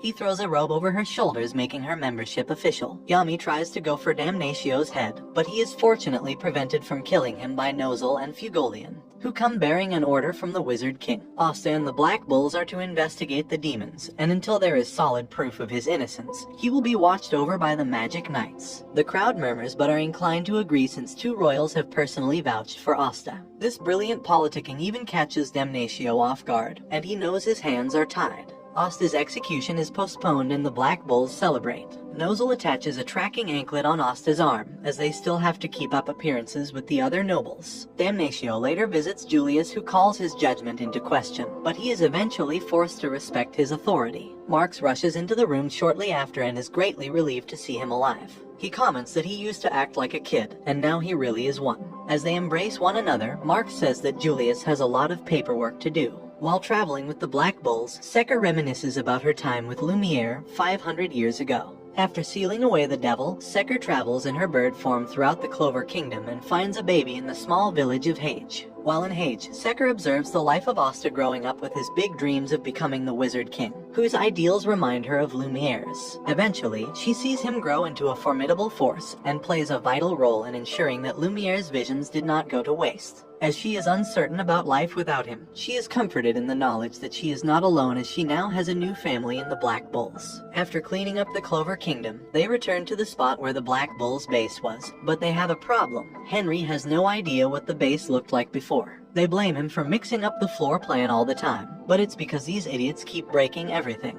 Asta suggests that they each give Henry a suggestion of what they want and the others agree. While Henry looks over their suggested floor plans, Noel becomes jealous when she realizes that Asta and Secker once shared a room together. Yami hands Asta a net and tells him to go and catch the monsters that escaped from the dungeons. He says that they've been out for weeks and they likely went feral again. He tells the others to split up and find the 3 monsters while he goes to take a dump. In true Black Bulls fashion, none of them get any actual work done. Asta and Noel are left alone after Secker takes to the skies to search for the monsters, while Magna and Luck end up sparring with one another after so long. The 3 Gs, Gauche, Gordon, and Gray, find the monsters in a corner of the forest. But Gordon and Gray cower behind Gauche, preventing him from casting any magic. Charmy and Vanessa end up having a picnic, leaving only Finral wanting to get the job done. However, they are picked off one by the monsters, leaving them with slobber all over. Asta and the others worry about Yami, but they find him being cuddled instead. He explains that he first found them when they were babies right after their parents were killed. Having pity for them, he decided to take them under his care. The rest of the Black Bulls arrive and Asta realizes that the monsters are part of the family too, even if they still think of him as food. Zor returns from his nap, just in time for Henry to reassemble their base in everyone's image, featuring a hard rock cafe-style facade, courtesy of Magna. As they tour the base featuring a little bit of everyone's requests, they find that their sleeping quarters were based on Gordon's, which is one big room with everyone in it. Asta is open to sleeping with everyone, just as he used to at Hage. But the others are not so receptive. Henry then brings them to Yami's room, which as the monsters requested is the same cage as theirs. In the end, they decide to go back to the classic Black Bulls base and Yami reminds them of their mission to research the devils. Everything is back to normal, including Asta's daily chores. Yami drags him and Secker along to investigate their first lead of the demon's work, Charlotte's curse. Charlotte is still embarrassed after remembering how close her body was to Yami's during their fight with the devil. Things are made worse when Yami himself appears and Charlotte's brain goes into overdrive, as she has neither the emotional nor mental capacity to deal with being in the same room as him. She tries to signal Saul to get him to leave, but Saul misreads the situation and asks Yami to stay longer. Yami begins asking about Charlotte's curse, which she misinterprets as him remembering her earlier implied confession. She ends up screaming and dashes out like Roadrunner running away from Wile E. Coyote. In the process, she prevents several crimes from taking place. Charlotte wonders if Yami thinks she is a weirdo and hopes she can have a proper conversation with him. Charlotte assembles the Blue Rose Knights to announce something very important and is prepared to resign as the captain because she likes Yami. Her announcement is initially met with silence, and she fears that she has lost all rights as a captain.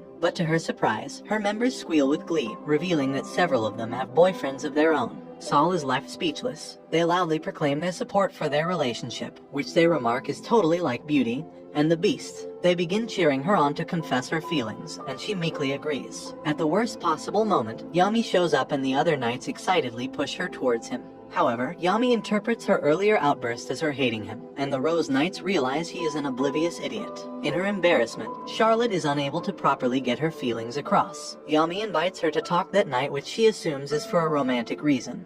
But since Yami is pretty based, all he does is bring up her rose curse and she secretly hates him for getting her hopes up. She explains that the curse placed on her was the result of a mage dabbling in forbidden magic, but that is all she knows about it. She mentions that someone on his own squad has experience with curses, more so than anyone else, Gordon. Yami asks Gordon for information about his family's cursed magic in search of clues about the demons. Although Gordon earlier tried and failed in getting clues to heal Asta's arm when it was cursed by Veto, he feels more confident with his friends now by his side. They arrive at the Agrippa estate, which looks more like Dracula's castle. They meet Gordon's family, complete with a Wednesday Addams look-alike. Gordon introduces them one by one, his father, Nathan, his mother, Jonna, his grandmother, Nylenia, his little sister, Roxanne, and their dog, Nunnally. Over dinner, Gauche and the others are in discomfort at how awkward the dinner is. Nylenia hands Gray a small fleshy eyeball creature, and her face contorts in fear and disgust. When the rest of the Agrippa family leaves, Gordon finally brings up what they came for, the demons. Nathan brings them to his workshop, which he warns them is a hive of curses, poisons, and forbidden magics. He suddenly uses his cursed magic to attack Asta, but all he does is take his temperature.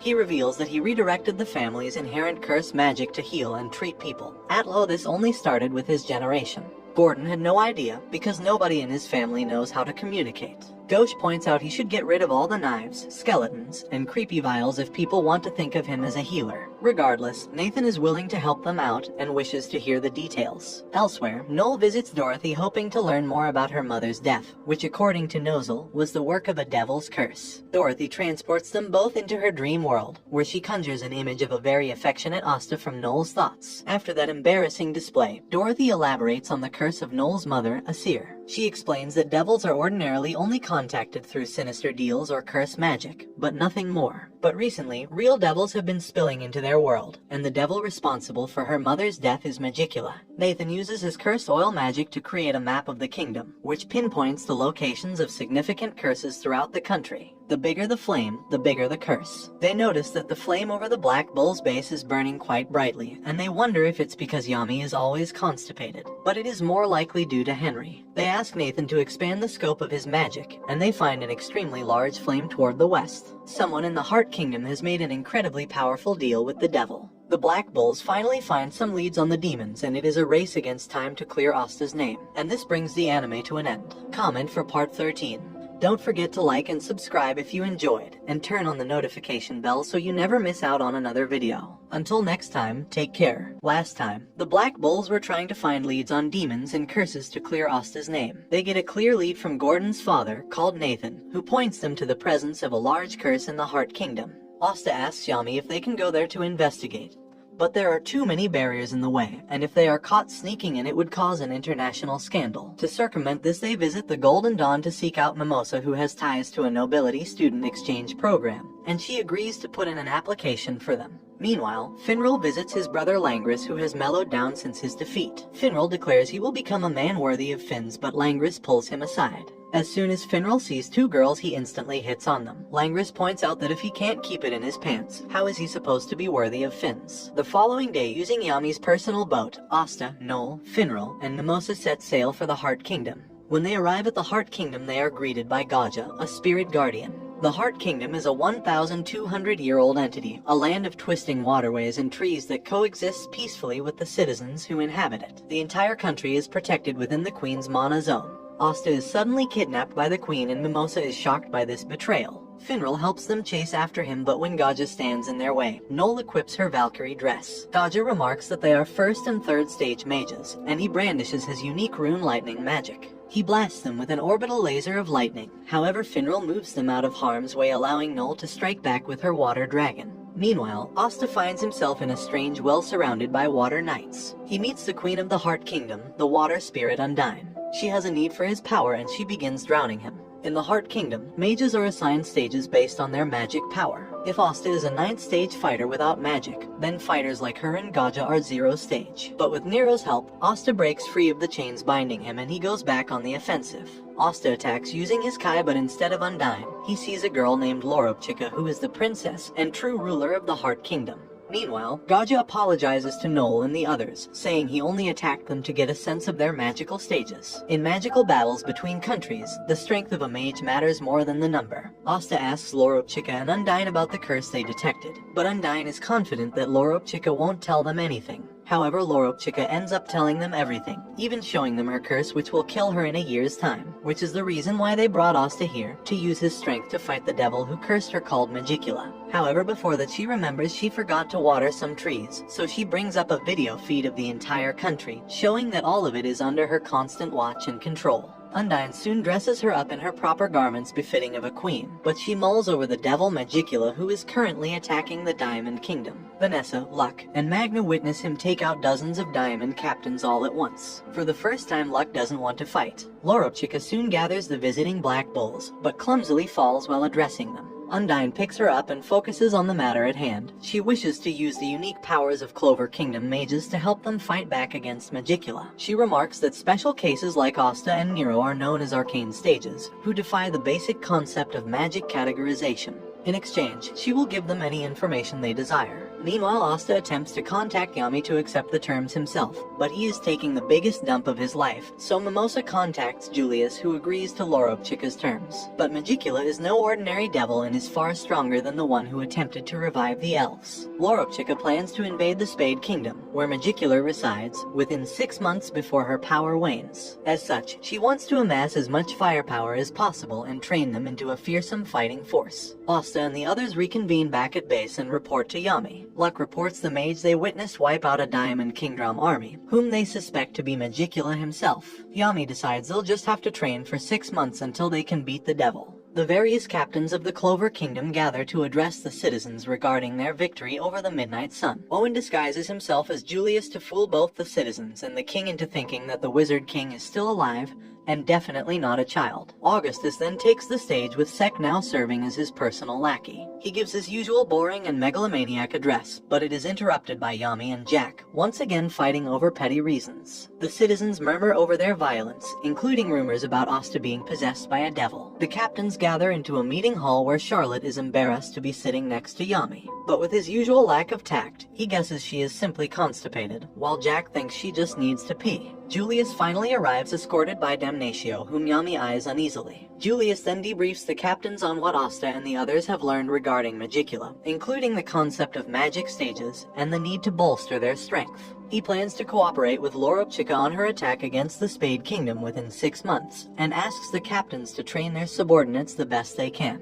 Vangeance and the other captains, guilty of their actions while possessed as elves, wish to hand in their resignations, but Julius reassures them that he trusts them all. He then brings in Gelder, the former Orca's captain. He offers to pardon him in exchange for his astute business sense, which will bring more money into the kingdom since repairs cost a lot. In addition, Julius wants to cut the salaries of the captains by half to help beef up their coffers. Everyone except Yami and Jack agree. The two poor captains drink their sorrows away, bitter that the salary cut doesn't affect nobles like Fugolian at all. They challenge Vangeance to a game of cards in hopes of earning some money back, but they are instead stripped of all they have. Asta pays a visit back to Hage aboard Noel's broom with her awful broom handling skills. Along the way, he has a childish race with Yuno back into their church, where they are relieved to see Father Orsi has made a complete recovery. He tells them that all the children at the orphanage are gone, because they are all attending a new school that they built with Sister Lily serving as an instructor. The children are all excited to see them again, and especially the Wind Spirit, as one of them yanks her out to play with.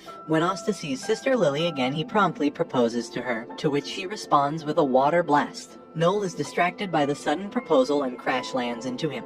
She, alongside Nero, is introduced by Asta as fellow comrades. Lily then asks them if they'd be willing to serve as temporary instructors, since she believes the children might learn a thing or two from actual magic knights. In true Asta fashion, he removes his shirt and gathers the boys outside for physical training, leaving Yuno behind to play house with the girls, along with Noel and Nero. They are later shown to the New Leaves room where those who have awakened their magic power are being instructed under the tutelage of two nobles, the same nobles who made fun of Asta and Yuno during their grimoire selection ceremony. They felt bad about how they treated them and turned over a new leaf, dedicating themselves to teaching others. The grimoire tower master, called Draua, greets Asta and Yuno and says he is proud of all the work they've done. That evening, Asta runs into Nash, who appears to not be attending any classes at the school. But as Nero and the others know, he is not attending because he is religiously following Asta's old training regimen. Asta and Yuno meet each other on the same road they started their journey on many months ago. They still have to get stronger, but for now, they acknowledge that they are still equals on the same starting line. One afternoon, Asta and the Black Bulls are kidnapped by Marioliona, who brings them back to the Yultum volcano region, where they will train like never before amid the sweltering heat. Asta reunites with Leopold, whom he notices has gotten taller, but Asta shows off that he has also become more jacked. But Magna, Luck, and the others are unaware of the concept of mana skin, so one of the Crimson Lions supplements them with a magic item. They are not climbing the volcano this time. They are going to traverse the Yultum underground caves, whose mana density is far more oppressive than the volcanoes. Marioliona warns them that if their mana skin wavers, they will burn to a crisp. Charmy tries to sneak away, unwilling to involve herself in anything that doesn't involve food. But Marioliona tempts her with tales of unique ingredients found only inside the caves, which is enough to motivate Charmy. While Asta and Leopold race to reach the hot springs first, Magna and Luck are scaling the sides of the wall where Luck senses a strong opponent. Gordon watches anxiously as Charmy tries to fish something from a pool of lava, but they instead find Magna and Luck fighting the unseen beast. Noel manages to overtake Asta and Leopold, but in her state of delirium, she ends up imagining Asta in his swimming trunks. After causing a steam explosion out of embarrassment, Noel finds herself attacked by a giant, mutant spider, but Asta and Leopold come rescue her and drive away the monster, which slinks back into the darkness. But Marioliona arrives and explains that the spider they fought has been terrorizing the monsters in the area recently, but it seems to camouflage itself every time a stronger opponent approaches. Thus, she threw them into the cave as bait to lure it out. Fugolian uses the salamander's fire breath to destroy a portion of a wall, revealing an entrance to a dungeon. After reporting the appearance of a dungeon to Julius, investigations reveal that it contains a magical item of great power. An advanced group consisting of Asta, Noel, Leopold, Randall, Luck, and Magna is sent to recover it. The dungeon is laden with trap spells reminiscent of Zora's, but Asta is able to cancel out their effects, while Randall safely detonates them from afar. Luck and Magna blaze on ahead, while Leopold feels the need to improve after Asta, his rival, not only fought a devil but defeated it. He and Randall sense a strange magic, and they set off to investigate. Meanwhile, Asta and Noel punch through most of the trap spells, but he is forced to carry her to safety after a large lava wave comes their way. Leopold and Randall find a mysterious stone gate surrounded by several dormant golems. But the spider from earlier has returned, activating the golems to fight back. Asta, Noel, Magna, and Luck return and report to Marioliona their findings, including the clearing of traps and the discovery of strange mimics. But Marioliona notices that Leopold and Randall have yet to return and suspects that they've hit the jackpot. But the pair of lions is being pushed back by the golems, and their attacks seem to keep them only barely at bay. Randall reminds Leopold that he is one day going to lead the Crimson Lions, causing him to discover that he has far greater control of his magic than before. Asta and the others arrive to support him, but Leopold finishes it himself. Harnessing the mana around him, he blasts all the golems in a fiery inferno. Fugolian commends them for making it to the treasure room, while the Magic Knights have already begun to see the fruits of their training. Noel, in particular, notices that the water spell she cast was far more powerful than before. Asta and Leopold present the magic item they were tasked to retrieve to Marioliona, but she bonks them for burning it to cinders. She sends them back into the dungeon to scour every corner for something worthwhile to bring back. The others are allowed to relax in the hot springs, where Marioliona tells Noel that she is impressed with her progress, but she is still far from the warrior her mother was. The Black Bulls return home the next day and complain about Marioliona's Spartan training, and hope that they don't have to see her for a while. They joke that it would be funny if she were there waiting for them at their base. When they open their doors, Marioliona is waiting for them at their base. Marioliona brings them to the Crimson Lion's base, where they find that Mimosa and Kirsch were also invited. Fugolian says they have been summoned to perform a task that could decide the future of the kingdom. Enter Teresa, who is celebrating her 15th year as a sister. Their very important mission is to party for her sake. Teresa would have preferred something more low-key, but she could not turn Fugolian and Marioliona down when they also offered to feed the children. Among the children, Asta spies out Marie, but also sees a familiar-looking face. Teresa chastises a young boy, a magically de-aged gauche, for spying on Marie. Afterwards, Fugolian asks them to perform some party tricks for the occasion. Kirsch looks forward to doing a party trick full of his beauty, but Mimosa says that his whole existence is one big party trick. Mimosa and Noel perform their own routines, but surprisingly, it is Asta's plate routine that draws the biggest reaction from the kids. Teresa pressures Fugolian into performing one too, and left with no choice, he decides to pull an ace from his sleeve, boiling 3 separate eggs at different temperatures. The kids find this boring, so Marioliona performs her trick, picking them up by their heads and swinging them around. Asta curiously asks Teresa what Fugolian and Marioliona were like as children, and she replies that the former was diligent and a quick study, while the latter was a wild child that became overpowered on her own. But all great heroes have humble beginnings, as evidenced by how Marioliona once set herself on fire by accident. The two siblings then begin bickering about their past, resulting in a full-on brawl. Asta and Noel are forced to defend the children, while Mimosa and Kirsch also end up having a sibling brawl. In an instant, Teresa puts an end to all the fights, and as punishment, she bonks her previous proteges on the head. As she leaves, Fugolian and Marioliona apologetically offer to have another celebration, which she gladly accepts despite their inexperience. Finral shares that he is also cursed to always flirt with women. He asks Asta to help him set his sights on only Finns, and he agrees. Of course, they do it the only way they know how, through a mixer. They invite Rebecca, Karen, and Eliza to another mixer, while Noel and Nero watch from a distance. Finral pretends he has no interest in the party, but this only irritates the girls, especially Rebecca, who remembers him as being obnoxious during the last mixer. But deep down, Finral is in deep pain because, for once, a girl is interested in him, but he must stay loyal to Finns. Out of reflex, he almost brings out a bouquet of flowers, and he barely stops himself in time. On the other side of the room, Sek is also having another mixer, and Noel feels seriously bad for the girls who agreed to see him. When he asks for more drinks, she blasts him with water. Asta and Luck begin hitting it off, and Finral is even more pained he can't join in. But for some reason Eliza thinks of him as her ideal partner. Meanwhile, Nero is actually getting work done as a barmaid, causing the barkeep to tear up because he has an employee that works for once. But Nero spies some curiously high-ranking magic knights, including a mixer between the Black Bulls and the Blue Rose Knights. Killy of the Blue Roses is trying to help Charlotte make some romantic progress with Yami by organizing a mixer. But when she sees how dense the man is, she is forced to take drastic measures. She gives her advice to be more aggressive and forward and, above all, to initiate physical contact, which Charlotte finds nearly impossible to do. However, over dinner, Charlotte's hand ends up touching Yami's as they both reach for a pepper shaker, so she freaks out and jumps out a window. Trying to resist Eliza's charms, Finral hears her in distress and rescues her, but miraculously he manages to stop himself from flirting.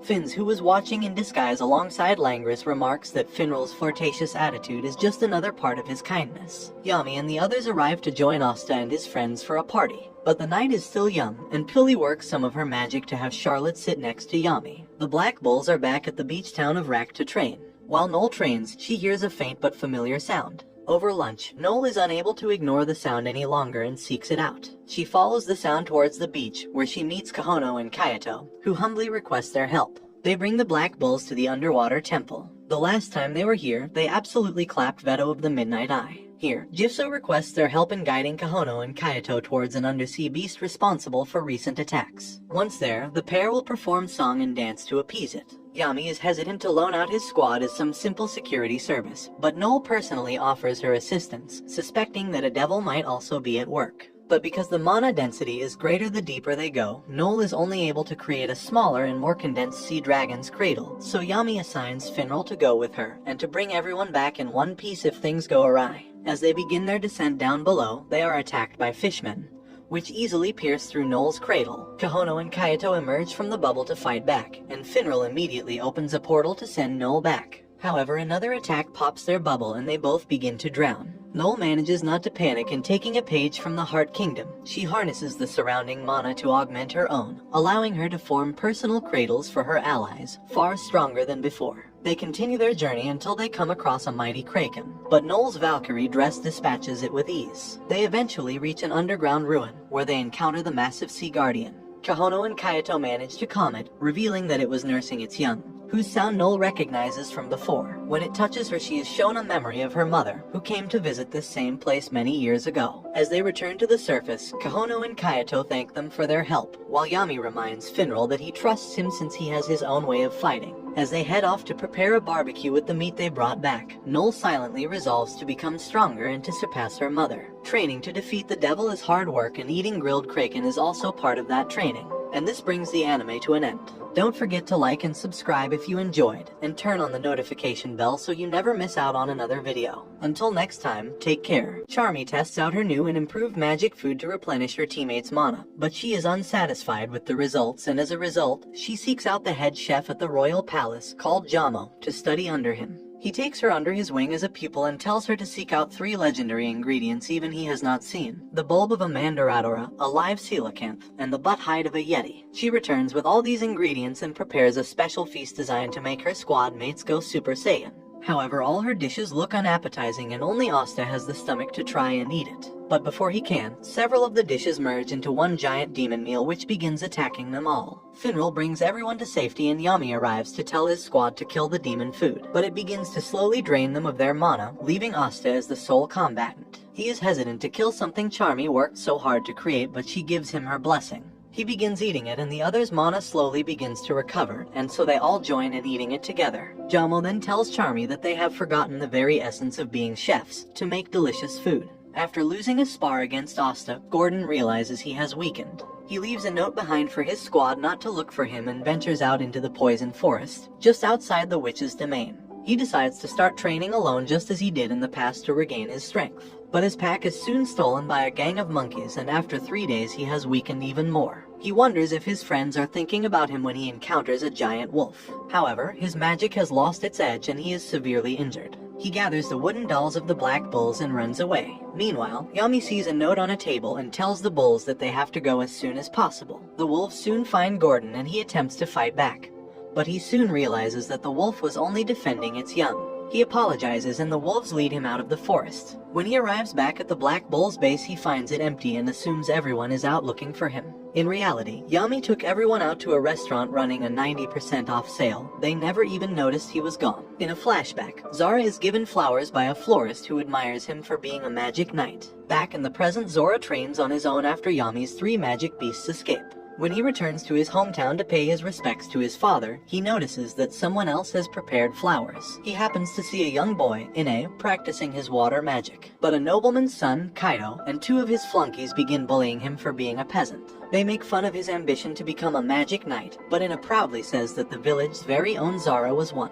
However, the bullying continues, and when it becomes too dangerous, Zora intervenes with his stink bugs. Ine's father arrives and apologizes for his son's actions. But when Ine wishes he wasn't born a peasant, Zora carries him back to his father's grave and explains that there are some things only peasants can do that nobles cannot. If Ine wants to be a magic knight, Zora says he has to realize what that is. After tending to his father's flower fields, Ine begins practicing again, but Kaido returns with a vengeance, brandishing a powerful magic item to amplify his fire. Zora intervenes again, sending it back with his trap magic and burning a portion of Kaido's shoulder in the process. That evening, Kaido's father barges in and accuses Ine of stealing the magic item. But Ine's father unleashes frighteningly powerful water magic. Kaido's father threatens to call the Magic Knights just as Zora arrives, and points out that Kaido is the thief and he tried to pin the blame on Ine instead. Afterwards, Ine's father reveals that he once tried to become a magic knight himself, but he never stopped training. Ine finally realizes the lesson that Zora wanted to teach him: one thing that peasants can do better: persevere. Zora bids Ine farewell using a stink bug, and as he walks back to the Black Bulls, he thinks of Yuno and Asta, who both have tall dreams. Vanessa fears that her power is not enough to stand up to the devils, so she decides to visit her hometown.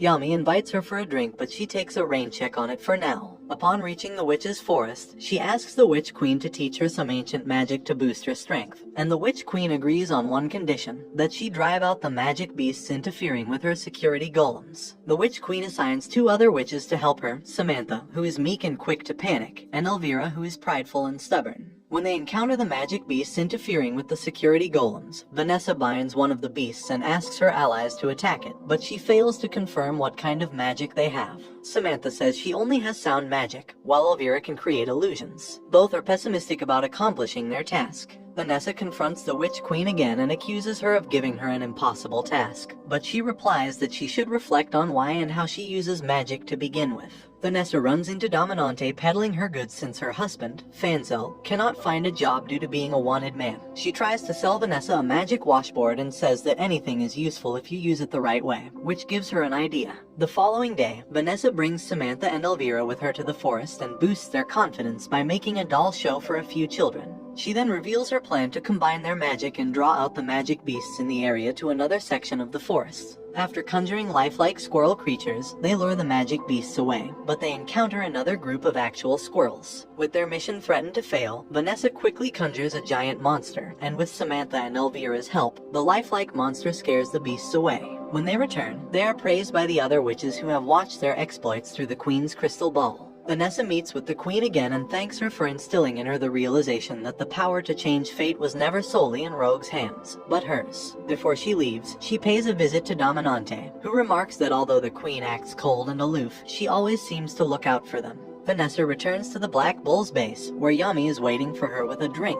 But she takes another rain check, intending to get stronger before getting wasted. Asta and Noel spar with one another, but they feel they are still too weak. Marks arrives with Sally and Makusa, a researcher from the Magic Tool Research Lab. They explain that Sally was asked to help in developing a new tool to aid in the upcoming invasion against the Spade Kingdom. Asta does not hesitate and rips off his shirt, ready to subject himself to any experiments Sally has. But she saves him for last, since he has no magic. Sally escapes from her supervisors to experiment on the black bulls, and Marks asks Asta and Noel to chase her. Sally traps Magna in Salamander and administers a mana-enhancing drug, but it is too powerful and makes him explode. She attempts to do the same on the other members, using various means to bait them. Gauche and Gray are caught, but he refuses to fight back because the Salamander looks like Marie. All her experiments fail and she sees the need for more adjustments. Asta and Noel finally find her and he gives himself up for her experiments. But all she does is take a lock of his hair, remembering her promise not to perform harmful experiments on people. However, she is tempted to take a little more from his body. Macusa is satisfied with the research data and Sally begins to think that doing magic for the sake of others isn't a bad idea.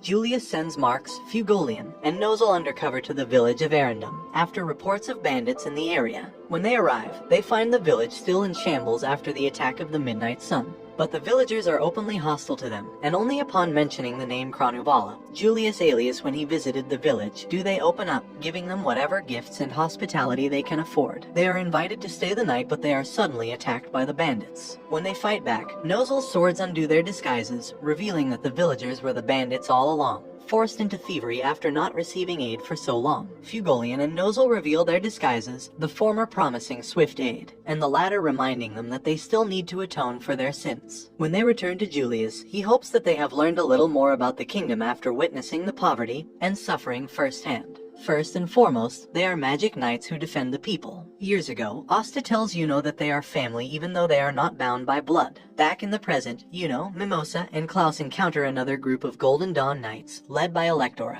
Electora is still infuriated that Yuno, a peasant, is quickly rising through the ranks, especially for his accomplishments during the Midnight Eye incident. Vangeance assigns them to another mission to Saucy Village to take care of some bussin' boars. When they arrive, two children, Nick and Anna, wish it were Asta and the Black Bulls instead, which catches Yuno's attention. Electora plans to eliminate the boars outright, but Yuno suggests they investigate why the boars are going berserk in the first place. Electora rebuffs him and tells him to do it on his own. Just as he suspected, Yuno finds a clearing filled with purple fruits, which the boars have been eating. He works with Mimosa and Klaus to calm the boars down by clearing the fruit from all the trees in the area. When they return, the boars have become so docile that the villagers start keeping them as pets. Upon arriving back at the Golden Dawn, Vangeance quickly sends them out on another mission to investigate a dungeon occupied by bandits. Electora is once again placed in command, but when Langris questions Vangeance's judgment, he explains that he wishes Electora would change, just as they have. Electora leads his team to raid the dungeon, splitting themselves into two units. As they rampage through the dungeon, they realize the bandits are enhanced by magic items, but they are still no match for the Golden Dawn. As the two groups reunite at the treasure room, they find Jeopard, a former magic knight, standing in their way. Electora attacks him, but Jeopard's black earth magic is a natural counter to his sand. The Golden Dawn take turns unleashing their strongest spells, but Jeopard's magic base allows him to suck up their magic like it is nothing. Instead, they target the floor underneath Jeopard, causing him to plummet down below while Sylph recovers the magic item. Back at their base, Yuno praises Electora's leadership as meticulous. Electora admits that several of the members of the Golden Dawn initially looked down on Yuno for his peasant heritage, but he now sees the error of his ways and apologizes. The next day, Yuno is invited out for lunch with several Golden Dawn members. Klaus asks him if he is embarrassed, but he denies it. Days before the Midnight Sun's attack on the capital, in the town of Tuliu, Dazu receives treatment from Bo, the town doctor. That night, she makes dinner for her husband, Vide, and her mother-in-law, Meshu. She uses her catalyst magic, the power to borrow magic from others, to heat Meshu's soup. When the Midnight Sun and several reincarnated elves attack, their village is caught in the crossfire, and both Vide and Meshu die in the rubble. As they begin rebuilding the town, Bo approaches Dazu and shows her a newspaper article about Asta's demonic powers, naming him responsible for the destruction of their village. This turns Dazu spiteful. Elsewhere, Kabwe, a member of the Magic Parliament, protests Damnatio's decision to stay Asta's execution for 6 months. But Damnatio tells him there is a proper order to things and tells him to leave. Kabwe is later approached by Bo and Dazu, who intend to kill the devil responsible with their own hands. Meanwhile, Asta and Noel are training, but Noel gets tired and goes indoors to get a drink. Meanwhile, Gigachet Asta decides to cool down by doing thousands of push-ups. Noel then meets Gauche and Finral, who are also returning from training. Dosh plans to visit his sister in Neen, but first decides to take a shower. But in Neen, Marie is kidnapped by the Devil Banishers, a group dedicated to the destruction of the devils. Nej, the townspeople, and the children all try to rescue Marie, but they are overpowered. Dosh senses that an angel has called out to him and asks Finral to take him to Neen. Meanwhile, Asta loses count of his 10,000 push-ups and decides to start from the beginning. He is distracted by Bo, who pretends to stumble out of the bushes. He rushes to her aid, but she uses a sedative gas to knock him and Nero out. However, Asta's gains aren't just for show and he manages to put up a fight. Noel arrives to help him out, but they manage to fight back and escape. Noel equips her Valkyrie dress and chases after them, and her water bolts successfully stop them from taking Asta. However, Nero is taken. As she tends to Asta, Ghosh is horrified to discover that Marie was taken. Kabwe and his team return to Bao's house, with both teams having secured Marie and Nero. Although they failed to retrieve Asta, they know he will not awaken for a long time. Gordon and Noel bring Asta to Owen, who confirms that Asta is alive but asleep due to the powerful effects of a sleeping potion. Yami drags Marks in to confirm Asta's condition and to peer into his memories of the attack. Meanwhile, Ghosh angrily blames Teresa for being absent when Marie is taken away. He interrogates Nej about what happened, and upon his mentioning of scales, Ghosh instantly suspects Damnatio. Asta's memories reveal little, but they learn that the Devil Banishers have comparatively weak magic. Yami's patience wears thin, and he damages a part of the wall in anger. But he hears an even louder crash in the distance. Ghosh and Final invade Damnatio's office, demanding to know where Marie was taken. But they have severely underestimated him, and he forces them to kneel. But before the bulls are taken away, Yami arrives to save his dear squadmates. Yami scolds Ghosh for getting too heated and causing a ruckus, but Ghosh insists that Damnatio kidnapped Marie. He offers to have his memories searched by Marks, which confirms his innocence. But the pressing matter at hand is that they do not know where Marie and Nero were taken. Julius calls and tells them that Nozel is on his way and shows them a signal from Asta's tracking bracelet that has somehow ended up in Tuliu. Yami quickly deduces that Nero transferred it to herself so she could be tracked. Damnatio wants to pass judgment on Ghosh right away, but Julius persuades him to let this incident slide. Nozel flies them to Tuliu aboard his Mercury Eagle, and they land right on the outskirts of town. They split up into groups, using several pictures Ghosh has of Marie to track her down. They find Tuliu in ruins, which causes Yami and Finral to lament the destruction the Midnight Sun caused. They then encounter Dazu, visiting her family's graves. Yami and Finral try to ask Dazu for information regarding Marie, but she rebuffs them, evidently resentful that no magic knights came to their rescue during the attack on the Tuliu. Noel and Nozel also have trouble finding information for the same reason, while Ghosh and Gordon similarly alienate the villagers with their demeanor and appearance. Dazu returns to Bao's house to inform them that the magic knights are on their trail, and they wonder how they were tracked. It is then that they discover the tracker within Nero. They plan to destroy it, but Dazu has another idea. The Magic Knights regroup outside of town to share their findings, but they notice the tracking signal moving at high speeds. Nozel, Noel, and Ghosh take Finral to chase it, while Yami and Gordon stay behind. The Devil Banishers express their discontent with the Magic Knights and consider executing Marie and Nero outright, but Dazu suggests that they keep them alive to lure out Asta, their true target. When Nozel's group finds the tracker, it is around the neck of a bird, infuriating Ghosh. Meanwhile, Bo embraces Dazu, whom she considers her light and reason for living. Asta finally wakes up and immediately tries to search for Nero, but Yami grabs him by the face to calm him down. Since they have no information at the moment, they can do nothing but wait for now. A meeting between Julius and the various knight captains is held to plan their next course of action. Damnatio admits that his subordinates were involved with the kidnapping and offers to provide any assistance necessary. He brings up files on the three involved: Kabwe, a user of transparency magic, Onobi, who uses barrier magic, and Siona, who can cast paper magic. Their magical abilities aren't particularly strong. Jack remarks that they're not even worth cutting up. When they learn that a sleeping potion was used to take down an excellent fighter like Asta, they suspect an excellent strategist is among them. Jack asks why they haven't executed Nero and Marie yet, and Damnatio replies that they might attempt to use them to set an example for their dissatisfaction with the kingdom.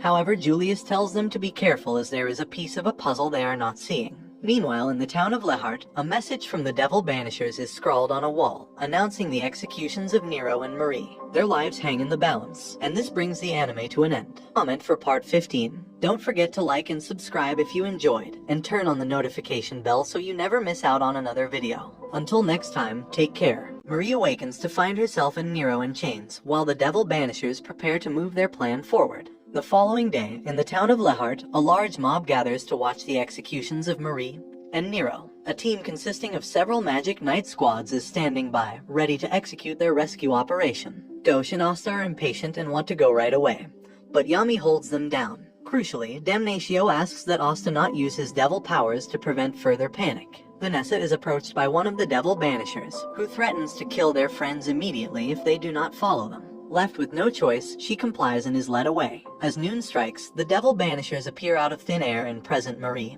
and Nero to the roaring mob. They threaten to execute them if Asta does not give himself up. Asta appears and approaches them, but he is asked to give up his grimoire. As they lower their guard, the real Asta appears from above to destroy their magic barrier, the other Asta having been Grey in disguise. Finral attempts to rescue Marie and Nero, but Siona drives him off. The other magic knights join the fray to capture the devil banishers. The devil banishers retreat, and Asta chases after them. Meanwhile, Vanessa turns on the banishers, but they have fulfilled their plan to lure her, who has the power to control fate, away from the stage. Vanessa is horrified when they burn themselves alive.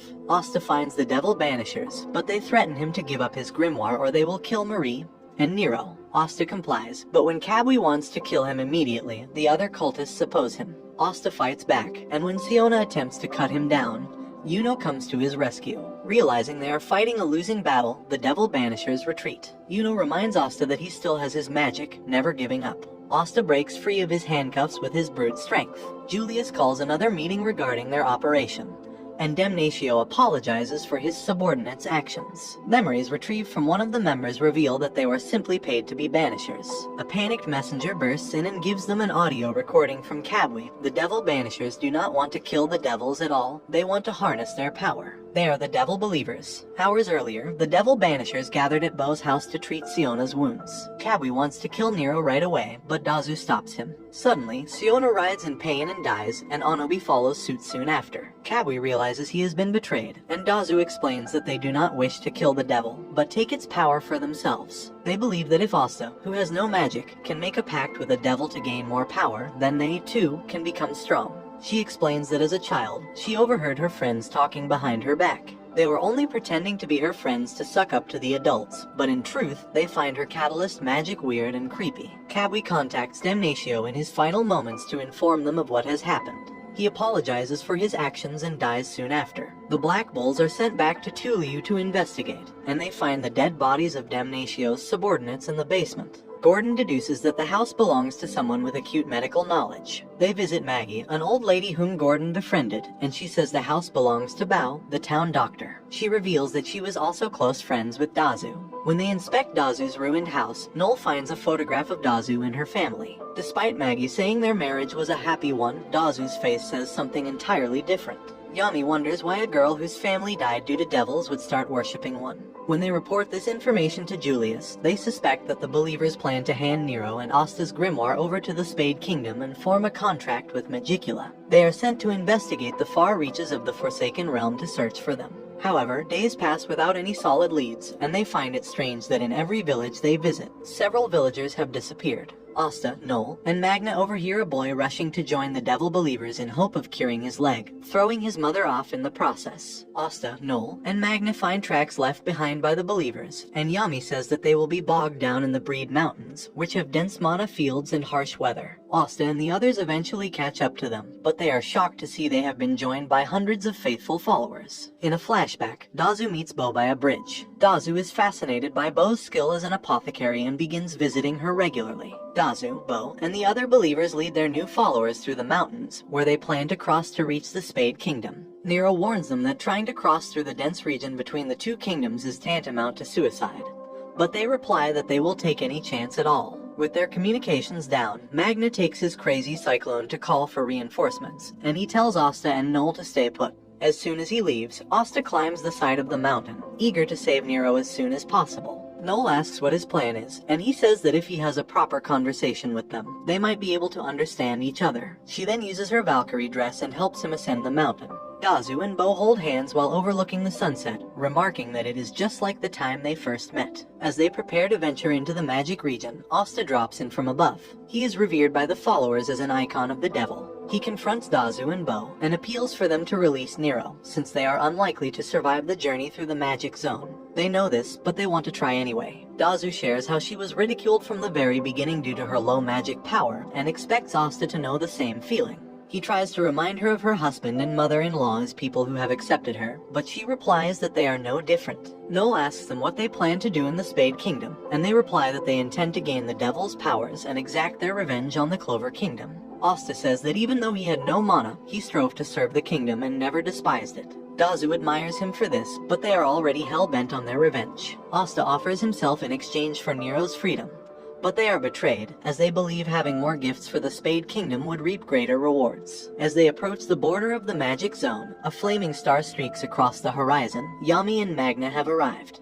Dazu continues to visit Bo's apothecary, and after confiding in her domestic troubles, a romance between them blossoms. Yami tries to talk with the believers, but they refuse to listen. Asta uses a lapse in their attention to escape, taking Noel and Nero with him. Yami frees them, but the believers continue anyway since the 5-leaf grimoire is still in their possession. Nozel, Fugolian, and Cobb arrive to try and reason with the followers, but the crowd desists and they send their magic to Dazu. A giant ice monster appears, which Nozel suspects was attracted by Dazu's catalyst magic, drawing mana from the nearby region. As it begins to cause destruction and havoc, the various magic knights work together to defend the civilians, while the captains make snow cones out of the beast. The devil believers and their followers are in awe of their power, and they despair of any chance of making it out alive. But they explain that they are not here to arrest them, but to talk. Cobb opens a portal, which Vengeance and Damnatio walk through. They try to ask for time to respond to their cries for help, but they distrust his words since the magic knights are made up of nobles. Yami speaks up and shows that his squad is made up nearly entirely of misfits. He himself is a foreigner, so he understands what they are feeling.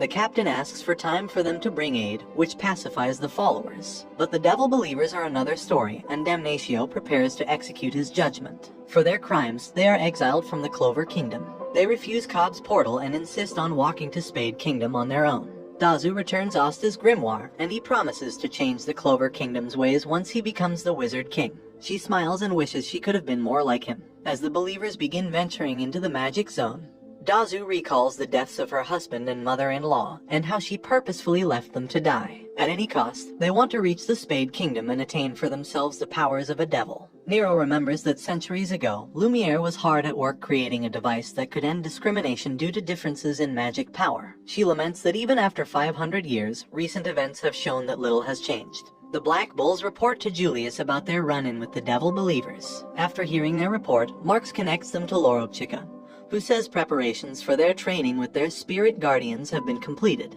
But before she can finish, she suddenly collapses. Yami takes Asta and Finral with him to rush to her aid, while Julius asks Nero to remain. But when they enter the Queen's palace, they are dismayed to learn that Loropchika collapsed because of a stomachache, not a curse. Yami feels stupid for worrying and forces Finral to make another portal for him to go home. She tries to debrief them on their training, but she realizes her glasses are missing. She explains that due to her clumsiness, she routinely breaks her glasses. After searching for it, she learns it is in the hands of Mugi, a beaver who frequently visits her palace. The beaver rug that Loropchika sleeps on is actually alive, which also happens to be the mother of Mugi. She is aptly named Big Mugi. Asta offers to find her glasses and return it to her. Finral and Noel both fail to grab the beaver, but Asta successfully captures it after he lures it in with fish, which he exchanges Loropchika's glasses for. However, when they return to the palace, Loropchika breaks the glasses again. Gaja arrives with a set of new glasses, allowing her to finally make her announcement. Loropchika explains that the spirit guardians took longer than expected to prepare because she wanted them to be in peak condition,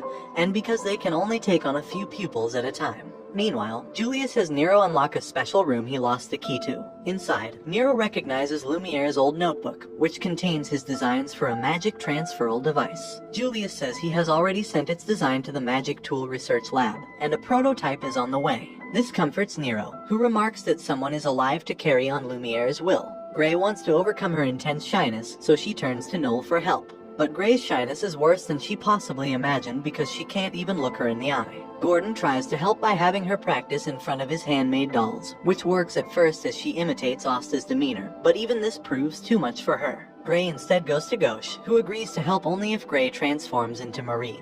and says lines like "I love you, big brother." Ghost traps her inside a mirror cage full of his faces, which fails to work. Instead, he hypnotizes her to have a turtle's demeanor, unfazed by the people around her. Grey is miraculously able to look at Ghost in the eye and walk through town like normal. Ghost has Grey make good on her promise, but she reverts to her old self when he gets too close. He asks why she can't just transform since it doesn't make her shy, but she says that is not her true self. Ghost says that is ridiculous. No matter what, she is always Grey. Meanwhile, Charlotte and the Blue Roses have a break after a strenuous training session. They take this opportunity to ask Charlotte if she's been on any dates lately with Yami, which she says she hasn't. Pulley says that this current feeling of impending doom is the perfect time for romantic advances. Charlotte refuses to entertain such thoughts any longer and goes right back to training. But the other Blue Rose Knights have an idea and suggest that they have a joint training session with the Black Bulls. Charlotte entertains the idea. She is called to a meeting between the magic captains, and she encounters Yami along the way. She tries to ask him to agree to a joint training session, but she ends up tripping, and Yami catches her as she falls. She gets embarrassed and runs away again, causing her to miss the meeting. When Julius learns of her plans for a training session, he gets a bright idea to raise the morale of both the Knights and the Clover Kingdom. He'll have the magic captains fight each other. Julius organizes a match against two teams of magic knight captains. On one side, Kaiser, Nozel, Yami, and Jack. On the other hand, Fugolian, Charlotte, Vangeance, and Dorothy. Vangeance pulls out all the stops and summons a gigantic world tree, but Yami's team are ready to intercept it. After an initial clash, Fugolian's flames separates the two teams, foiling Jack's attempt to attack Dorothy and Charlotte. In the aftermath, Yami and Jack decide to head into the forest, leaving Nozel and Kaiser to defend their crystal. Soon after, Fugolian drops from Salamander to assault them. Jack senses Charlotte and Vangeance hiding behind a tree, and a battle erupts between them. But the two grow tired of being hit with cheap shots from out of their field of vision, so they do the reasonable thing and destroy the forest around them. Vangeance summons another world tree, and as Yami and Jack scale it to attack, Dorothy kidnaps Yami into her glamour world. Yami tries to have Dorothy summon a hot spring and some sake, but he is disappointed to learn she cannot imagine things she does not know about. Instead, she creates a clone of him to attack, but he is dismayed to learn that Dorothy's cognition of him is some country bumpkin with a Texan accent. Meanwhile, Nozel traps Fugolian and his salamander within a silver star of execution, augmented by Kaiser's vortex magic. Kaiser wants to get back at Fugolian since, even when he was enhanced by the elves, he could not beat him one-on-one. Fugolian turns up the heat, slowly melting away at the cage. He causes a steam explosion underneath them, evaporating the entire lake. He manages to land a blow on their crystal, and Nozel is forced to fall back. Nozel survives an attack by Vangeance thanks to Kaiser's help, and with Jack's help, they attempt to mount a counterattack against the remaining captains. They combine their magic to crush Fugolian, but the Crimson Lion's captain announces to those watching that there is nothing his flames cannot burn. Meanwhile, Yami defeats a clone of himself, but Dorothy simply summons several more. He is suddenly hit by the glamour world's drowsiness effects, but he manages to keep himself standing. He decides to just exceed his limits and performs his Dark Cloak Dimension / Equinox, cutting through both the clones and the glamour world itself. Later, Julius praises the captains for an excellent fight, and finds it hilarious that Yami's attack destroyed both teams' crystals, ending the match in a draw. He is confident that the match served to raise the morale of not only the citizens, but also the magic knights themselves, who now know that their kingdom is being guarded by capable people.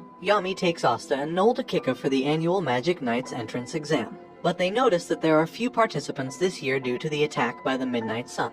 As Yami, Finral, and Gordon go off to join the other captains, he tells Asta and Noel not to cause any trouble. Asta and Noel reminisce about their own entrance exam, and are excited at the prospect of having a new member join the Black Bulls they can be seniors to. Just like before, anti-birds flock to Asta, making him a laughingstock. Noel encounters Nozel, and she thanks him for putting her in the Black Bulls, a place where she has found a family of her own. Nozel is proud of Noel's growth, and knows that she can become stronger. The exams soon begin, with Vangeance presiding. He uses his World Tree magic to create brooms for the first test. Noel remembers watching Asta fail this particular exam, but acknowledges that he has grown stronger. Likewise, Noel praises Noel's gradual improvement of her magic control. Asta notices Yuno watching the exam as well, suspecting that they both had the same idea of reigniting the reason they became Magic Knights. As the two reaffirm their promise to each other, they part ways. When the exam concludes, Asta and Noel eagerly ask if Yami recruited someone new. He says that he found someone interesting, but they chose to go somewhere else, which means Asta and Noel are still at the bottom of the barrel. They return back to base, where they have prepared a celebration for Asta and Noel's first anniversary of joining their squad.